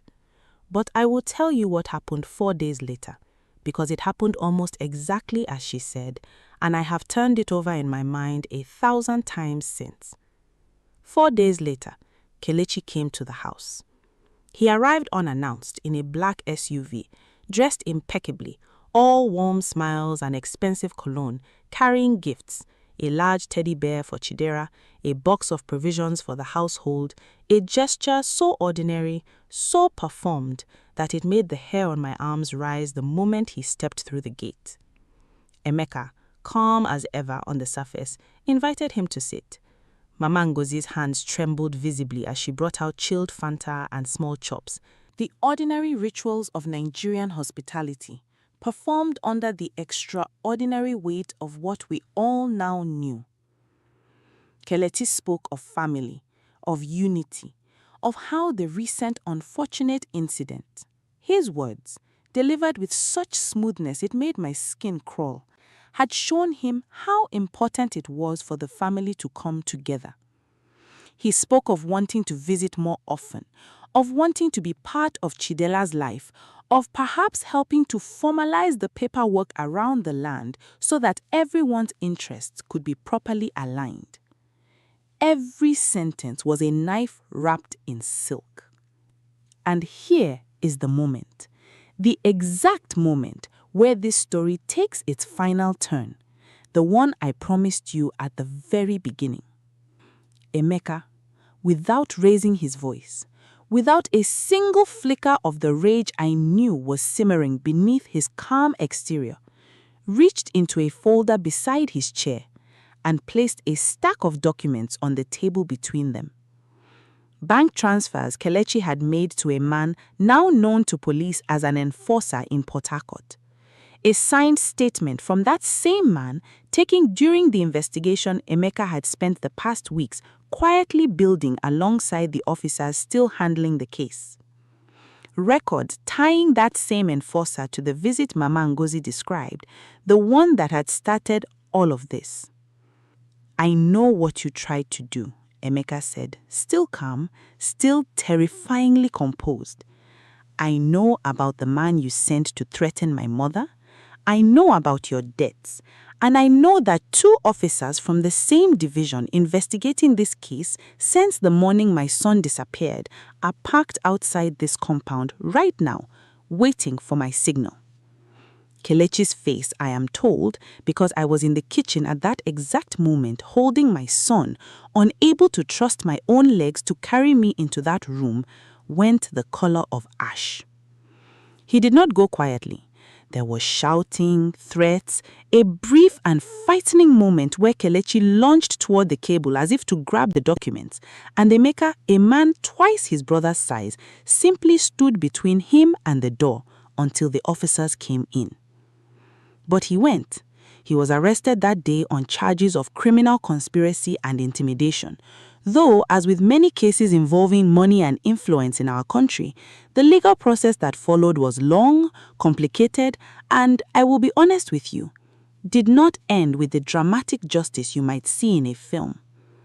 Kelechi eventually settled with the family out of court, relinquishing all claim to the land permanently in exchange for the charges being reduced.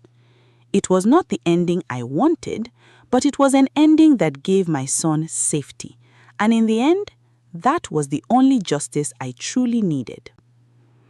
Now, you might be wondering about Mama Ngozi. What happened to her? Did I forgive her?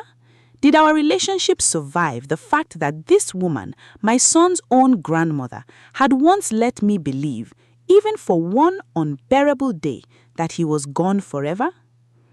I want to answer this honestly because I think many of you watching have complicated relationships with your own in-laws, your own mothers, people who have hurt you even while claiming to love you, and I don't think you deserve a simple, tidy answer.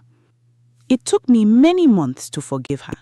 Some days, even now, I look at her and feel the ghost of that morning, the empty cot, the scream that tore out of me, the hours of not knowing if the story she'd told the police was even true. That kind of fear leaves a residue that does not fully wash away, no matter how good the explanation turns out to be. I told her this plainly one evening months later, and she did not argue with me. She simply held my hand in hers, her eyes wet, and said, "I know I broke something in you that I cannot fully repair, Ada. I was wrong to let you carry that grief, even to protect him. I was so afraid of losing him that I forgot I might lose you too in a different way. I am asking you not to forgive me quickly, but to let me earn it slowly for as long as it takes. And she did earn it, slowly, in the small, unglamorous ways that real trust is rebuilt, showing up, telling the truth even when it was uncomfortable, never again keeping a secret from me about anything, however small. Today, 5 years later, she is one of the most important people in Chidera's life and in my own.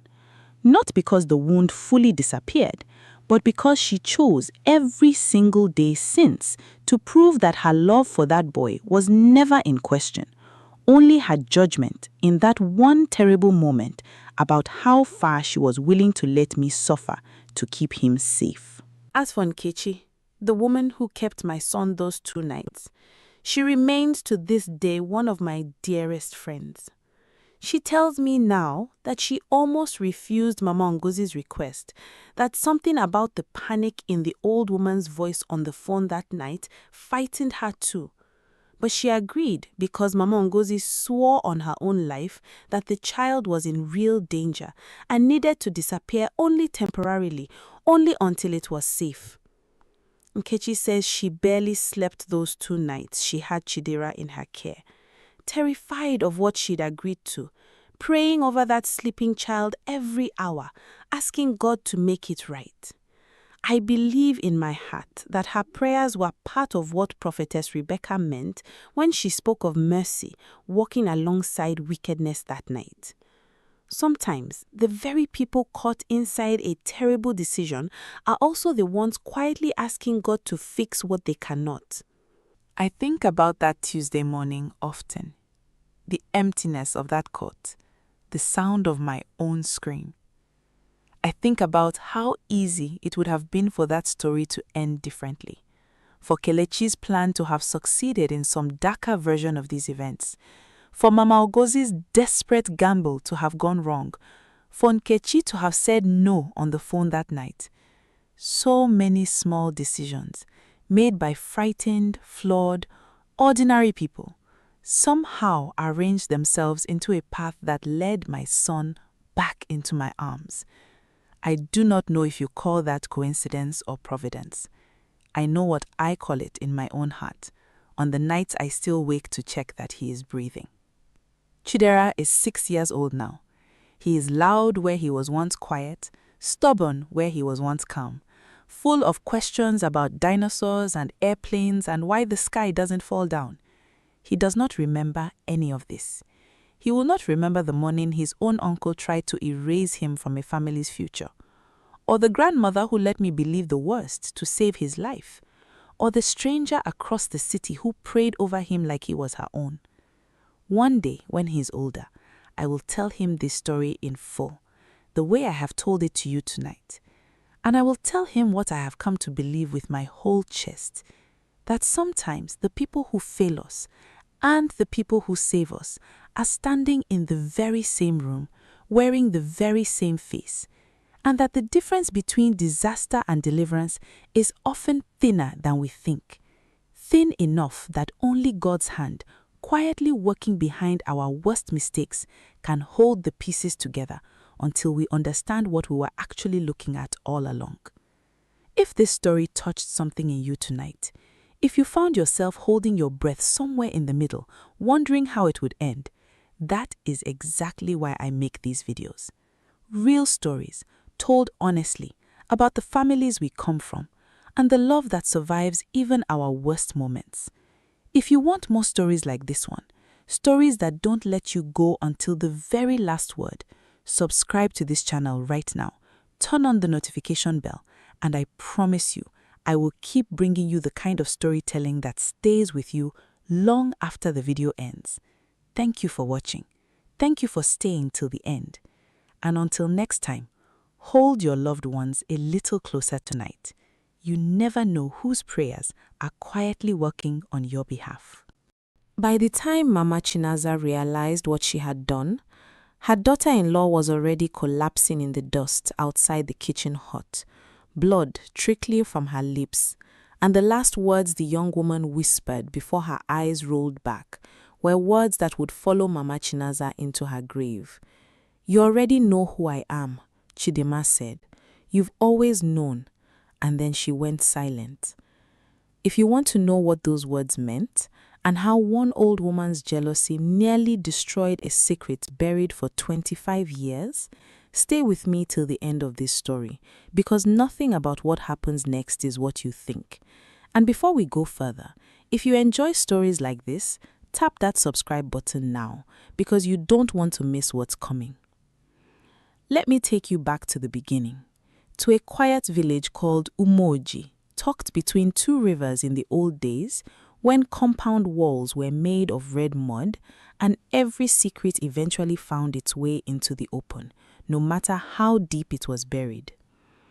Mama Chinaza was a woman everyone respected and feared in equal measure. She had buried a husband young, raised her only son alone, and built a name for herself as a woman of iron will. Nobody crossed her, nobody dared. Her compound was the cleanest in Umoji, her yams the fattest at every harvest, and her tongue the sharpest at every gathering. But underneath that iron will, there was something else, something nobody in Umoji knew, something she had folded up and buried so deep that even she sometimes forgot it was there. We will come back to that. For now, you only need to know one thing. Mama Chinaza had a son named Ugochukwu, and Ugochukwu was about to bring a wife into that compound, a wife who would change everything. Ugochukwu had grown into a fine young man, tall, hardworking, gentle in a way his mother never quite understood, because gentleness was not a language Mama Chinaza spoke fluently. He farmed his own land, sold palm wine in the market during dry season, and every evening he sat outside his mother's hut and told her about his day, because despite everything, despite the iron in her, he loved her fiercely. He was all she had left, and she was all he had left, and that bond, twisted as it sometimes was, held their whole world together. Then one harvest season, Ugochukwu met Chidima. Chidima was not from Umoji. She came from a distant village across the river, sent to stay with a relative during the yam festival, and the moment Ugochukwu saw her carrying a basket of cassava on her head, laughing with the other girls, something in him shifted permanently. She had a small crescent-shaped birthmark above her left eyebrow, and a laugh that carried across the market square like a bell. Within 3 months, Ugochukwu had paid her bride price. Within 6 months, she was living in Mama Chinaza's compound as her wife. And that is where the trouble began. From the very first day, something felt off. Not loudly off, not the kind of off you could point a finger at and say, "There, that is wrong." It was smaller than that, quieter than that, the kind of wrongness that creeps in through cracks. Mama Chinaza welcomed Chidima with kola nut and palm wine in front of the whole compound, smiling, blessing her, calling her my daughter for everyone to hear. But that same night, when Chidima unpacked her belongings in the small hut assigned to her, her sleeping mat had been moved to the corner nearest the door, the coldest, most exposed spot in the room. When she asked Ugochukwu's cousin about it, the girl only shrugged and said, "That's just how Mama does things," and refused to look Chidima in the eye. There was also the matter of the dream. On Chidima's 3rd night in the compound, she awoke gasping, drenched in sweat, from a dream she couldn't fully explain to anyone, not even to Ugochukwu. In the dream, a young woman with a crescent-shaped birthmark identical to her own stood at the edge of a river, calling her name, reaching out a hand that never quite closed the distance between them before the water rose and swallowed the figure whole. Chidima told herself it was nothing, just the strangeness of a new home, new sounds, new smells keeping her mind restless. But the dream returned again the following week, and then again the week after that. Always the same river, always the same reaching hand, always the same helpless silence just before she awoke. She never mentioned it to Mama Chinaza. Something in her, some instinct she couldn't name, warned her not to. There was also old Mama Uche, an elder who lived at the far end of the compound row, half blind, rarely leaving her hut, but sharp-tongued and sharper-eyed than anyone gave her credit for. One afternoon, as Chidima passed her hut carrying firewood, the old woman called out to her in a voice barely above a whisper. "You have her face," Mama Uchi said, squinting at her through clouded eyes. "Whose face, Mama?" Chidima asked, pausing. The old woman only shook her head slowly, muttering something under her breath that Chidima couldn't quite catch, before waving her away with a trembling hand. "Go, go, child. Some doors should stay closed until they are ready to open themselves." Chidima walked away with a chill crawling up her spine that had nothing to do with the harmattan wind. And though she thought about that strange exchange for days afterward, she never walked up the courage to ask anyone what it meant, and no one in the compound seemed willing to explain. It didn't stop there. Small things. Her food portions were always slightly smaller than everyone else's. Her water-fetching duties were always slightly longer than everyone else's. When she spoke at family gatherings, Mama Chinaza would suddenly find something more important to attend to, turning her back mid-sentence. Nothing you could scream about, nothing you could take to the village elders, just small cuts, one after the other, the kind that don't kill you immediately, but drain you slowly, quietly, invisibly. Uguchukwu noticed none of it because Mama Chinaza made sure of that.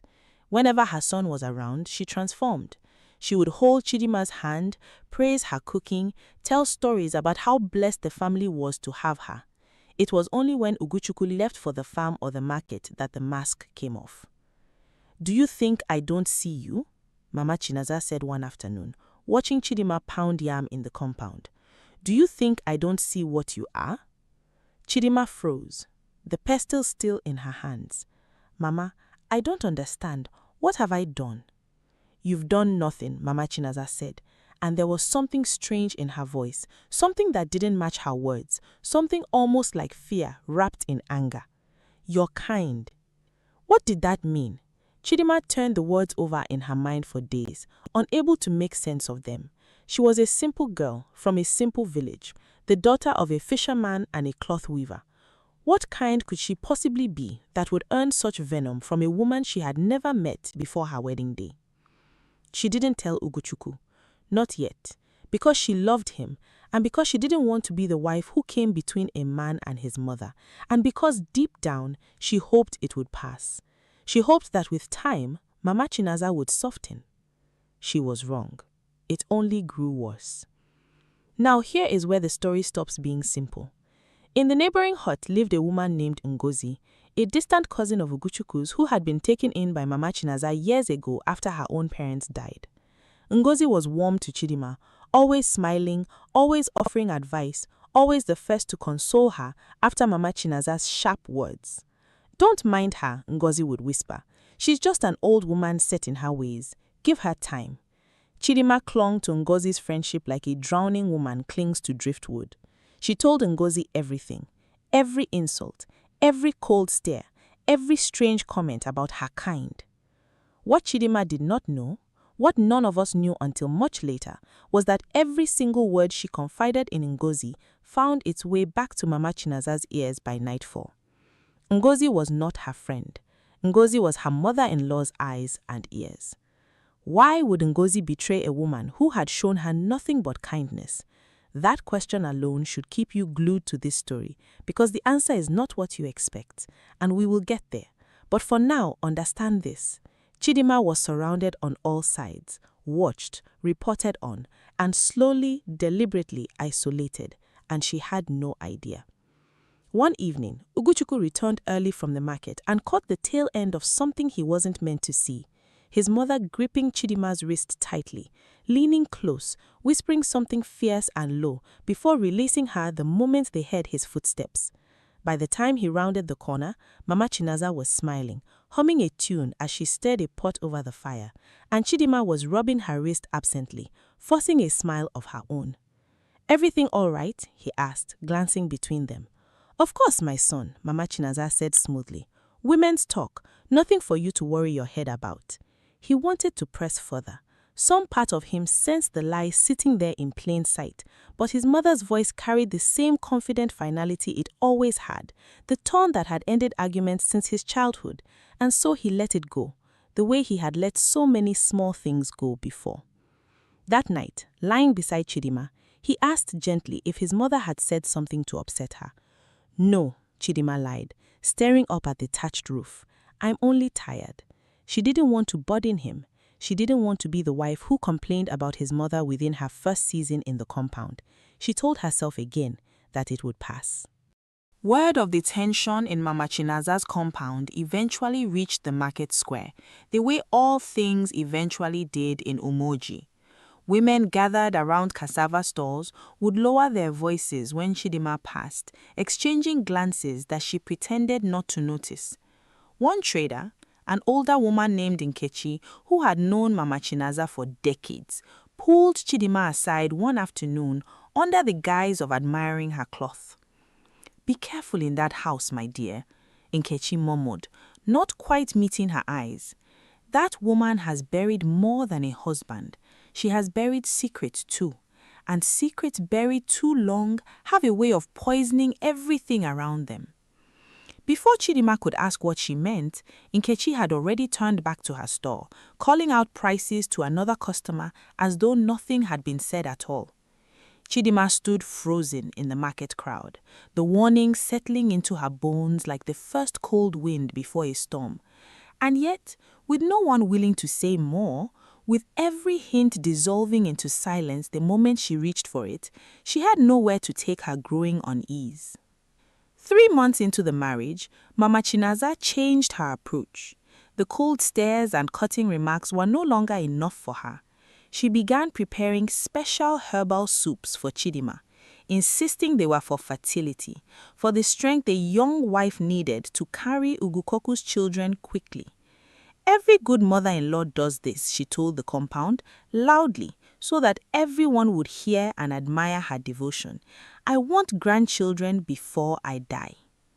Chidima drank the soups out of respect, out of duty, out of the desperate hope that maybe, just maybe, this was Mama Chinaza finally opening her heart. But within weeks, Chidima began to fall ill. Stomach pains at night, dizziness in the mornings, a strange heaviness in her limbs that made even walking to the stream feel like carrying a sack of yams on her back. She said nothing to Ugukoku because Mama Chinaza had convinced her, gently, cleverly, that this was simply the body adjusting to prepare for pregnancy. "Every good mother-in-law does this," she said, stroking Chidima's hair with a tenderness that almost seemed real. "Trust me, I know what I'm doing." Ngozi, of course, encouraged her to keep drinking the soup too. "Mama only wants what's best for you," she said again and again, and Chidima believed her, because why wouldn't she? If you are watching this and wondering how a young bride could be this trusting, remember, this was a girl raised to respect her elders without question, raised in a world where a mother-in-law's word was almost as sacred as a mother's.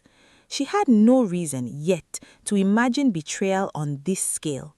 But you, watching from where you sit, you can already feel it, can't you?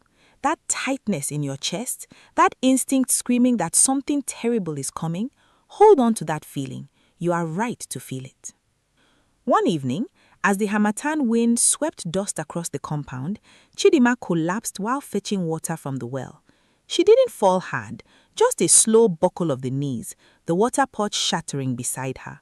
But when the other women found her, her lips were pale and her breathing was shallow. They carried her inside, and Ugukoku, returning from the farm, found his wife barely conscious on her mat, sweat pouring down her face, despite the cold evening air. "What happened?" he demanded, kneeling beside her, his voice cracking with panic none of us had heard from him before. "She's just tired," Mama Chinaza said quickly, too quickly. "Pregnancy tiredness, it happens." "She's not pregnant, Mama," Ugukoku said, his eyes never leaving Chidima's face. For the first time since Chidima had entered that compound, Mama Chinaza's composure cracked, just slightly, just for a heartbeat, but Ugukoku saw it, a flicker of something across her face. Was it guilt? Was it fear? He couldn't tell, and the not knowing sat like a stone in his chest for days afterwards. They called the village healer, an old man named Baba Okonko, who had treated half of Umoji at some point in his long life. He examined Chidima quietly, pressing his fingers to her wrist, sniffing at a small bowl of the soup Mama Chinaza had prepared that morning, and his face grew tight and unreadable. "This soup," he said slowly, "is not for fertility." The compound fell silent. Somewhere a goat bleated in the distance, oblivious to the tension thickening the air like smoke. "What do you mean, old man?" Mama Chinaza snapped, but her voice trembled just enough for everyone to notice. "There is Uzisa root in here. Yes, that is normal. But there is also something else, something that should never be given to a young woman's body in these amounts. Small doses over time, it doesn't kill quickly. It weakens, it confuses the body. It could, if continued, stop her heart within a year, maybe less." He looked directly at Mama Chinaza. "Who prepared this soup?" Every eye in the compound turned to the old woman standing at the center of it all.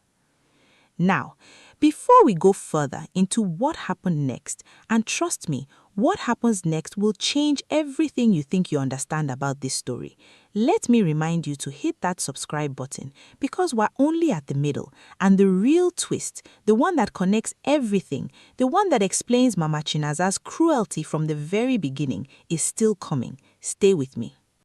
Mama Chinaza did not answer Mbaba Okonkwo's question. Instead, she turned and walked into her hut and shut the door, leaving her son standing outside with a wife who might not survive the week and a village full of questions with no answers. That night, Uguchukwu sat outside his mother's door for hours, refusing to leave, refusing to eat, refusing to speak to anyone who approached him. When his mother finally opened the door near midnight, her eyes were red, though whether from crying or from something else entirely, he couldn't tell. "Mama," he said, his voice hoarse, "why? Why would you hurt her? What has she ever done to you?" Mama Chiaza sat down heavily on the wooden stool outside her hut, and for the first time in Oguchukwu's entire life, his mother looked small, not powerful, not fearsome, small like an old woman carrying a weight she could no longer bear alone. "Sit down, my son," she said quietly. "It is time you knew something I have kept from you for 25 years. And here, finally, is where the story turns, where every strange comment, every cold stare, every whispered word about her kind finally makes sense.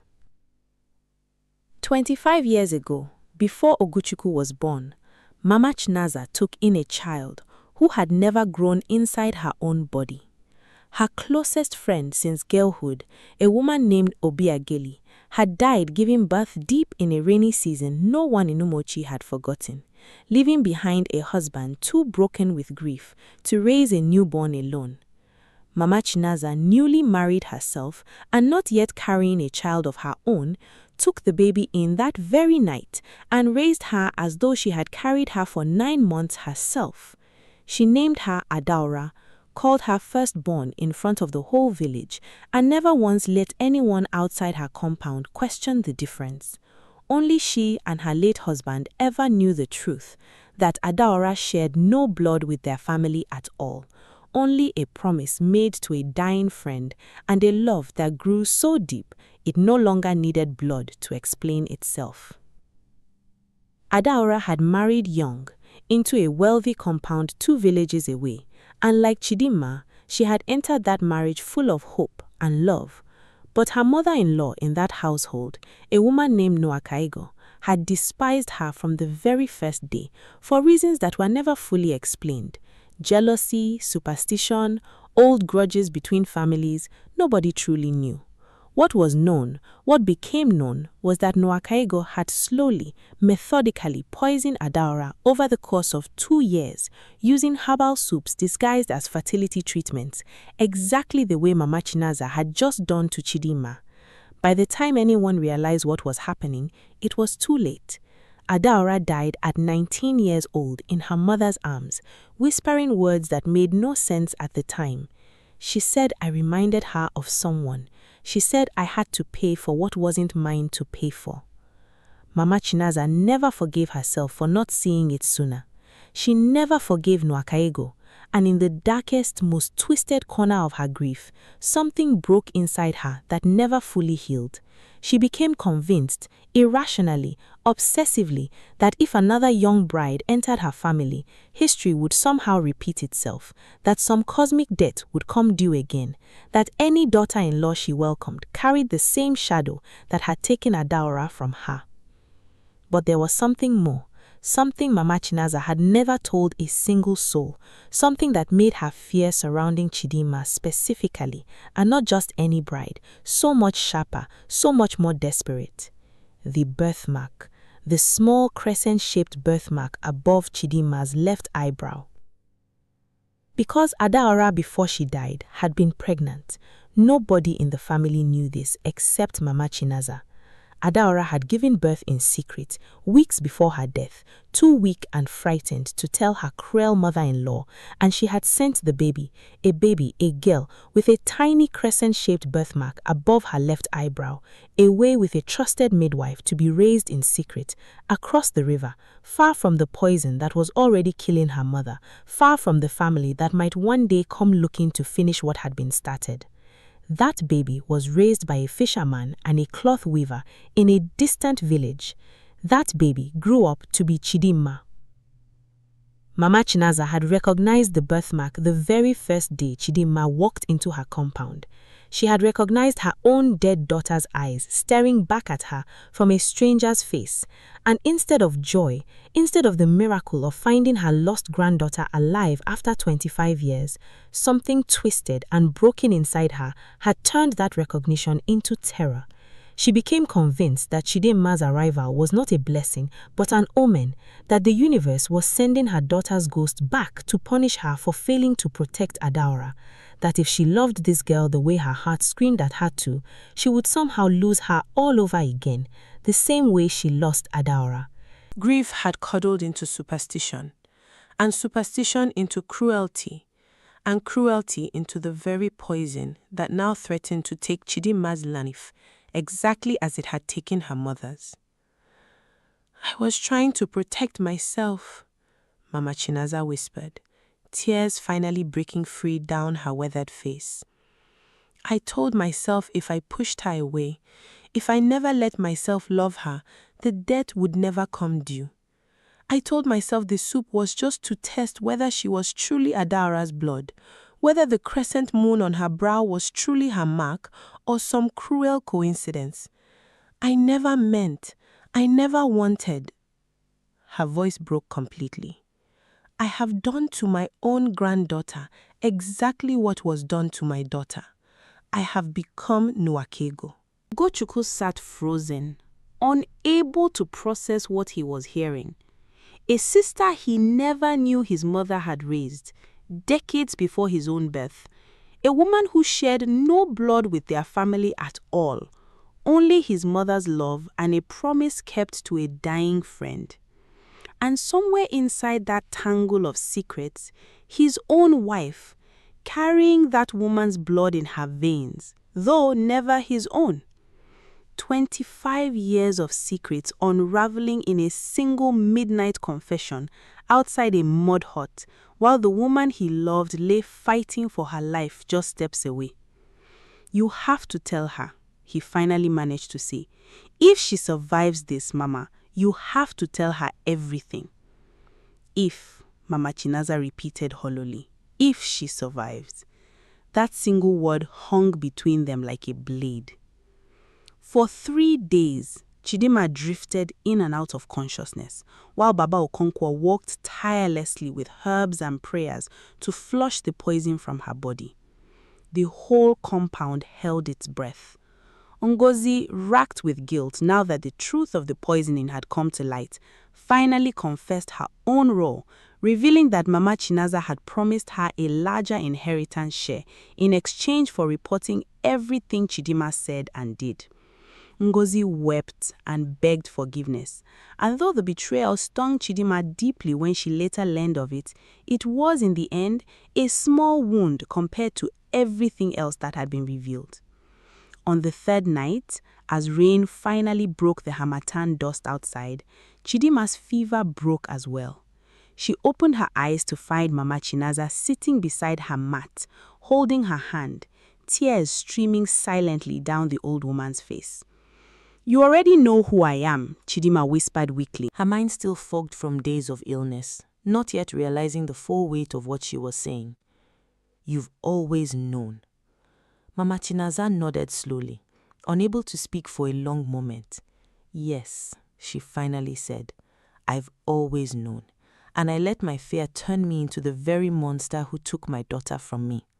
I let it nearly take my granddaughter too." It took hours, that night and the nights that followed, for Mama Chinaza to explain everything. The birthmark, Adaora, the secret birth, the poison. 25 years of buried grief that had metastasized into cruelty. Chidema listened in stunned silence, her own mind reeling as pieces of her life she had never questioned suddenly made painful sense. Why the midwife who raised her had always been vague about her true parentage. Why she had always felt, in some unexplainable way, that she didn't fully belong in the fishing village she grew up in. She was not without anger. Of course she was angry. Weeks of feeling that anger, feeling betrayed, feeling that the woman who should have protected her had instead nearly killed her, twice removed, once through Nwakayego's poison that took her birth mother, and once through her own grandmother's poison that nearly took her too. That anger did not disappear overnight. There were nights she refused to speak to Mama Chinaza at all. Nights she wept in Ugochukwu's arms, asking him how she was supposed to forgive a woman who had tried to kill her, out of fear of a ghost that was never truly haunting her. But here is the thing about this story that makes it different from the simple tales you may have heard before, the ones where the wicked mother-in-law is punished and the story ends there. This story does not end there, because Mama Chinaza did not simply apologize and expect forgiveness. She spent the following months, then years, proving through action what words alone could never prove. She sent for Nwakayego's old compound and with the help of the village elders, uncovered the full truth of what had happened to Adaora, finally getting justice that had been denied for 25 years. Justice that could never bring her daughter back, but that finally closed a wound that had festered far too long. Nwakayego, old and frail by then, was made to answer before the Council of Elders for what she had done, and though nothing could undo the past, the truth being spoken aloud, publicly, finally, brought Mama Chinaza a strange, painful peace. She nursed Chidima back to full health with her own hands, refusing to let anyone else near her, cooking every meal herself now, safe meals, honest meals, sitting beside the granddaughter of her heart through sleepless nights, telling her stories about Adaora, about the mother she had never known, but who lived on in her face, her laugh, that small crescent birthmark above her eyebrow that Mama Chinaza now kissed every morning instead of fearing. Slowly, so slowly that neither of them could pinpoint the exact moment it happened, something shifted between them. Not forgiveness in a single dramatic moment. Life rarely works that way. But forgiveness built brick by brick, kindness by kindness, honest conversation by honest conversation, until one evening, nearly 2 years after that terrible night by the well, Chidima gave birth to a daughter of her own, and she asked Mama Chinaza without hesitation, without anyone suggesting it, to be the one to carry the newborn out to the compound and announce her name to the family. Mama Chinaza stood in the center of that same compound where she had once poisoned the girl, now watching her with tears of joy, and she lifted the baby high, her hands trembling not from age this time, but from something that felt almost like redemption. And she announced, "Her name is Adaora. In honor of the daughter I lost, and in honor of the granddaughter I nearly lost, and never again will fear turn my love into poison in this family. The whole compound erupted that night with drums and palm wine and dancing that lasted until the moon sank low over the river. But Mama Chinaza did not dance. She sat quietly at the edge of the gathering, watching Chidinma cradle baby Adaora, watching Ugochukwu's face glow with a happiness she had nearly destroyed forever, and she wept. Not from sorrow this time, but from the unbearable weight of finally learning how to love without fear. She lived another 8 years after that night, and in those 8 years, she became known throughout Umoji not as the fearsome, iron-willed woman she once was, but as a grandmother who told the truth to anyone who would listen, warning young mothers-in-law against the poison of unspoken grief, teaching them that the cruelty passed down through generations only ends when someone finally has the courage to break it. When she died, peacefully in her sleep, with Chidinma holding one hand and Ugochukwu holding the other, her last words were not filled with regret, but with gratitude. Gratitude for the years she had been given to make things right, however imperfectly, however late. But make no mistake, and this is the part of the story I need you to sit with before we end tonight. Kindness that arrives after years of cruelty does not erase the years of pain that came before it. Chidinma carried the scars of those months of poison and betrayal for the rest of her life. Not just the small crescent birthmark above her eyebrow, but the deeper scars of nearly losing herself to a fear she never even knew she was fighting. Mama Chinaza's redemption was real, and it was hard-won, and it mattered deeply, but it could never fully undo what had already been done. That is the true lesson buried inside this story. Not simply that wickedness can turn to kindness, but that kindness delayed is kindness that still leaves a cost behind. A cost someone else has to carry. So the next time you feel resentment building in your heart against someone you're afraid to lose, against someone whose presence threatens some old wound you've never fully healed, remember Mama Chinaza, and remember Chidinma, and remember that the people who love us deserve our kindness now, while there is still time to give it freely, not years later, wrapped in apology and regret. If this story moved you, if you found yourself holding your breath through every twist, every secret, every moment of tension, then you already know what to do.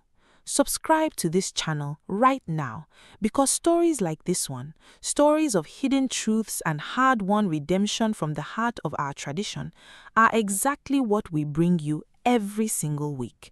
And I promise you, the next one will keep you just as spellbound as this one did. Until then, walk gently with the people you love and never let fear disguise itself as strength. Good night, and thank you for staying till the very end. She poured hot palm oil on my hand and told the whole village I was a witch. And by nightfall, they wanted to burn me alive. But what my mother-in-law didn't know was that I had a secret of my own, one that would destroy her the moment I revealed it. Stay with me till the end, because this story has a twist you will not see coming. And if you love stories like this, hit that subscribe button now, because trust me, you don't want to miss what happens next. My name is Chiamaka. I was 23 years old when I married into the Obi family in a small village called Umoke, tucked between rivers and red earth, where everybody knew everybody's business before it even happened. I married Namdi, a quiet, hard-working man who loved me the way the moon loves the night, steady, constant, never leaving. But the moment I stepped into that house as a bride, I knew his mother, Nneka, did not want me there. She never smiled at me, not once. Even on my wedding day, while everyone danced and sang, she sat like a stone, watching me with eyes that held something I couldn't name. I thought it was normal mother-in-law behavior. I thought, give it time, she will come around. I was wrong. She was not just cold, she was calculating, and I didn't understand why until it was almost too late. For the first few months, I tried everything. I woke up before the cock crowed to sweep her compound. I cooked her favorite soup, ofe onugu, exactly the way Nnamdi said she liked it. I greeted her with both knees bent, the way a proper Igbo wife should greet her husband's mother. But nothing I did was ever enough. If the soup was salty, she said I wanted to poison her. If the soup lacked salt, she said I was too lazy to even season food properly. There was no version of me that pleased her. And slowly, I began to feel like a stranger in my own marriage. Nnamdi noticed. He would hold my hand at night and whisper, "Give her time, my love. She lost my father early. She is used to being the only woman in this house." I believed him. I wanted to believe him because the alternative, that his mother hated me for no reason at all, was too heavy to carry. But here is where the story takes its first turn, the one you didn't expect. 3 months into my marriage, strange things began happening in the village. Goats started dying suddenly, foaming at the mouth. Crops that were green and healthy the night before would wilt and blacken by morning. 2 children fell mysteriously ill, and no herbalist could explain their fever. The village of Umoke was afraid, and fear, my friends, fear is a hungry animal. It always looks for something to eat. And in villages like mine, fear often eats the innocent first. It started as whispers, small ones. Have you noticed she came to this village only 3 months ago, and since then everything has changed? Then the whispers grew teeth. She looks at people strangely. She doesn't laugh like normal people. Have you seen how quiet she is? Too quiet. I didn't know these whispers were happening. I was busy being a good wife, unaware that a storm was gathering above my head, and that the person feeding that storm, the person putting wood under the fire, was sleeping under the same roof as me. It was Nneka. She started it quietly, planting one sentence here, one suggestion there. She would visit her friend Ugoma, the biggest gossip in Umoke, and say things like, since Chiamaka came, my goats have not been well. Just that, nothing more. She never accused me directly. She was smarter than that. She let the village do the accusing for her while she pretended to defend me in public. No, don't say that about my daughter-in-law, she would say loud enough for people to hear, while smiling in a way that told them the opposite. If you're wondering why a mother would do this to her own son's wife, hold that question because the answer is coming, and it is not what you think. Before we go further, if you're enjoying the tension building already, please tap that subscribe button because I promise you, the twist ahead will shock you more than anything you've heard so far.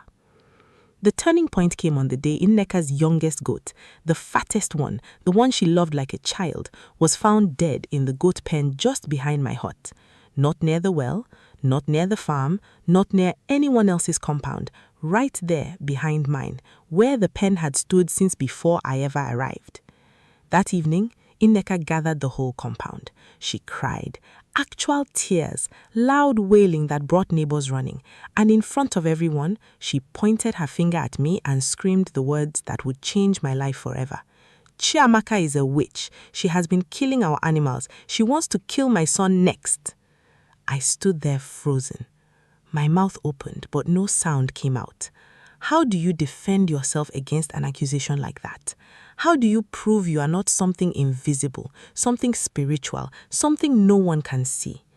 I looked at Nnamdi, hoping he would speak, hoping he would defend me. But even he, my husband, my supposed protector, stood silent, torn between the woman who raised him and the woman he married. That silence from him hurt more than her mother's accusation, because silence in moments like that feels like betrayal. By the next morning, the whole village knew. Children stopped playing near my hut. Women who used to greet me warmly now crossed to the other side of the path when they saw me. Even the man who sold me pepper in the market refused to sell to me, saying his wife warned him that witches curse whoever touches their money. I was drowning, and nobody threw me a rope. But here is where the story shifts, because Nneka was not done. She had a plan, a cruel one designed to finish me completely. She convinced the village elders to summon the local dibia, a powerful herbalist called Okonku, to perform what they called the oil test, where hot palm oil is poured on the accused person. If the skin blisters badly, the elders would call it a mark of guilt. If somehow the burn seemed lighter, they would call it innocence. It was never a fair test. It was fire and fear dressed up as tradition. And by the time I stood before that crowd, the whole village had already decided what they wanted the oil to say. They dragged me to the village square. I remember the sun that day, how it burned my skin even before the oil touched me. I remember the faces, hundreds of them, watching, whispering, some crying for me, most simply curious to see a woman burn. And I remember Nneka standing in the front row, her face calm, almost peaceful, like a woman who had already won a war I didn't know I was fighting. The dibia heated the oil until it bubbled. He held my hand. I remember his own hands were surprisingly gentle, strange for a man about to hurt me, and he poured. The pain was instant, sharp, blinding. I screamed. The crowd gasped. My skin blistered immediately, red and angry, and the villagers began murmuring, "She is guilty! Look how it burns her! She is guilty!" Nobody in that square stopped to ask whether a hand burns any differently for the guilty from the innocent. Fear does not ask questions like that. Fear only wants an answer, any answer, so it can stop being afraid. I thought that was the end of my story. I thought I would be dragged to the forest and never return, like other women accused before me. Women whose names had become warnings whispered to children, "Behave, or they will do to you what they did to that witch." But right when the elders began discussing my punishment, right when Nneka's face lit up with satisfaction, something happened. Something none of us, not even Nneka, saw coming. If you want to know what happened next, keep watching, because this is where the real story begins. And if this story has already gripped you this much, imagine how it feels by the end. So subscribe now, because you don't want to miss this twist. A young girl, no older than 12, pushed through the crowd, crying, shaking, and pointed at someone entirely different. "It wasn't her," she screamed. "I saw who killed the goat. I saw who has been poisoning the farms." The whole square went silent. Even Nneka's confident smile cracked just slightly, because whatever she expected to hear next, it was not this. The girl's name was Chinasa, daughter of the palm wine tapper. She said she had been hiding near the bushes behind my hut 2 nights before, escaping punishment from her own mother, when she saw a figure sneaking around at midnight near the goat pen, carrying a small clay pot. She said the figure poured something onto the ground close to where the goat slept, then disappeared into the dark. "Who was it?" the elders demanded. "Speak, child. Who did you see?" Chinasa hesitated, trembling, looking directly at Nneka, and then she said the name that shattered everything. It was Ugomma. Ugomma, Nneka's closest friend, the same woman Nneka had been whispering to for months, feeding her suspicions, planting seeds of accusation against me. The betrayal ran deeper than any of us imagined, because it turned out Ugomma had her own hidden motive, one connected not to me, but to Nneka herself. You see, years before I ever arrived in Omoke, Ugomma had been in love with Nneka's late husband, Namdi's father. It was a secret buried deep, one that only a few older women in the village remembered, whispered about only in hushed tones during late-night gatherings. When Nneka's husband chose her over Ugomma, Ugomma never forgave her. She smiled at Nneka for years, pretended to be her best friend, attended every family event, cooked for every ceremony, all while nursing a wound that never healed. When I arrived as the new wife, Ugomma saw an opportunity. If she could create chaos in Eneka's household, turn her son's marriage into a scandal, make her look like a woman who couldn't even manage her own home, it would be the perfect, quiet revenge. She began poisoning animals and crops herself, carefully, secretly, always making sure suspicion pointed towards me, the outsider, the perfect scapegoat. And Nneka, blinded by her own dislike for me, happily fed the fire without realizing she was being used as a weapon against her own family. The crowd erupted into chaos. Some people shouted for Oguma to be seized immediately. Others turned to Nneka, suddenly remembering all the accusations she had spread, suddenly questioning her role in nearly getting an innocent woman burned alive. For the first time since I arrived in that village, the eyes that once condemned me now turned toward the real culprits. But wait, because the story is not finished. There is one more twist, and it is the one that changes everything you thought you understood about Nneka. As the elders seized Ugoma and prepared to question her formally, Nneka broke down, not out of guilt for what she did to me. No, something deeper. She fell to her knees and confessed something the entire village never expected. I knew, she cried. I knew Ugoma hated me. I knew about her and my husband long ago. But I let her closeness continue because I was afraid of being alone. I was afraid if I lost her friendship too, I would have nobody. Then she looked at me, tears streaming down her face, and said words I will never forget. I blamed you because it was easier to hate a stranger than to admit my oldest friend never truly loved me. I used you as a shield to protect myself from a truth I could not face. It wasn't an excuse. It wasn't even really an apology, but it was finally the truth. I stood there, my hand still throbbing from the burn, my heart pounding with a mixture of anger, relief, and a strange, unexpected pity. Because in that moment, I realized something important. Nneka wasn't simply cruel for the sake of cruelty. She was a woman broken by loneliness and fear, who chose the coward's path of blaming an innocent newcomer rather than confronting the friend who betrayed her for years. That doesn't excuse what she did to me. Nothing excuses nearly being burned alive for a crime I never committed. But understanding her reasons helped me see the whole picture. A village fooled not by witchcraft, but by human weakness, jealousy, and old wounds left to fester in silence. The elders, furious at how close they came to punishing an innocent woman, sentenced Ugoma to banishment from Umuoke, a punishment considered worse than death in a place where community was everything.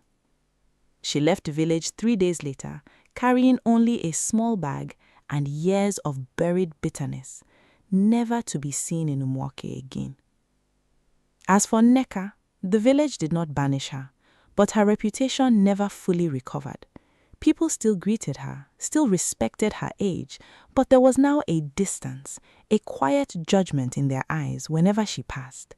She had allowed fear and jealousy to almost cost an innocent woman her life, and no apology could fully erase that memory from the village's collective heart. Now, you might expect that Namdi and I simply moved on happily after that, as if nothing happened. But real life, even in a story like this, isn't that simple. Because my husband's silence during my accusation left a wound between us that took a long time to heal. I remember confronting him weeks later, my voice trembling, asking him why he didn't defend me when his own mother called me a witch in front of the entire village. He couldn't answer immediately. He looked down, ashamed, and finally said, "I was scared. I didn't know how to choose between the two women I loved most, and I hate myself for staying silent while you suffered." It wasn't a perfect answer, but it was honest. And sometimes, honesty, even painful honesty, is the first step toward real healing. Over the following months, something shifted in our household. Nneka, humbled by what nearly happened because of her own actions, began treating me differently. It wasn't sudden and it wasn't perfect. Trust once broken doesn't simply return overnight. But little by little, she started asking my opinion on cooking. She started sitting with me in the evenings, telling me stories about Nnamdi's childhood, stories she had never shared before. It was as if surviving that storm together had cracked open something in her that stubbornness had kept locked for years. One evening, almost a year after the incident, she came to my hut alone, carrying a small wrapped item. Inside was a beaded necklace, one that had belonged to her own mother. She said, "I want you to have this," she said quietly. "Not because I feel guilty, though I do, but because I finally see you as my daughter, not my enemy." I cried that night, not out of sadness, but out of a strange, complicated relief, because sometimes the people who hurt us the most are also capable of the deepest transformation if given the chance and if they are honest enough to face their own darkness. But before you think this story ends in simple, easy forgiveness, let me tell you the final twist, the one that ties everything together in a way none of us expected. A few months after that, while clearing out an old storage room in Nneka's hut, I found a small hidden box tucked beneath old wrappers and forgotten pots. Inside were old letters, yellowed with age, written in a handwriting I didn't recognize. Curious, I read one. It was a letter from Nnamdi's father to Ugoma, written years before he married Nneka, confessing his own confusion, his own struggle between the two women before ultimately choosing duty and family expectation over his own heart's true desire, the woman he actually loved most, before societal pressure pushed him toward the proper choice. I sat there stunned, because it meant the story wasn't simply about a jealous friend attacking an innocent family out of spite. It meant Ugoma's pain, twisted and destructive as her actions were, came from a real, unresolved heartbreak, a love story cut short by tradition, living 3 lives forever tangled in bitterness and consequence. I never showed those letters to Nneka. Some truths, I realized, are better left buried, especially when uncovering them serves no purpose except reopening wounds that had already begun to heal. Instead, I quietly burned them, letting the ashes carry away a secret that had already caused enough damage across 2 generations of this family. If you are still with me watching till this point, let me ask you something important. Have you ever misjudged someone completely, only to discover later that their cruelty came from a pain you never knew existed? Share your thoughts in the comments, because I would genuinely love to hear your own experiences with this. And if this story touched you, moved you, or kept you glued till now, please hit that subscribe button, because there are many more stories like this coming, stories full of twists, emotion, and lessons about the human heart. As for me, today, I live peacefully in Umoke with Nnamdi and our 2 children. Nneka, now much older, spends her afternoons teaching my daughter how to cook the very soup she once criticized me for making wrong. Life has a strange way of healing wounds we thought were permanent, if we allow enough time, enough honesty, and enough courage to face uncomfortable truths. The village of Umoke still tells this story, though the details have changed slightly with each retelling, the way stories often do when they pass from mouth to mouth over the years. Some versions making Nneka the villain until the very end, others focus more on Ugoma's tragic heartbreak, but I know the real story because I lived it, every painful, terrifying, and ultimately transformative moment of it. I learned something that year that I carry with me even now. People rarely hate without reason, even when that reason is buried so deep they themselves don't fully understand it. Nneka didn't wake up one morning deciding to destroy an innocent woman for entertainment. She was a frightened, lonely woman who chose the wrong target for pain that had nothing to do with me at all. And Ugoma wasn't simply an evil woman scheming for no reason. She was someone who carried decades of heartbreak, twisted slowly into something dangerous by years of silent suffering. None of this excuses what almost happened to me. I still carry a small scar on my hand from that boiling oil, a permanent reminder of how quickly fear can turn a community against an innocent person. But that scar also reminds me of survival, of truth eventually surfacing no matter how deeply it's buried, and of the surprising, complicated ways families can heal even after nearly being destroyed by secrets, jealousy, and misplaced blame. If there's one thing I want you to take from this story, it's this. Never let fear make your decisions for you, and never assume you fully understand someone's actions until you know their full story. The village of Umuoke almost burned an innocent woman alive because fear spoke louder than truth. Don't let that happen in your own life, whether it's judging a stranger, a co-worker, a neighbor, or even a family member. Sometimes the person you're quick to condemn is carrying a truth you haven't discovered yet. And sometimes the person spreading the loudest accusations is running from a truth about themselves they are too afraid to face. Thank you for staying with me until the very end of this story. If it moved you, if it kept you guessing, if those twists caught you off guard the way they caught our entire village off guard back then, please subscribe, share this with someone who loves powerful, emotional stories, and drop a comment telling me which twist shocked you the most. Was it Ugoma's secret love story, Neka's confession, or the letters I found and chose to burn? Because trust me, this is only one story from Umuoke. There are many more waiting to be told, many more secrets buried in the red earth of that village, waiting for their moment to finally come into the light. Until next time, stay curious, stay kind, and never let fear write the story of someone else's life. I'll see you in the next one. The rains had not yet fallen on Ayatoro village. Chief Fashola stood at his son's wedding, smiling, but his heart burned with jealousy. He was already planning how to take the bride for himself. The rains had not yet fallen on Ayatoro village. Chief Babajide Fashola, standing 6'3" with a broad, heavy-set frame, villagers quietly gathered myth to where it all began. The rains had not yet fallen on Ayatoro village when Chief Babajide Fashola stood at his son's wedding, smiling in front of everyone, while his heart burned with something no father should ever feel for his own son's bride. Nobody in that crowd knew that the man handing out kola nuts and blessing the couple was already planning in the quiet chambers of his mind how to take her for himself. If you've ever wondered how far jealousy can twist a man's soul, stay with me, because this story will shake you. And if stories like this move you, hit that subscribe button now, because what happens next in this village will leave you speechless. Let me take you back to where it all began.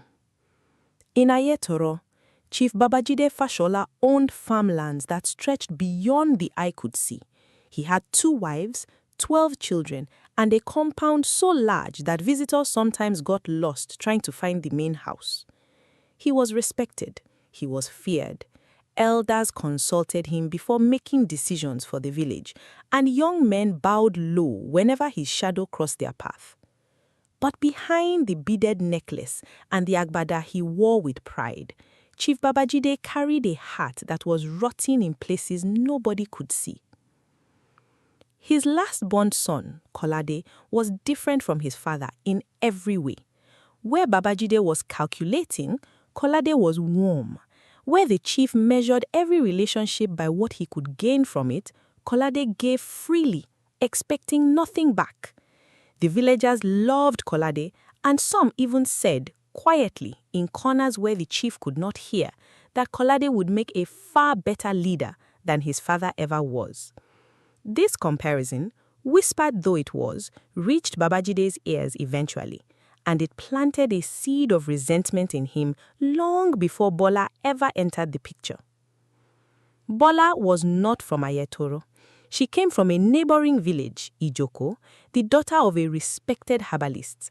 She was known for her beauty, yes, but more than that, she was known for her wit, her kindness, and the way she carried herself like a woman who understood her own worth without needing anyone to remind her of it.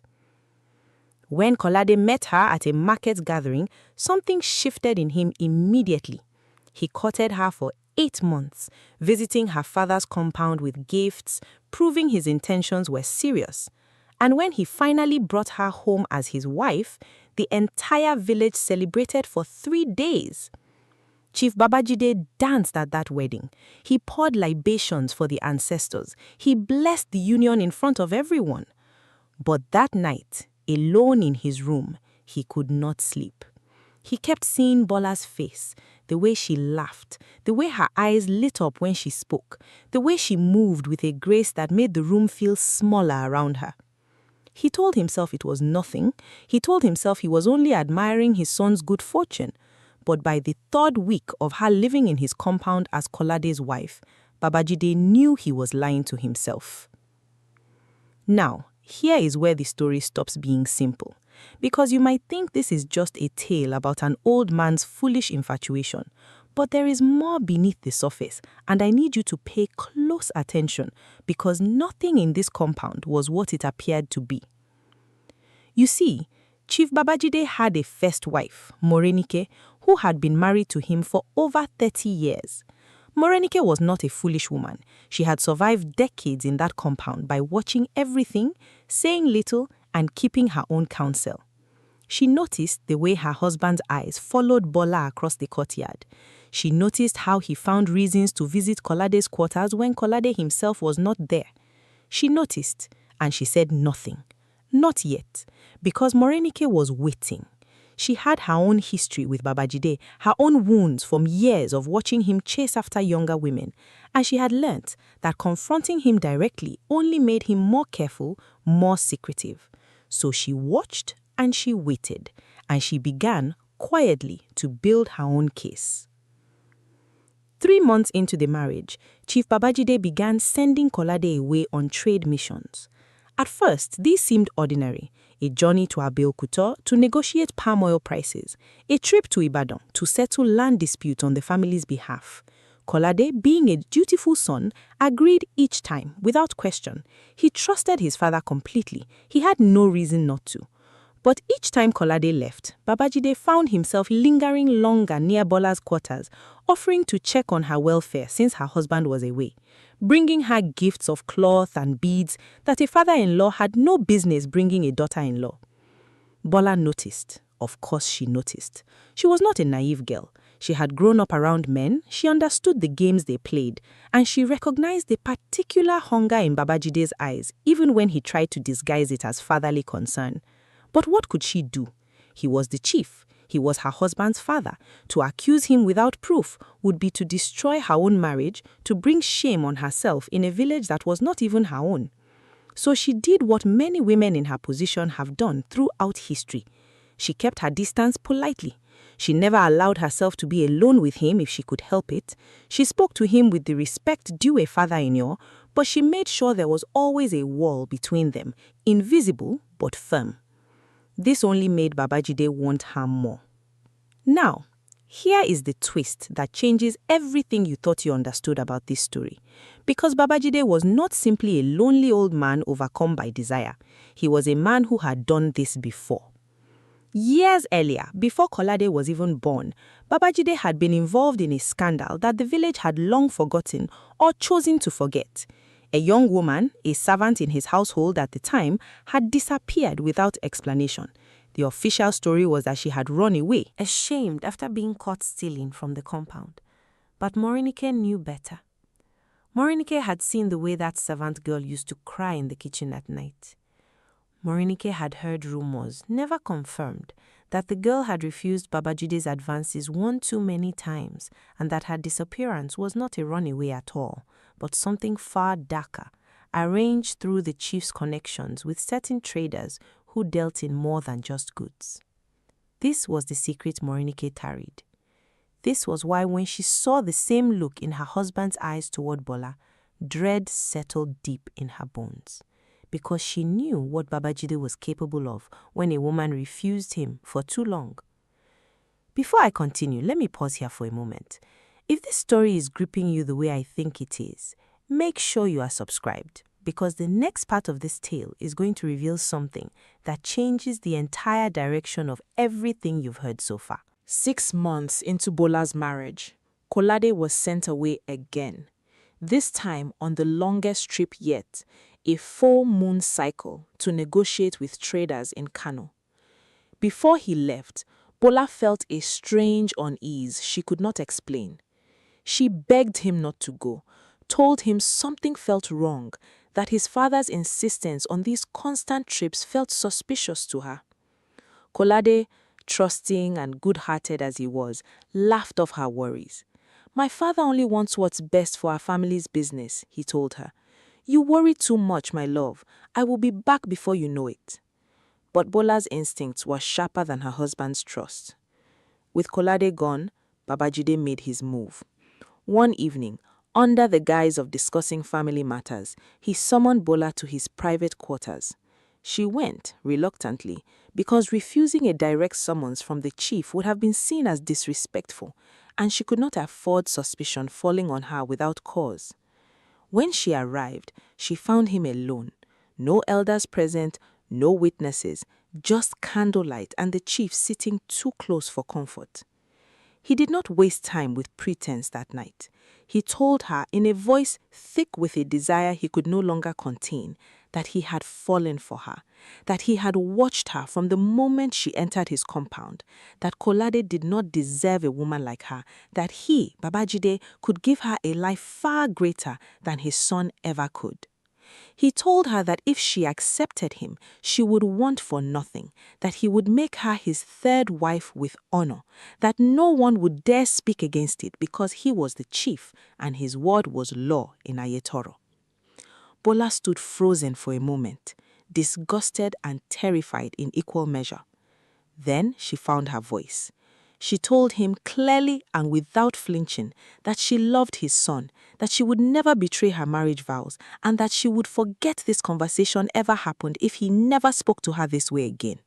She turned to leave. But Babajide was not a man accustomed to rejection. He grabbed her wrist as she turned, and in that moment something cold entered his voice. He told her that she should think carefully about her decision, that things could go very badly for a young bride who dared to disrespect the head of the household, that accidents happened, that reputations could be destroyed with a single rumor of witchcraft or infidelity, and that no one, not even Kolade, would believe her word over his. It was a threat, clear and unmistakable. Bola understood in that terrifying instant that she was in far more danger than she had ever imagined.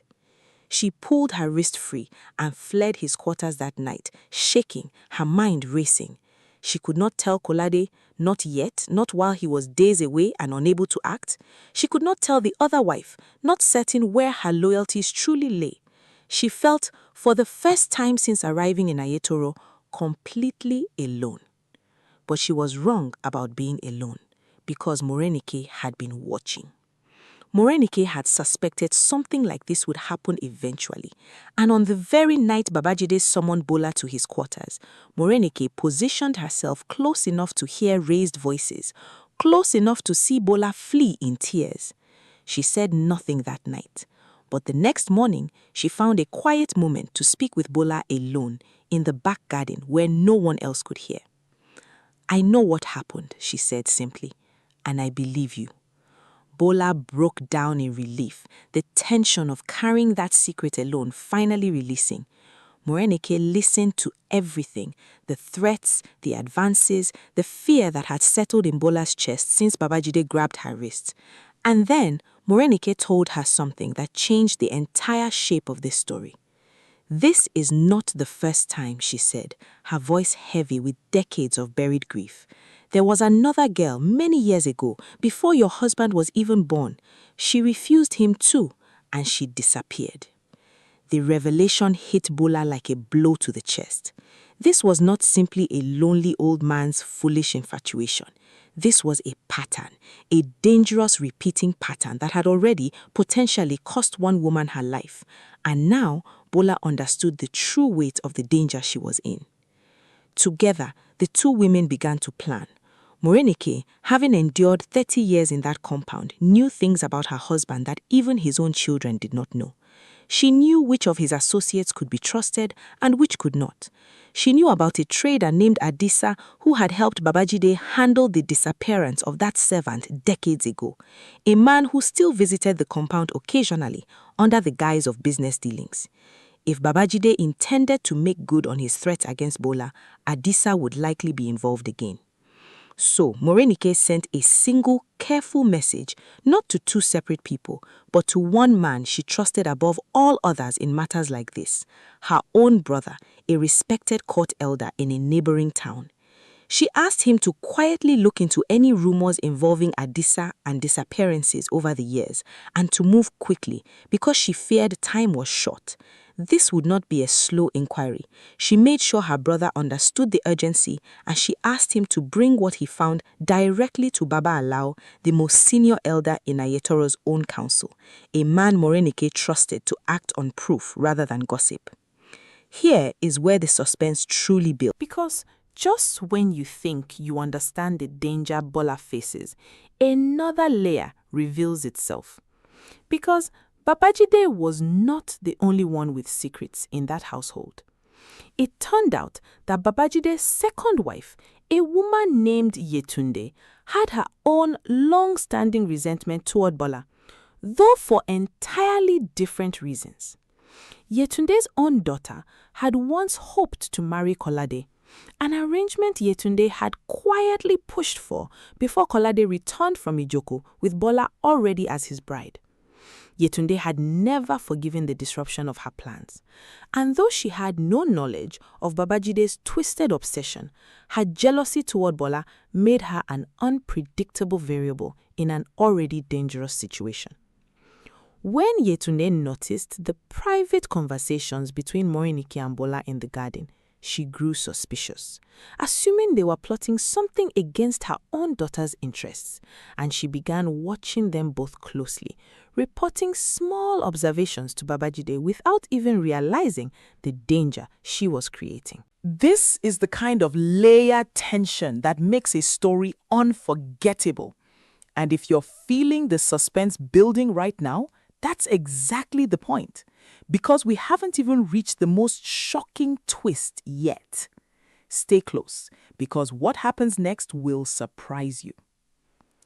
10 days after the confrontation in Babajide's quarters, word arrived that Kolade's return had been delayed further, another 2 weeks due to complications in the Kano negotiations. Bola's fear deepened with every passing day.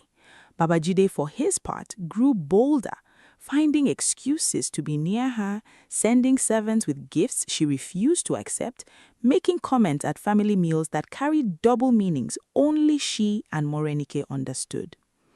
Then, one night, Yetunde, still suspicious of the whispered conversations between Morenike and Bola, decided to confront Babajide directly, believing she was protecting her own daughter's future interests. She told him she believed the two women were conspiring against the family, perhaps even planning to expose some scandal to damage his reputation and Kolade's inheritance. She had no idea how close to the truth her words actually were, but her warning struck a nerve in Babajide, and it accelerated his plans in a direction that would soon spiral out of control. Fearing exposure, Babajide decided he needed to act before Kolade's return. If Bola would not come to him willingly, he would create a situation where she had no choice, or, better yet, remove the obstacle entirely and frame the removal as something else altogether. He remembered Adisa, the trader who had helped him decades before, and he sent a message calling him to the compound under cover of darkness. But that message never reached its destination in time to matter, because by the very same evening Babajide's messenger set out for Adisa, word had already reached Baba Alao from Morenike's brother, confirming that Adisa's name was tied to more than one disappearance across several villages over the years. Baba Alao, a careful man who did not act on rumor alone, had quietly begun making his own inquiries days earlier at Morenike's urging, and by the time Babajide's summons went out, elders in 2 neighboring villages were already comparing notes on the trader's history. Adisa himself, sensing the net closing in around him from multiple directions, went into hiding before Babajide's message ever found him, terrified of being caught with blood on his hands while the chief who ordered it walked free. Bola, though she did not yet know it, had already been saved from immediate danger by the very investigation Morenike had set in motion the moment she learned the truth. Before I tell you what happened next, if you've made it this far into the story, you already know this is not your typical folktale. Make sure you're subscribed because the climax of this story is about to unfold and you do not want to miss how it ends. With Adisa gone into hiding and unreachable, Morenike knew she could not wait any longer for more evidence to fall into place on its own. She decided to force the matter into the open herself, using her standing as first wife and her decades of unquestionable loyalty to the family to request an urgent meeting with the village council, citing matters of family honor without revealing the full truth in advance. She knew that if she exposed everything too early without proof, Babajide could simply deny everything and destroy both her and Bola's credibility using his considerable influence in the village. But with Baba Alao already quietly aware of the rumors surrounding Adisa, she believed she finally had enough of a foundation to press the issue in front of witnesses who would not simply take the chief's word as final. So she arranged for Bola to be present but silent during the meeting, positioned near enough to a hidden alcove that had, unknown to Babajide, served as a listening point for decades, a detail Morenike knew from her 30 years in that same compound. Then, under the pretense of discussing an unrelated land inheritance dispute, Morenike steered the conversation towards Adisa, mentioning his name casually, watching Babajide's reaction carefully in front of the elders. Babajide, unaware of how much Morenike truly knew about Adisa, grew visibly agitated at the mention of Adisa's name in front of the elders, an agitation the sharp-eyed elders noticed immediately, given his usual composed demeanor. Sensing an opening, Morenike pressed further, asking innocently why the mention of an old trading partner would unsettle the chief so deeply. Cornered and unable to explain his reaction without raising further suspicion, Babajide made a critical error. He lashed out, accusing Morenike of trying to embarrass him in front of the elders, his voice rising with an anger that revealed far more than his words intended. It was in that moment of rising anger, that loss of control so unusual for a man known throughout Ayetoro for his composure, that Baba Alao, who had already been quietly gathering testimonies for days, asked a simple but devastating question. Chief Babajide, is there something about Adisa's business dealings that troubles you? Because I have heard things this past week that trouble me greatly. The room fell silent. And in that silence, Babajide's carefully constructed reputation began to crack. He tried to recover, tried to laugh it off as nothing more than old business frustrations, but the damage was done. Baba Alao revealed plainly and without further delay what the inquiries had already uncovered. Testimonies from families in neighboring villages who had lost daughters under mysterious circumstances, all connected in some way to the very trader Babajide had just tried to summon in secret that same week, a coincidence far too glaring to ignore. But here is the twist within the twist, the moment that changes everything. Word soon reached the elders that Adisa, upon learning investigations were closing in from multiple sides, had gone into hiding rather than risk being caught alone, fearing that Babajide would let him take the fall to protect his own reputation as chief. Within days, driven by that same fear, Adisa sent word from wherever he was hiding, offering a full account of everything in exchange for leniency. He confessed to the disappearance of the servant girl decades ago, arranged at Babajide's request after she refused his advances, and he revealed the message Babajide had sent that very week, asking him to make the new bride disappear quietly if she continued to refuse him, disguised as an arrangement to send her back to her father's village in shame over false accusations of infidelity that Babajide had planned to fabricate. The village elders were stunned into silence. This was not simply a scandal of infidelity or family dishonor. This was a confession of premeditated harm against not one, but potentially multiple women over decades, orchestrated by the very man entrusted with the village's leadership and moral guidance. Word of the confession spread through Ayetora like wildfire. By the time Kolade finally returned from Kano, unaware of everything that had transpired in his absence, he found his father under house arrest by order of the village council. His wife, Bola, shaken but safe, protected throughout the ordeal by Morenike's careful planning, and the entire compound in an uproar over revelations that would forever change how the village viewed their once respected chief. Kolade's return brought its own emotional storm. Learning that his own father had attempted to seduce his wife, threatened her life, and had potentially been responsible for the death of an innocent servant girl decades earlier, shattered something fundamental in him. He confronted his father directly, demanding to know how a man could betray his own son so completely, how the father who raised him, who taught him about honor and respect, could harbor such darkness for so long. Babajide, finally cornered, with no more lies left to hide behind, broke down completely.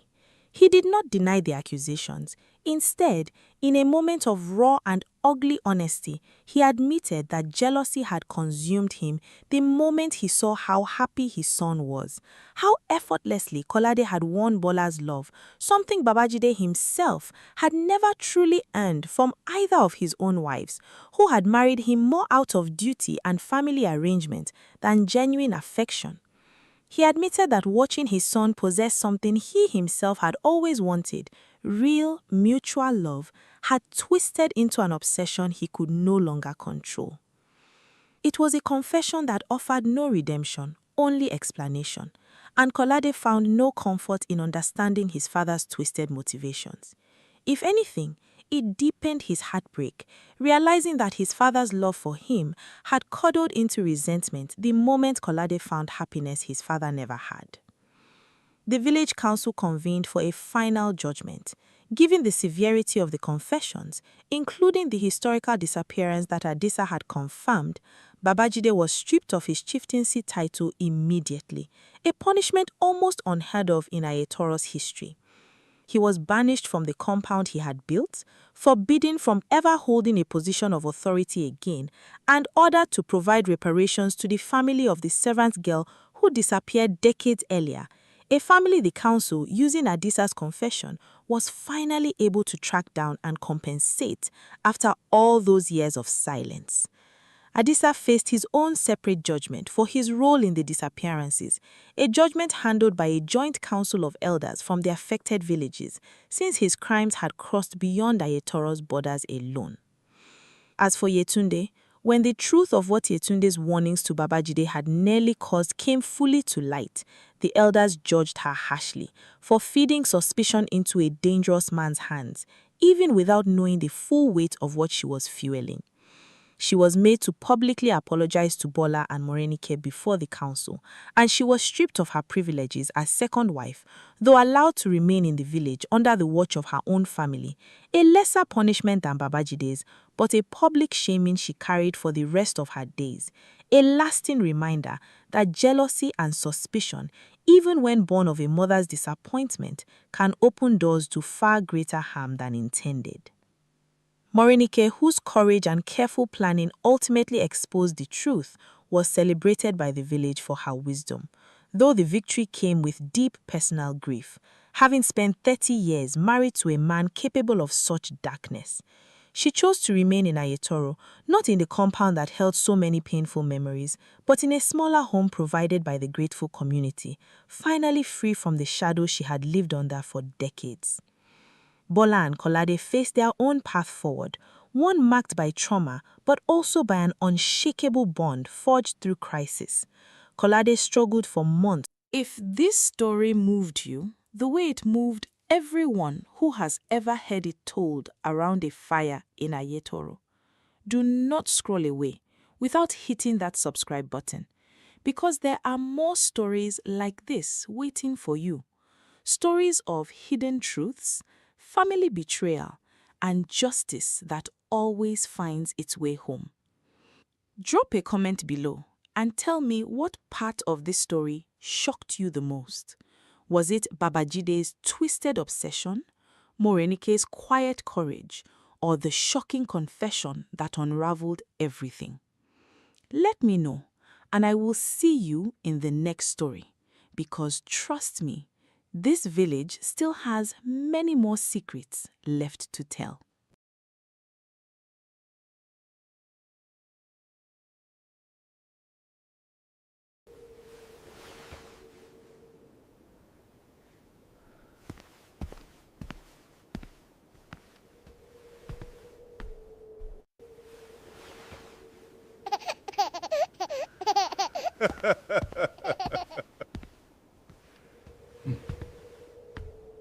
He waited until the whole house was asleep before he crept into the nursery and disappeared with her 3-month-old son.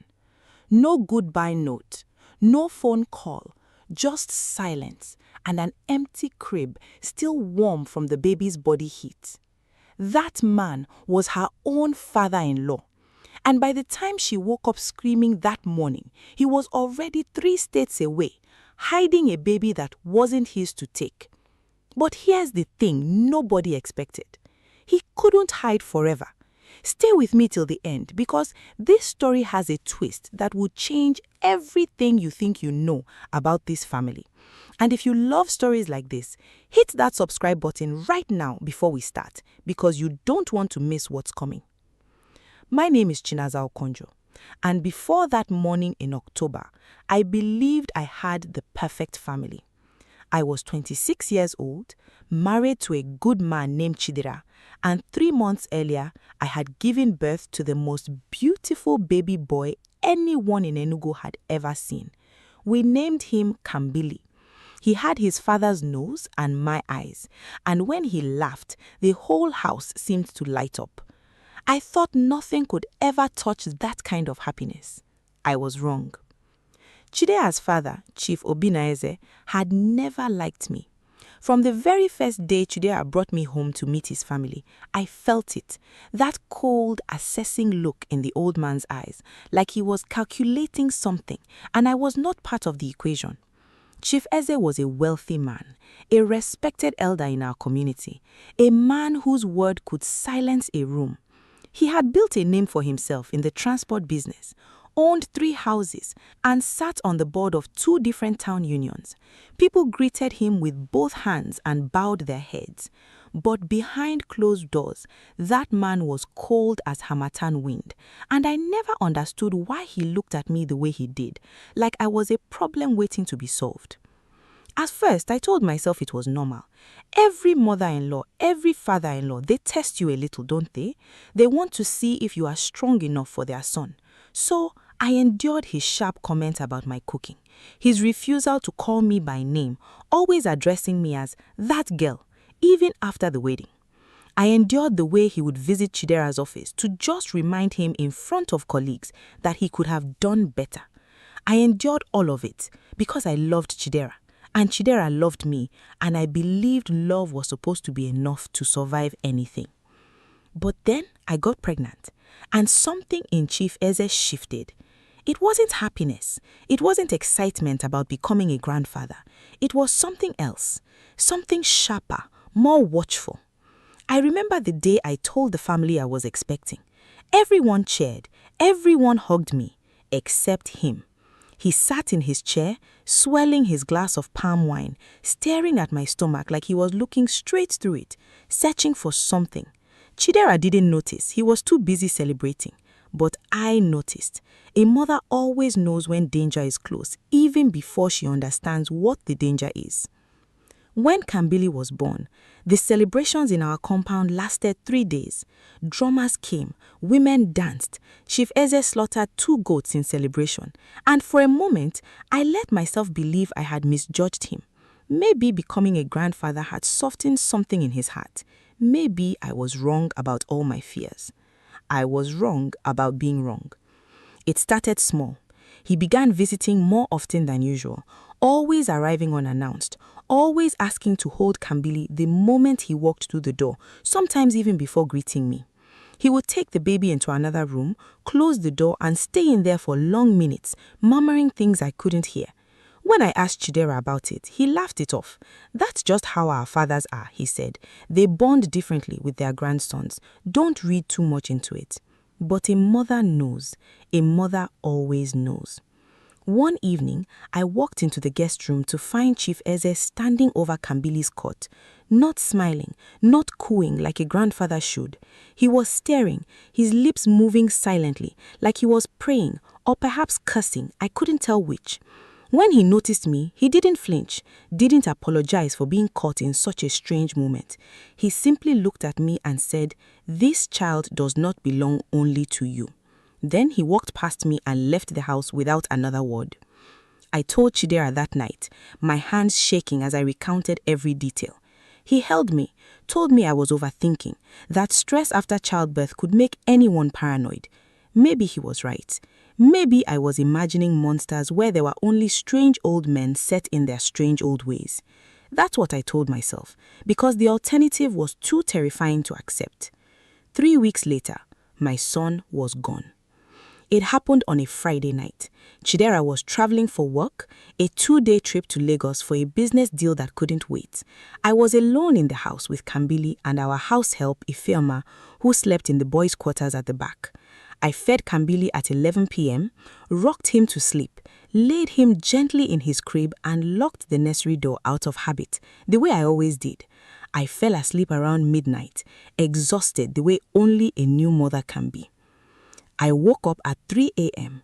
to the worst silence I have ever heard in my life. You see, there is a particular kind of silence that comes from a baby monitor when the baby isn't breathing beside it. And there's a different, more horrifying silence when the baby simply isn't there at all. I don't know how I knew before I opened my eyes, but something in my chest cracked open and I ran to that nursery so fast I nearly broke my ankle on the stairs. The crib was empty. The window, which I always kept locked, was wide open. Curtains dancing in the night wind like nothing was wrong, like my entire world hadn't just ended. I screamed. I screamed so loud that Ifeoma came running and the neighbors woke up, and within 20 minutes, half the street was in my compound and I was on the floor of that nursery, unable to breathe, unable to think, clutching an empty blanket that still smelled like my son. The police came.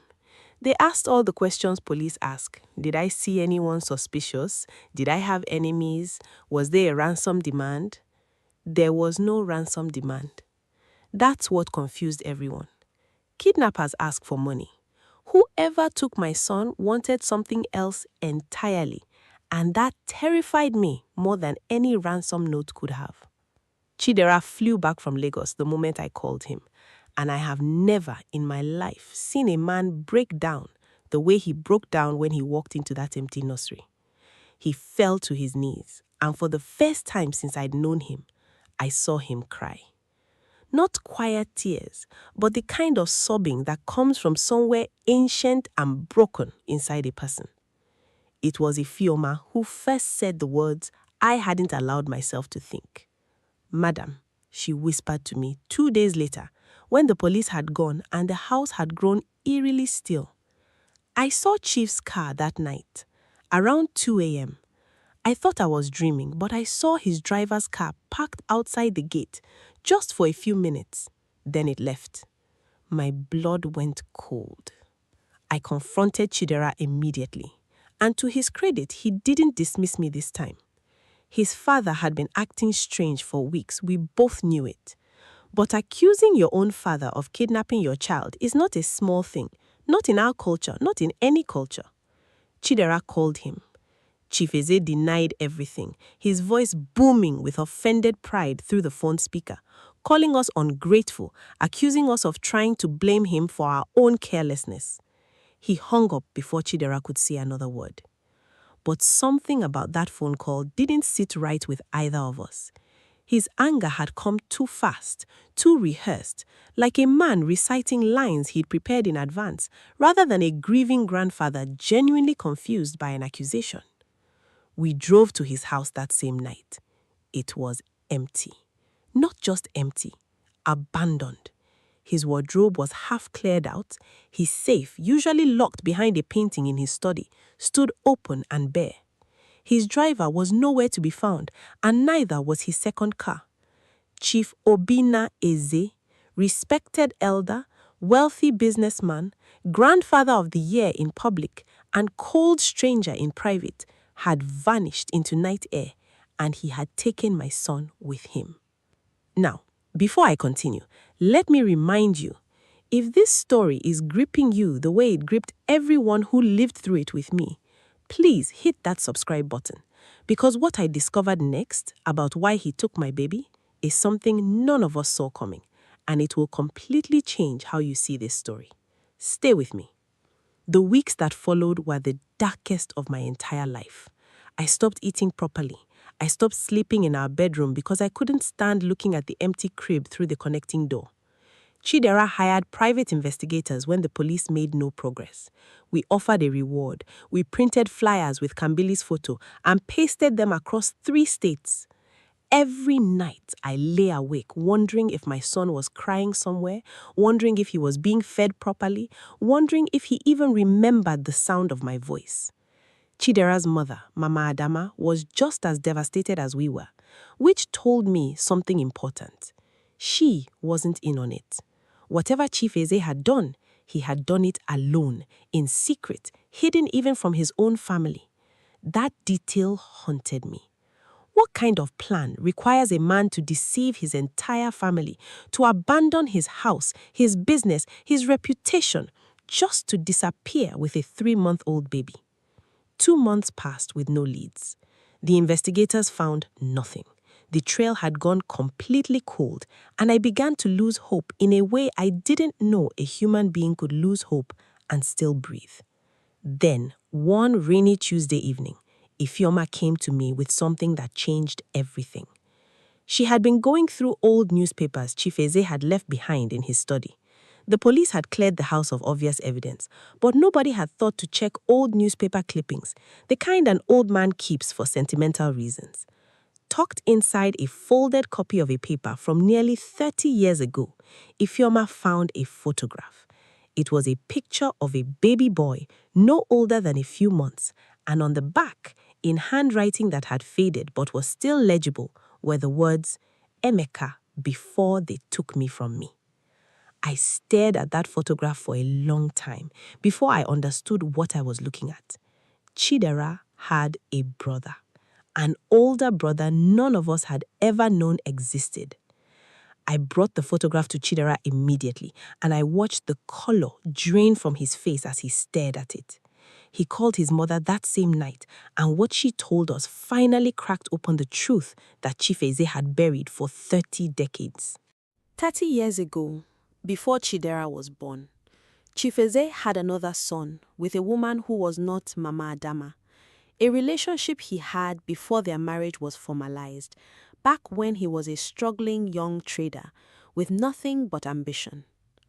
When that woman discovered she was pregnant, Chief Eze's own father, a proud and rigid man, forbade the union, insisting the woman was from the wrong family, the wrong background, unworthy of the Eze name. Under pressure, young Obina Eze abandoned the woman and the child, choosing his family's approval over his firstborn son. Years later, he learned that the woman had died in poverty, and the boy, his son, Emeka, had been taken away by relatives of the mother and raised somewhere far from Enugu, his identity, his very existence erased from the Eze family history. Chief Eze carried that guilt for 30 years. Mama Adama said he rarely spoke of it, but on the nights he drank too much palm wine, he would sometimes mutter a name, Emeka, and weep quietly where he thought no one could see him. Now here is the twist that changes everything. Just months before Kambili was born, Chief Eze had finally located his long-lost son. Emeka was alive, living 2 states away, and through him, Chief Eze had discovered something that shattered his entire understanding of his own family and filled him with a terror none of us could have predicted. Emeka, it turned out, had fallen into serious trouble. He had gotten involved with a dangerous group of men, ritualists who trafficked in stolen infants for use in dark ceremonies, believing the blood of a firstborn grandson from a wealthy lineage carried special spiritual power. And in a horrifying twist of fate, one of Emeka's associates had somehow learned about Kambili, about the Eze family's newest grandson, born into wealth, born into a bloodline that these men believed was spiritually potent because of Chief Eze's own rise from poverty to power. Chief Eze had overheard a conversation, accidentally, through his estranged son Emeka, who, in a moment of drunken confession, revealed that his associates were planning to kidnap Kambili for a ritual scheduled to take place at the end of that very month. Emeka, despite his criminal entanglements, still had enough conscience left to warn his father, perhaps as a way of seeking the forgiveness he'd never received. Chief Eze was faced with an impossible choice. If he went to the police, the ritualists, men with powerful and dangerous connections throughout the region, would simply strike faster before proper protection could be arranged and might even eliminate witnesses, including Chidera and me, to cover their tracks. If he told Chidera and me the truth, he feared panic or worse, that we might confront the men directly and get ourselves killed. So, Chief Eze, in his own broken, guilt-ridden, deeply flawed way, made the only decision he believed could save his grandson's life.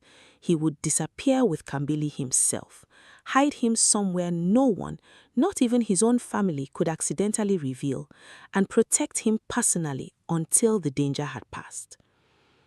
I need you to pause with me for a moment because I know this is a lot to take in.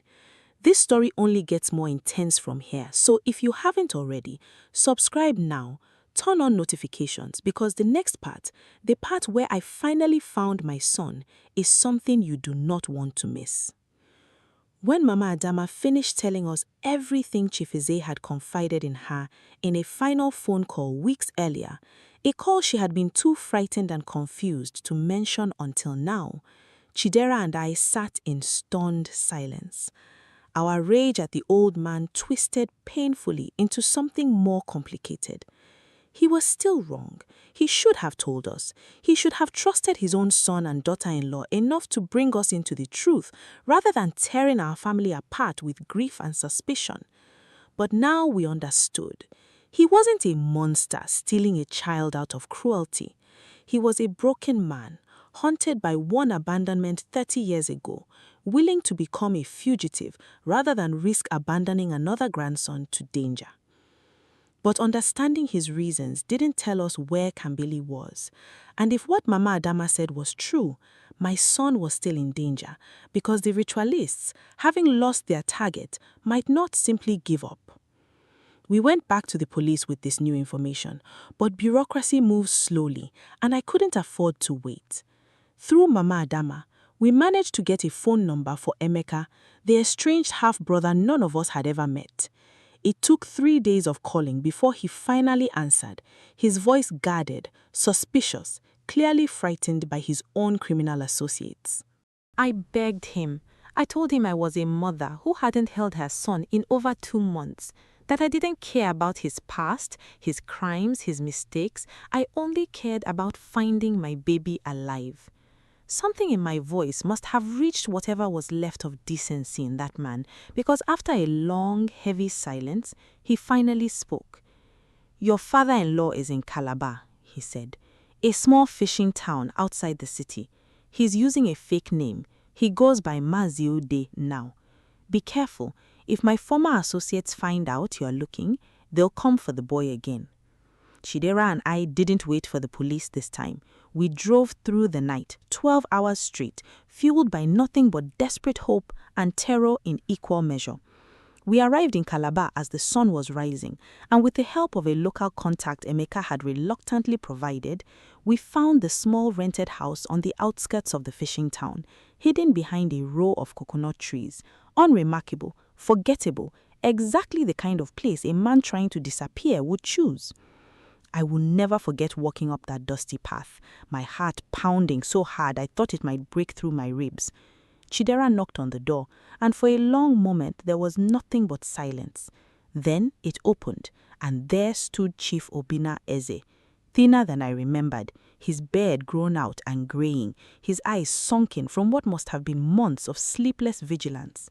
He looked nothing like the proud, commanding chief I once feared. He looked like a man who had been carrying the weight of the world alone. And there in his arms, wrapped in a blanket I didn't recognize, was my son.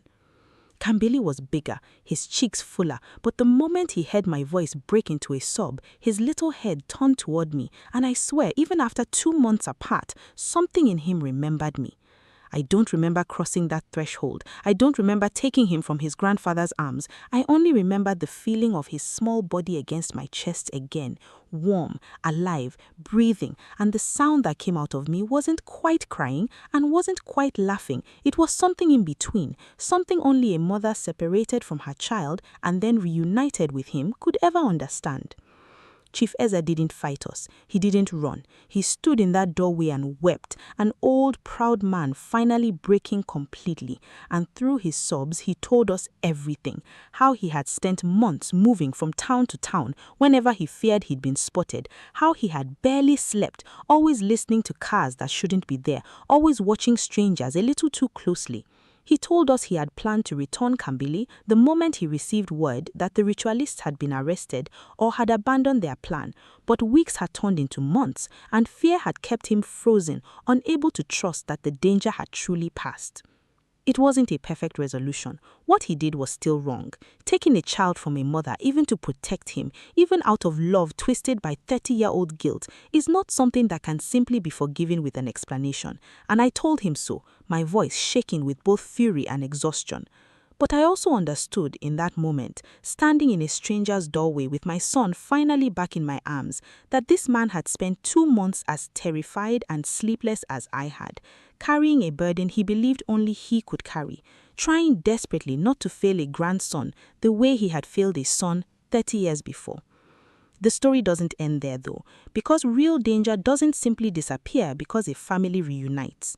With the information Emeka provided, and with Chief Eze's own testimony, once we convinced him to finally go to the authorities properly, the police were able to track down and arrest 4 members of the ritualist trafficking network operating between 2 states. It turned out they had been watching our compound for weeks before Kambili disappeared, which meant that in his own desperate, misguided way, Chief Eze truly had saved his grandson's life. Had he not acted when he did, acted before we even understood the threat existed, the outcome could have been the kind of tragedy no family ever recovers from.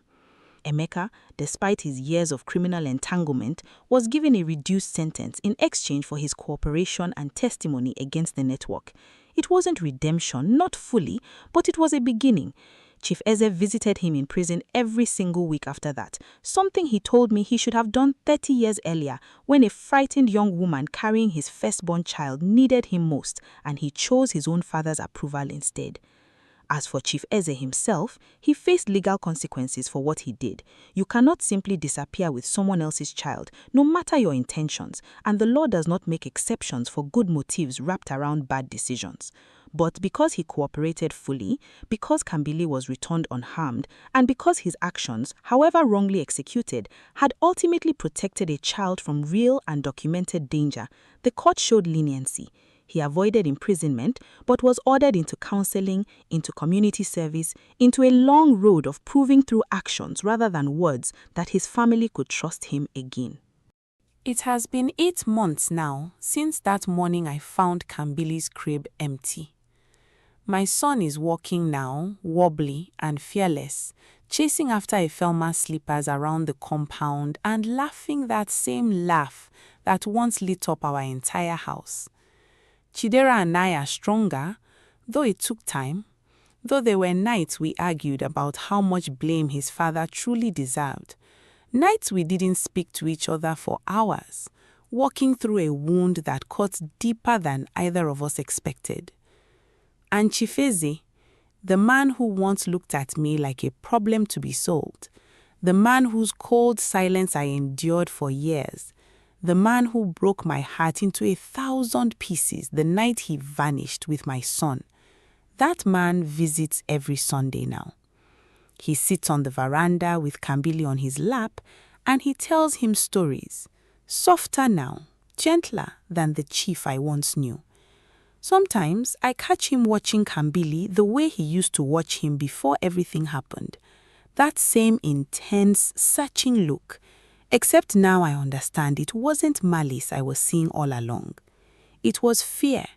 It was a father who had lost one son to his own pride, terrified beyond reason of losing another child he loved to a danger he alone could see coming.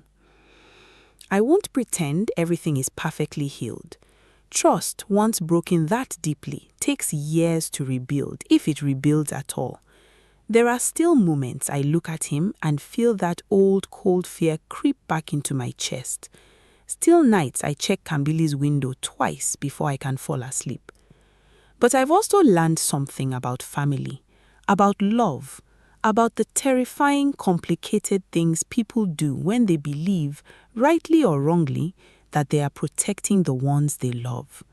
Chief Obina Eze stole my baby, but in stealing him, in disappearing into the shadows for 2 long agonizing months, he also saved him from a danger none of us could have survived on our own.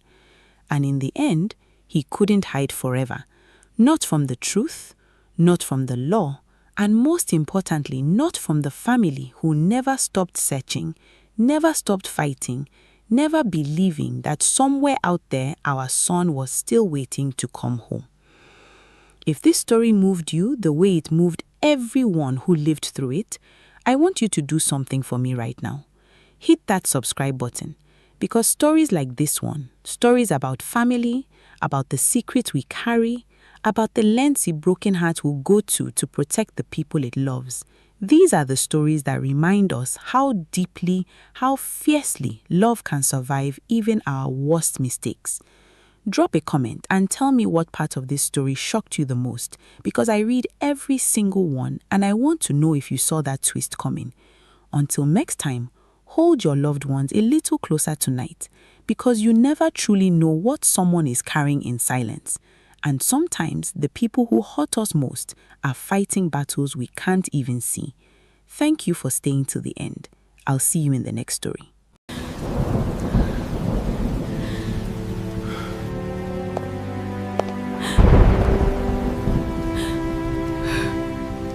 My mother-in-law told the whole village I was poisoning her son. She was wrong. It wasn't me. But someone in that house was pouring death into his food every single night, and by the time we found out who it was almost too late to save him. My name is Chichi, and before you keep watching, if you love stories that will shock you till the very end, hit that subscribe button now, because what I'm about to tell you, you will not see coming, not even a little bit. I married Jason on a rainy Saturday in Enugu. The kind of rain that Igbo people say is a blessing on a marriage. I believed it. I believed everything that day because I loved him and because I thought love was enough to survive anything, including a mother-in-law who looked at me like I had stolen something that belonged to her. Her name was Mama Ngozi, tall, straight-backed, with eyes that never seemed to blink when she looked at you.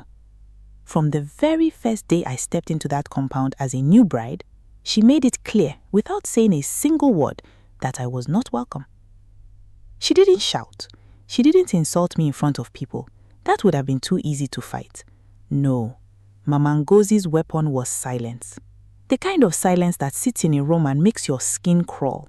The kind of silence that makes you question your own sanity. Jason was her only son. Her husband had died when Jason was 12, and from that day, she raised him alone, poured everything she had into him, sacrificed her own life so that he could become the successful architect he was when I met him. So when he chose me, a girl from a family she considered beneath hers, something in her broke. Or maybe something in her had always been broken, and I just became the excuse. The first 6 months of our marriage were beautiful. Jason was gentle, attentive, the kind of husband who called during his lunch break just to hear my voice. We lived in a small flat in Independence Layout, far from his mother's house in the village, and for those 6 months, I thought we were safe. I thought distance would protect us. I was wrong. Mama Ngozi began visiting. At first it was once a month, then twice. Then she was practically living with us, claiming her health was failing, that she needed her son close, that a good wife should not deny her husband's mother a place in her home. And because Jason loved his mother fiercely, the kind of love that blinds a man to everything else, he never said no to her. I want you to understand something before I continue. I did not hate Mama Ngozi. I tried, God knows I tried to love that woman. I cooked her favorite meals, I rubbed her feet when her arthritis acted up. I called her Mama with a respect that came from my own upbringing, not from fear. But respect was never going to be enough for a woman who had already decided long before she met me that no woman would ever be good enough for her son. Things started small. My rice would go missing from the pot, and when I asked, Mama Ngozi would say I was imagining things, that maybe I hadn't cooked enough in the first place. My clothes, freshly ironed, would end up crumpled on the floor, and she would blame the wind, blame the house help, blame anyone but herself. I began to feel like I was losing my mind, like the walls of my own home were turning against me. But the real damage, the damage that would nearly destroy my marriage, happened in whispers. Whispers that Mama Ngozi planted in Jason's ear when I wasn't in the room. I only found out the extent of it much later, but I want you to keep this in mind as the story unfolds, because nothing in this house was ever what it seemed. One evening, Jason came home from work and refused to eat the food I had prepared. He said his stomach felt strange whenever he ate my cooking. I laughed it off at first, thought maybe he had eaten something at work that disagreed with him. But the next day, the same thing happened. And the next. Slowly, my husband, the man who used to steal spoonfuls of stew from my pot before it was even done, began pushing my food away like it was poison. I didn't understand it. I couldn't understand it because I had cooked with my own hands, with love, the same way my mother taught me. But something was happening to Jason's body. He was losing weight. He complained of headaches, of dizziness, of a bitter taste that lingered in his mouth long after meals. And every single time, Mama Ngozi was standing right there, watching him suffer with an expression I couldn't quite read. If you're new here, welcome. And if this story is already pulling you in, don't scroll past without subscribing because the twist coming up is going to change everything you think you know about this family. It was Mama Ngozi who first said the word poison. She said it during a family dinner in front of Jason's older sister, Chiemere, and 2 of Jason's cousins who had come to visit. She said it calmly, almost sadly, like a woman who had discovered a painful truth she wished she didn't have to share. "My son is not looking well," she said, placing a hand over her chest as if the words physically pained her. "Ever since he married this girl, he has not known peace. I have watched it with my own eyes." The room went silent. I felt my heart drop into my stomach. I looked at Jason, waiting for him to defend me, waiting for him to remind my mother that I had done nothing but love him. But Jason said nothing. He simply stared at his plate, his jaw tight, his eyes refusing to meet mine. That silence hurt more than anything Mama Ngozi could have said. From that dinner onward, everything changed. Word spread through the family, through the village, the way gossip always does in our part of the world, faster than fire in dry harmattan grass. My mother-in-law told anyone who would listen that I was slowly killing her son, that I had brought some strange concoction from my village, that girls like me, modern, educated, too known, were dangerous because we knew how to hide wickedness behind a smile. I begged Jason to see reason. I told him I would never hurt him, that I loved him more than my own life. He looked at me with something I had never seen before. Suspicion. Cold, quiet suspicion. And it broke something inside me that has never fully healed, even after everything I'm about to tell you. He started sleeping in the guest room. He stopped touching food I cooked, insisting his mother prepare his meals instead, just to be safe, he said, refusing to look me in the eye when he said it. I watched my marriage crumble in real time. Watched the man I loved slip away into his mother's arms, convinced that his own wife was trying to kill him. But here is where the story takes its first real turn, the part I promised you at the beginning. Because while everyone was watching me, accusing me, whispering about me, nobody, not even me, was paying attention to a young woman who had quietly become a fixture in that house. Her name was Pascaline. Pascaline was Mama Ngozi's niece, a distant relative from the village who had come to help around the house after Mama Ngozi complained of her failing health. She was soft-spoken, always smiling, always eager to please, the kind of girl everyone assumed was harmless. She cooked, cleaned, ran errands, and slowly, without anyone noticing, she became the one preparing most of Jason's meals whenever his mother was too tired to do it herself. I didn't think much of Pascaline at first. Why would I? She seemed like just another relative passing through, the way Nigerian families always have someone's cousin or niece staying over for months at a time. But looking back now, I realize I should have paid closer attention to the way her eyes followed Jason around the room, the way her voice softened whenever she spoke to him, the way she always found a reason to be near him alone, especially when I wasn't around. If you're still with me, comment below where you're watching this from, because trust me, you will want to see how this story ends. Weeks passed. Jason's condition worsened. He was hospitalized twice, the doctors baffled by his symptoms: nausea, tremors, a strange metallic taste that never seemed to leave his mouth no matter what he ate or drank. Mama Ngozi used every hospital visit as another opportunity to point fingers at me, telling doctors, nurses, anyone who would listen that his wife was responsible, that they should test his blood for poison, that this was witchcraft, that this was me. I was humiliated in ways I cannot fully describe. I was questioned by hospital staff. I was looked at with pity and suspicion by strangers. My own family began to distance themselves from me, afraid of the scandal, afraid of being associated with a woman accused of poisoning her husband. I lost friends. I lost my peace. I nearly lost myself. But something inside me refused to accept defeat. Call it instinct, call it desperation, but I knew with everything in me that I had never once tried to hurt Jason. And if it wasn't me poisoning him, then someone else in that house was. I decided I would find out who, even if it cost me everything. I started paying attention, really paying attention.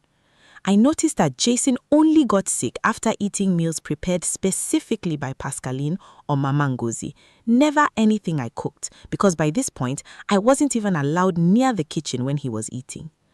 I noticed that Pascaline always insisted on serving him herself, refusing help from the house girl, refusing to let anyone else carry his plate to the table. I noticed too the way Mama Ngozi's health complaints seemed to disappear whenever it was convenient for her, how she claimed to be too weak to cook, but strong enough to travel to the market, strong enough to sit for hours gossiping with her friends. Something did not add up, and the more I watched, the more my suspicion shifted away from myself and toward the two women who had, in different ways, taken over my husband's care. One night, unable to sleep, I crept toward the kitchen to get water. The house was silent, everyone asleep, or so I thought. As I approached, I heard voices, low voices. I froze in the shadows of the hallway and listened. It was Pascaline, and she was not alone. She was speaking to someone on the phone, her voice trembling with an emotion I couldn't immediately place. She said, "I can't keep doing this. What if he dies? I never wanted him to die. I just wanted her gone. I wanted him to see that I was better for him than she ever was." My blood ran cold. I pressed myself against the wall, my heart pounding so loudly I feared she would hear it. You said it would just make him sick enough to blame her, she continued, her voice cracking. You said his mother would drive her out and then he would turn to me. But it's been months and he's getting worse and I don't know how much more I can give him without... She stopped mid-sentence and I heard footsteps. I barely had time to slip back into the shadows before she walked past me, phone still in hand, tears streaming down her face, completely unaware that I had heard everything. I want you to sit with that for a moment, because I certainly couldn't sleep after hearing it. My mother-in-law's quiet, humble niece, the girl everyone dismissed as harmless, had been slowly poisoning my husband, and she wasn't acting alone. Before I tell you who was on the other end of that phone call, let me remind you, this story is far from over, and if you've made it this far, please subscribe, because the truth I discovered next was something none of us saw coming, not even me. I spent the next few days pretending I knew nothing. I smiled at Pascaline. I greeted Mama Ngozi with the same forced respect I always had. But inside, I was gathering pieces, watching, waiting, trying to understand the full picture before I made a single move. Because I knew that if I accused Pascaline without proof, in a house where I was already the villain, nobody would believe me. I needed evidence. I needed the truth to be undeniable. I began secretly collecting samples of food before Jason ate them, storing them in small containers I hid in my handbag, telling no one, not even my own mother, what I was doing. I found a private laboratory in town, one far from our neighborhood where no one would recognize me, and I paid, with money I had quietly saved, to have the food tested. The wait for those results was the longest week of my life. Jason barely spoke to me during that time. He had grown thin, his once bright eyes now sunken and tired, his laughter, that laughter I fell in love with, completely gone.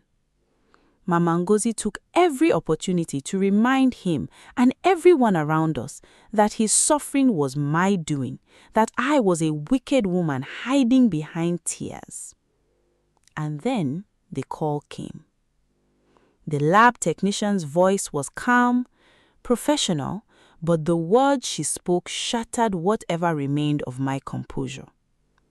Traces of a toxic plant extract, commonly used in certain traditional preparations, had been found in the food sample. Small doses, not immediately lethal, but cumulative, administered slowly, consistently, over time. Exactly the kind of poisoning that would make a person sicker and sicker without anyone suspecting foul play, until it was almost too late. I had my proof. But proof alone wasn't going to fix a broken marriage or convince a mother who had already made up her mind about me. I needed to catch them, both of them, in the act. Because by now, I strongly suspected that the voice on the other end of Pascaline's phone call was not some outside accomplice. It was Mama Ngozi herself. Think about it. Who else would benefit from turning Jason against me, from driving me out of that marriage, from replacing me with a girl from her own bloodline, someone she could control completely, someone who would never challenge her authority the way I had? It made a sickening kind of sense. Mama Ngozi hadn't just disapproved of me. She had orchestrated my destruction from the very beginning, using her own niece as her instrument, using poison as her weapon, using silence and suspicion as her shield. I decided I would confront them, but not alone and not without a plan.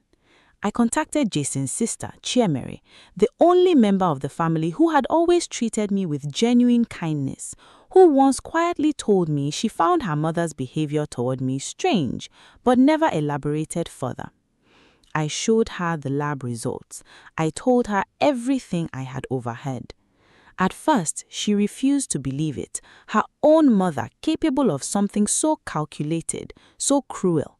But when I mentioned the name Pascaline, something shifted in her expression.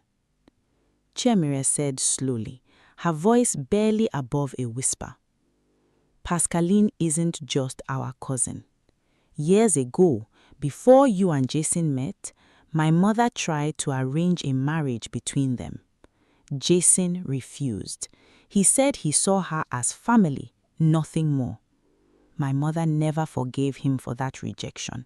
She always believed Pascaline was the perfect wife for her son, someone from the family, someone she could shape and control, someone who would never challenge her authority the way I had. If your jaw just dropped like mine did when I learned this, drop a comment right now, because we are just getting to the part where everything comes crashing down. Chiemere and I devised a plan. We would set a trap, one final meal, prepared under circumstances we controlled. With hidden cameras, Chiemere's husband, a security consultant, helped us install discreetly in the kitchen. We waited for the perfect opportunity, a weekend where Jason would be home, weak but still present, still able to witness the truth with his own eyes. That Saturday felt like the longest day of my life. I moved through the house with a calm I did not feel, watching Pascaline prepare dinner as she always did, watching Mama Ngozi hover nearby, offering suggestions, tasting the stew, adding something from a small pouch she kept tucked into the folds of her wrapper when she thought no one was looking. I saw it. The camera saw it. A small, almost imperceptible motion, her fingers releasing a fine powder into the pot, quickly stirred in, indistinguishable from any other spice to the untrained eye. My hands were shaking, but I forced myself to remain calm. Dinner was served. Jason sat at the table, exhausted, his body a shadow of the strong man I had married. I watched him lift his spoon, watched him bring it toward his mouth, and just as the spoon touched his lips, I spoke, "Don't eat it." The room froze. Mama Ngozi's eyes snapped toward me, sharp, dangerous. Pascaline's hands trembled where she stood by the stove. Jason lowered his spoon slowly, confusion written across his tired face. "Chichi, what is this nonsense now?" Mama Ngozi's voice was sharp, defensive, but I could hear something underneath it, fear.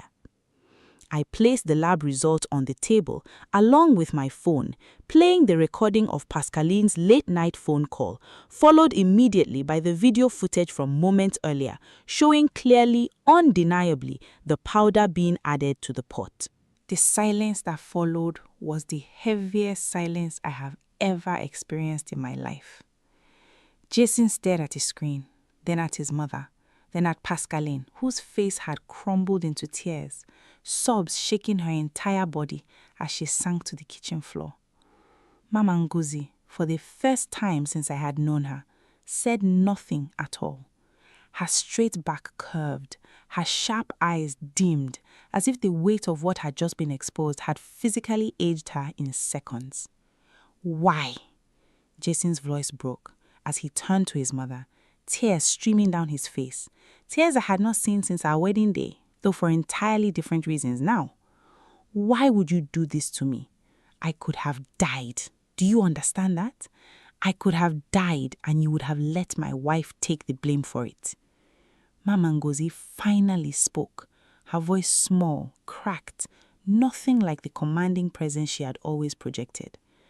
"I only wanted what was best for you. I wanted you to see that Pascaline was the better choice, that she would take care of you, that she would never challenge me the way this girl challenged me." "By poisoning me?" Jason's voice rose, disbelief and betrayal mixing into something raw and painful. "By slowly killing me to prove a point?" "It was never supposed to go this far," Pascaline cried out from the floor, her voice breaking between sobs. "Your mother said small amounts, just enough to make you weak, to make you doubt her, to make you turn back to me. I never wanted you to actually get seriously sick. I love you, Jason. I've always loved you." I stood there, watching the truth unravel before us, feeling a strange mixture of vindication and heartbreak. Vindication because finally, I was no longer the villain in this story. heartbreak, because the damage done to my marriage, to my sense of safety, to the trust between Jason and I, could not simply be erased by uncovering the truth. If you've stayed this long, I promise you the ending is coming, and it's not what you expect. Make sure you're subscribed so you don't miss the final part of this story, because what happened next changed everything, not just for me, but for that entire family. The days that followed were chaotic. Jason's family, once so quick to believe the worst about me, now turned their fury toward Mama Ngozi and Pascaline. Extended family members who had whispered about my wickedness now whispered about Mama Ngozi's cruelty instead, the fickle nature of gossip revealing itself for exactly what it was. Pascaline was sent back to the village in disgrace, her reputation destroyed, though I later learned that Jason, despite everything, refused to press formal charges against her, choosing instead to let her leave quietly, believing she had been manipulated as much as she had manipulated him. Mama Ngozi's case was different. Jason struggled for weeks with what to do about his own mother, torn between the love he had for her and the horror of what she had done. In the end, he made a decision that surprised everyone, myself included. He did not send her away. He did not cut her off completely. Instead, he confronted her, forced her to sit with the full weight of her actions, forced her to apologize to me directly, in front of the family members who had once believed her lies. I will never forget that moment. Mama Ngozi, the woman who had made my life a living nightmare for nearly 2 years, sitting across from me, her eyes finally meeting mine without arrogance, without suspicion, only shame. I was wrong, she said, her voice barely above a whisper. I let my fear of losing my son turn me into someone I do not recognize. I hurt him, I hurt you. I nearly destroyed everything, all because I could not accept that he had grown into a man who could choose his own path, who could love a woman who was not chosen by me. I did not forgive her instantly. I want to be honest with you, because this story is not about pretending that forgiveness is easy or immediate. It took months, many long conversations, many tears before I could look at Mama Ngozi without feeling the sting of everything she had put me through. But slowly, painfully, we began to rebuild something resembling peace, not because I owed her forgiveness, but because I chose, for my own sake and for the sake of my marriage, to release the anger that had been eating away at me for so long. Jason's recovery took time as well, both physically and emotionally.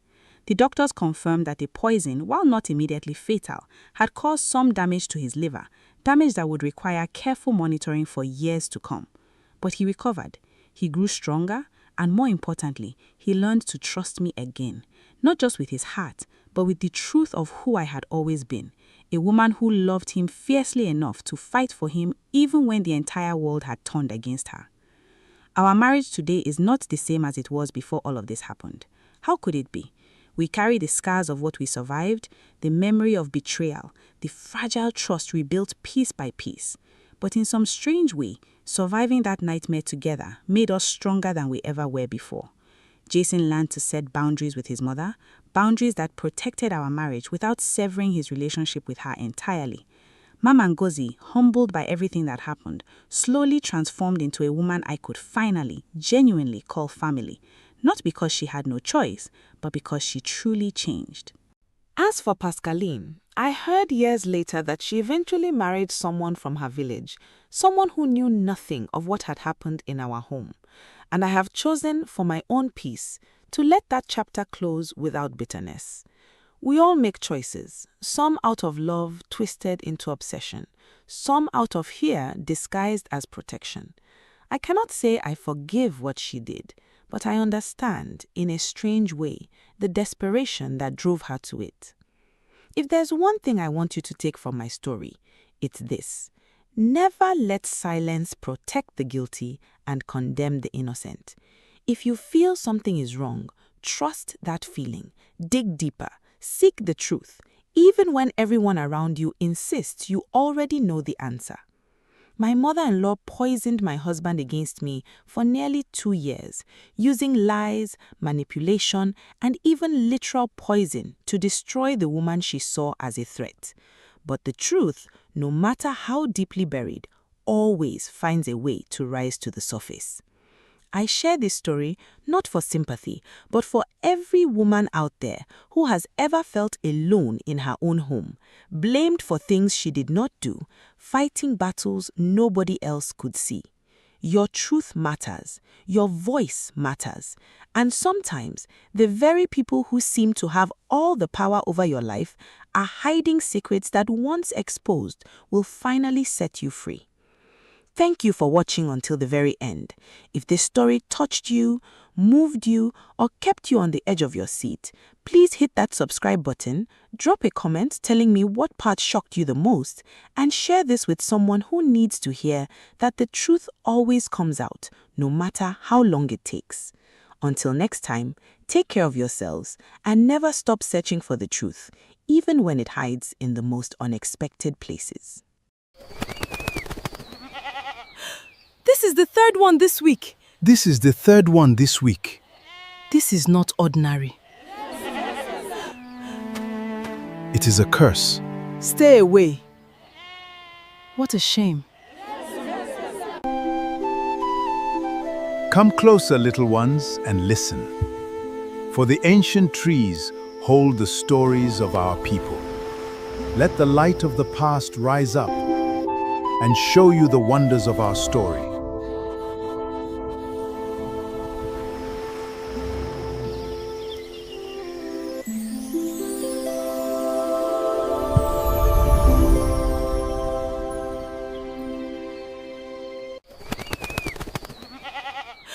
This is the third one this week. This is the third one this week.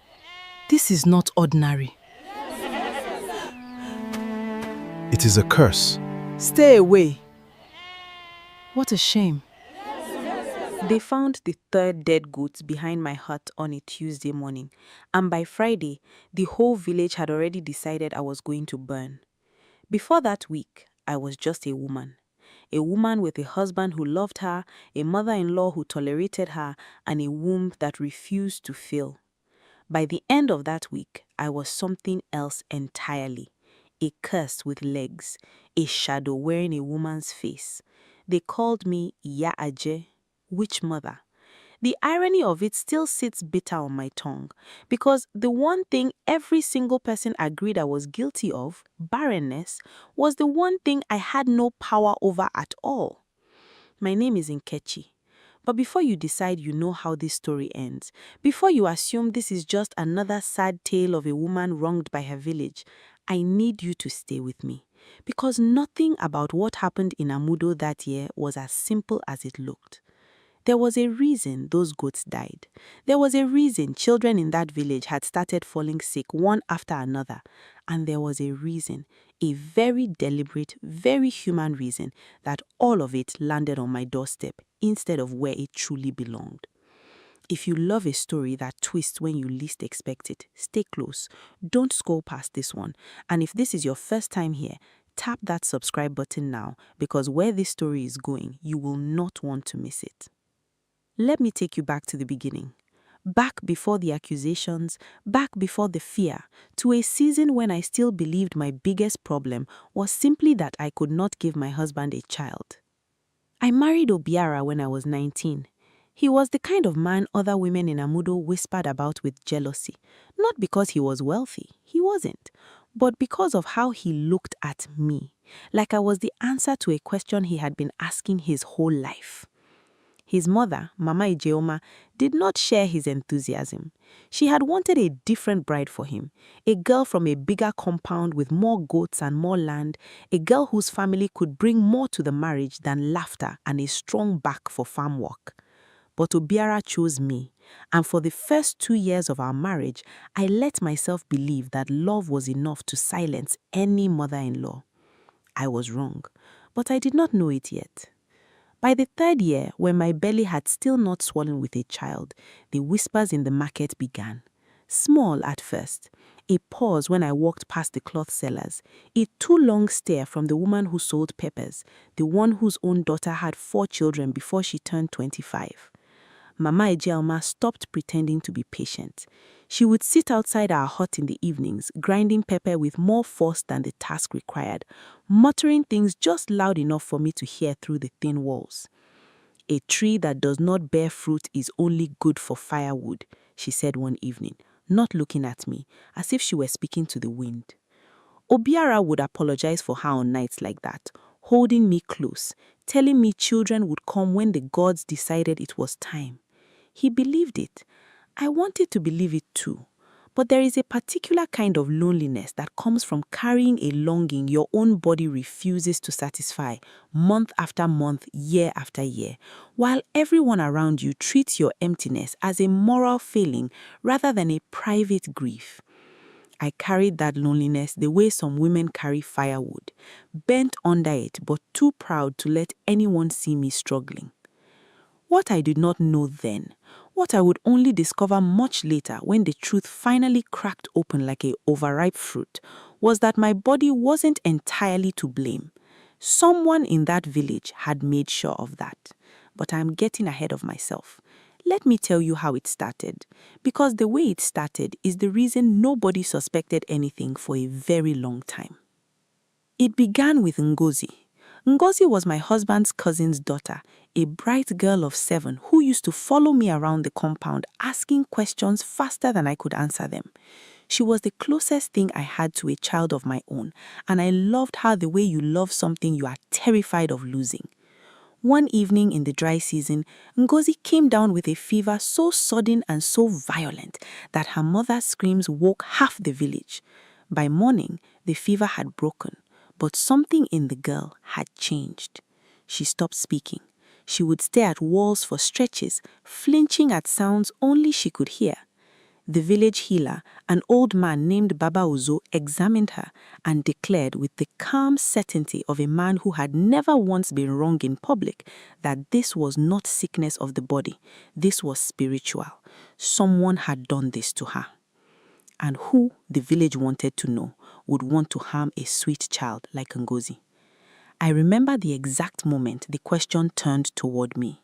It was at the stream. 2 days later, where the women gathered each morning to fetch water and exchange news faster than any town crier could manage. Adaora, a woman known for her sharp tongue and sharper memory, said it first, dressed as concern rather than accusation. "Is it not strange," she said, filling her pot slowly, deliberately, that Ngozi fell sick only 3 days after she refused to greet Nkechi at the market? The child said Nkechi's eyes looked strange that day. "Cold," she said. I was standing right there. I heard every word, and I watched with a growing dread I could not yet name as the other women's faces shifted from sympathy to suspicion in the span of a single sentence. I want you to notice something here because it matters for everything that comes later. Adora was not simply gossiping. She was planting something. And if you're paying attention, you start to wonder, just as I eventually did, why Adora, of all people, was so quick to point a finger in my direction and so quick to know exactly which details would make the accusation stick. But at the time, I only felt the ground shifting beneath me, and I had no idea how to stop it. The rumors grew the way termites grow in a rotten log, quietly, invisibly, until the whole structure is hollow and ready to collapse. Within 2 weeks, 3 more children in Amudo had fallen ill with symptoms similar to Ngozi's. Fevers that came and went with no pattern, silence where laughter used to be. One boy, little Chidi, was found wandering near the edge of the forest at midnight, unable to explain how he got there or why. Not long after, a girl named Adaize stopped eating for 3 days straight, staring at nothing, and a boy named Emeka began waking screaming in the night, unable to say what had frightened him. Baba Uzo consulted his oracle and returned with grim news for the whole village. A witch walked among them, feeding on the innocence of children, and this witch had a grudge, a deep and personal grudge against the families whose children she attacked. It did not take long for someone to notice that every single affected child belonged to a family that had at some point shown kindness to me. Ngozi's mother had once given me yams during a difficult harvest. Chidi's father had helped Obiora repair our roof. Adaize's mother had sat with me for 3 nights the year I nearly died of malaria, feeding me broth spoon by spoon until I could stand again. Emeka's father had given us seed yams the season our own harvest failed. The pattern once suggested seemed to confirm itself in everyone's mind, the way a shape in the clouds becomes obvious once someone points it out to you, even if it was never really there. Nobody asked why a woman desperate for a child of her own would attack the children of people who had shown her kindness. Nobody asked why, if I had such power, I had not simply used it to give myself the child I wanted more than anything in this world. Fear does not ask good questions. Fear only asks who is easiest to blame. And I, by every measure Amudo cared about, was the easiest woman in that village to blame. Childless, an outsider's daughter, since my own mother had come from a village 3 days' walk away. Quiet, in a place where quiet women are assumed to be hiding something, while loud women are simply assumed to be honest. Every trait that had once made me merely unremarkable now made me suspicious. Obiora fought for me in those early weeks. He stood in the village square and reminded everyone that I had nursed Ngozi through fevers before, that I had wept for 2 nights when Chidi went missing, that no woman capable of such love could also be capable of such cruelty. But love, I learned, is a poor shield against fear, especially fear wearing the mask of protecting children. The more Obiora defended me, the more people began to whisper that perhaps he too was under my spell, bewitched into blindness by whatever dark power I commanded. Even his own mother turned the knife deeper. Mama Ijeoma, who had never wanted me in her family to begin with, found in this crisis the perfect vindication of every doubt she'd ever harbored. I told you, she said to Obiora, loud enough for the neighbors to hear. A woman who cannot bear children is a woman with something wrong inside her. I did not know it was this kind of wrong, but wrong is wrong. If you think you know where this story goes from here, the mob, the fire, and the tragic ending, I promise you, you don't. Because the truth of what was happening in Amudo was far stranger and far more calculated than simple village superstition. Someone was orchestrating this, and before this story is over, you're going to meet that person and you're going to understand exactly why they needed me to burn. But we're not there yet. Stay with me, because the middle of this story is where everything starts to unravel. 3 weeks after Ngozi fell ill, the village council called a formal meeting. This was not the usual gathering under the Odara tree where minor disputes were settled with raised voices and eventual laughter. This was serious. Elders from 2 neighboring villages were invited to witness. Baba Uzo prepared his shrine with unusual solemnity, and I was told, not asked, to appear before the council to answer for the sickness spreading in Amudo's children. Obiora walked beside me that morning, his jaw tight, his hand gripping mine so hard it hurt. I remember the walk to the square felt longer than any walk I had taken in my life, though it was the same path I had walked 1,000 times before. The compound gates, the dusty road past the blacksmith's shed, the bend near the old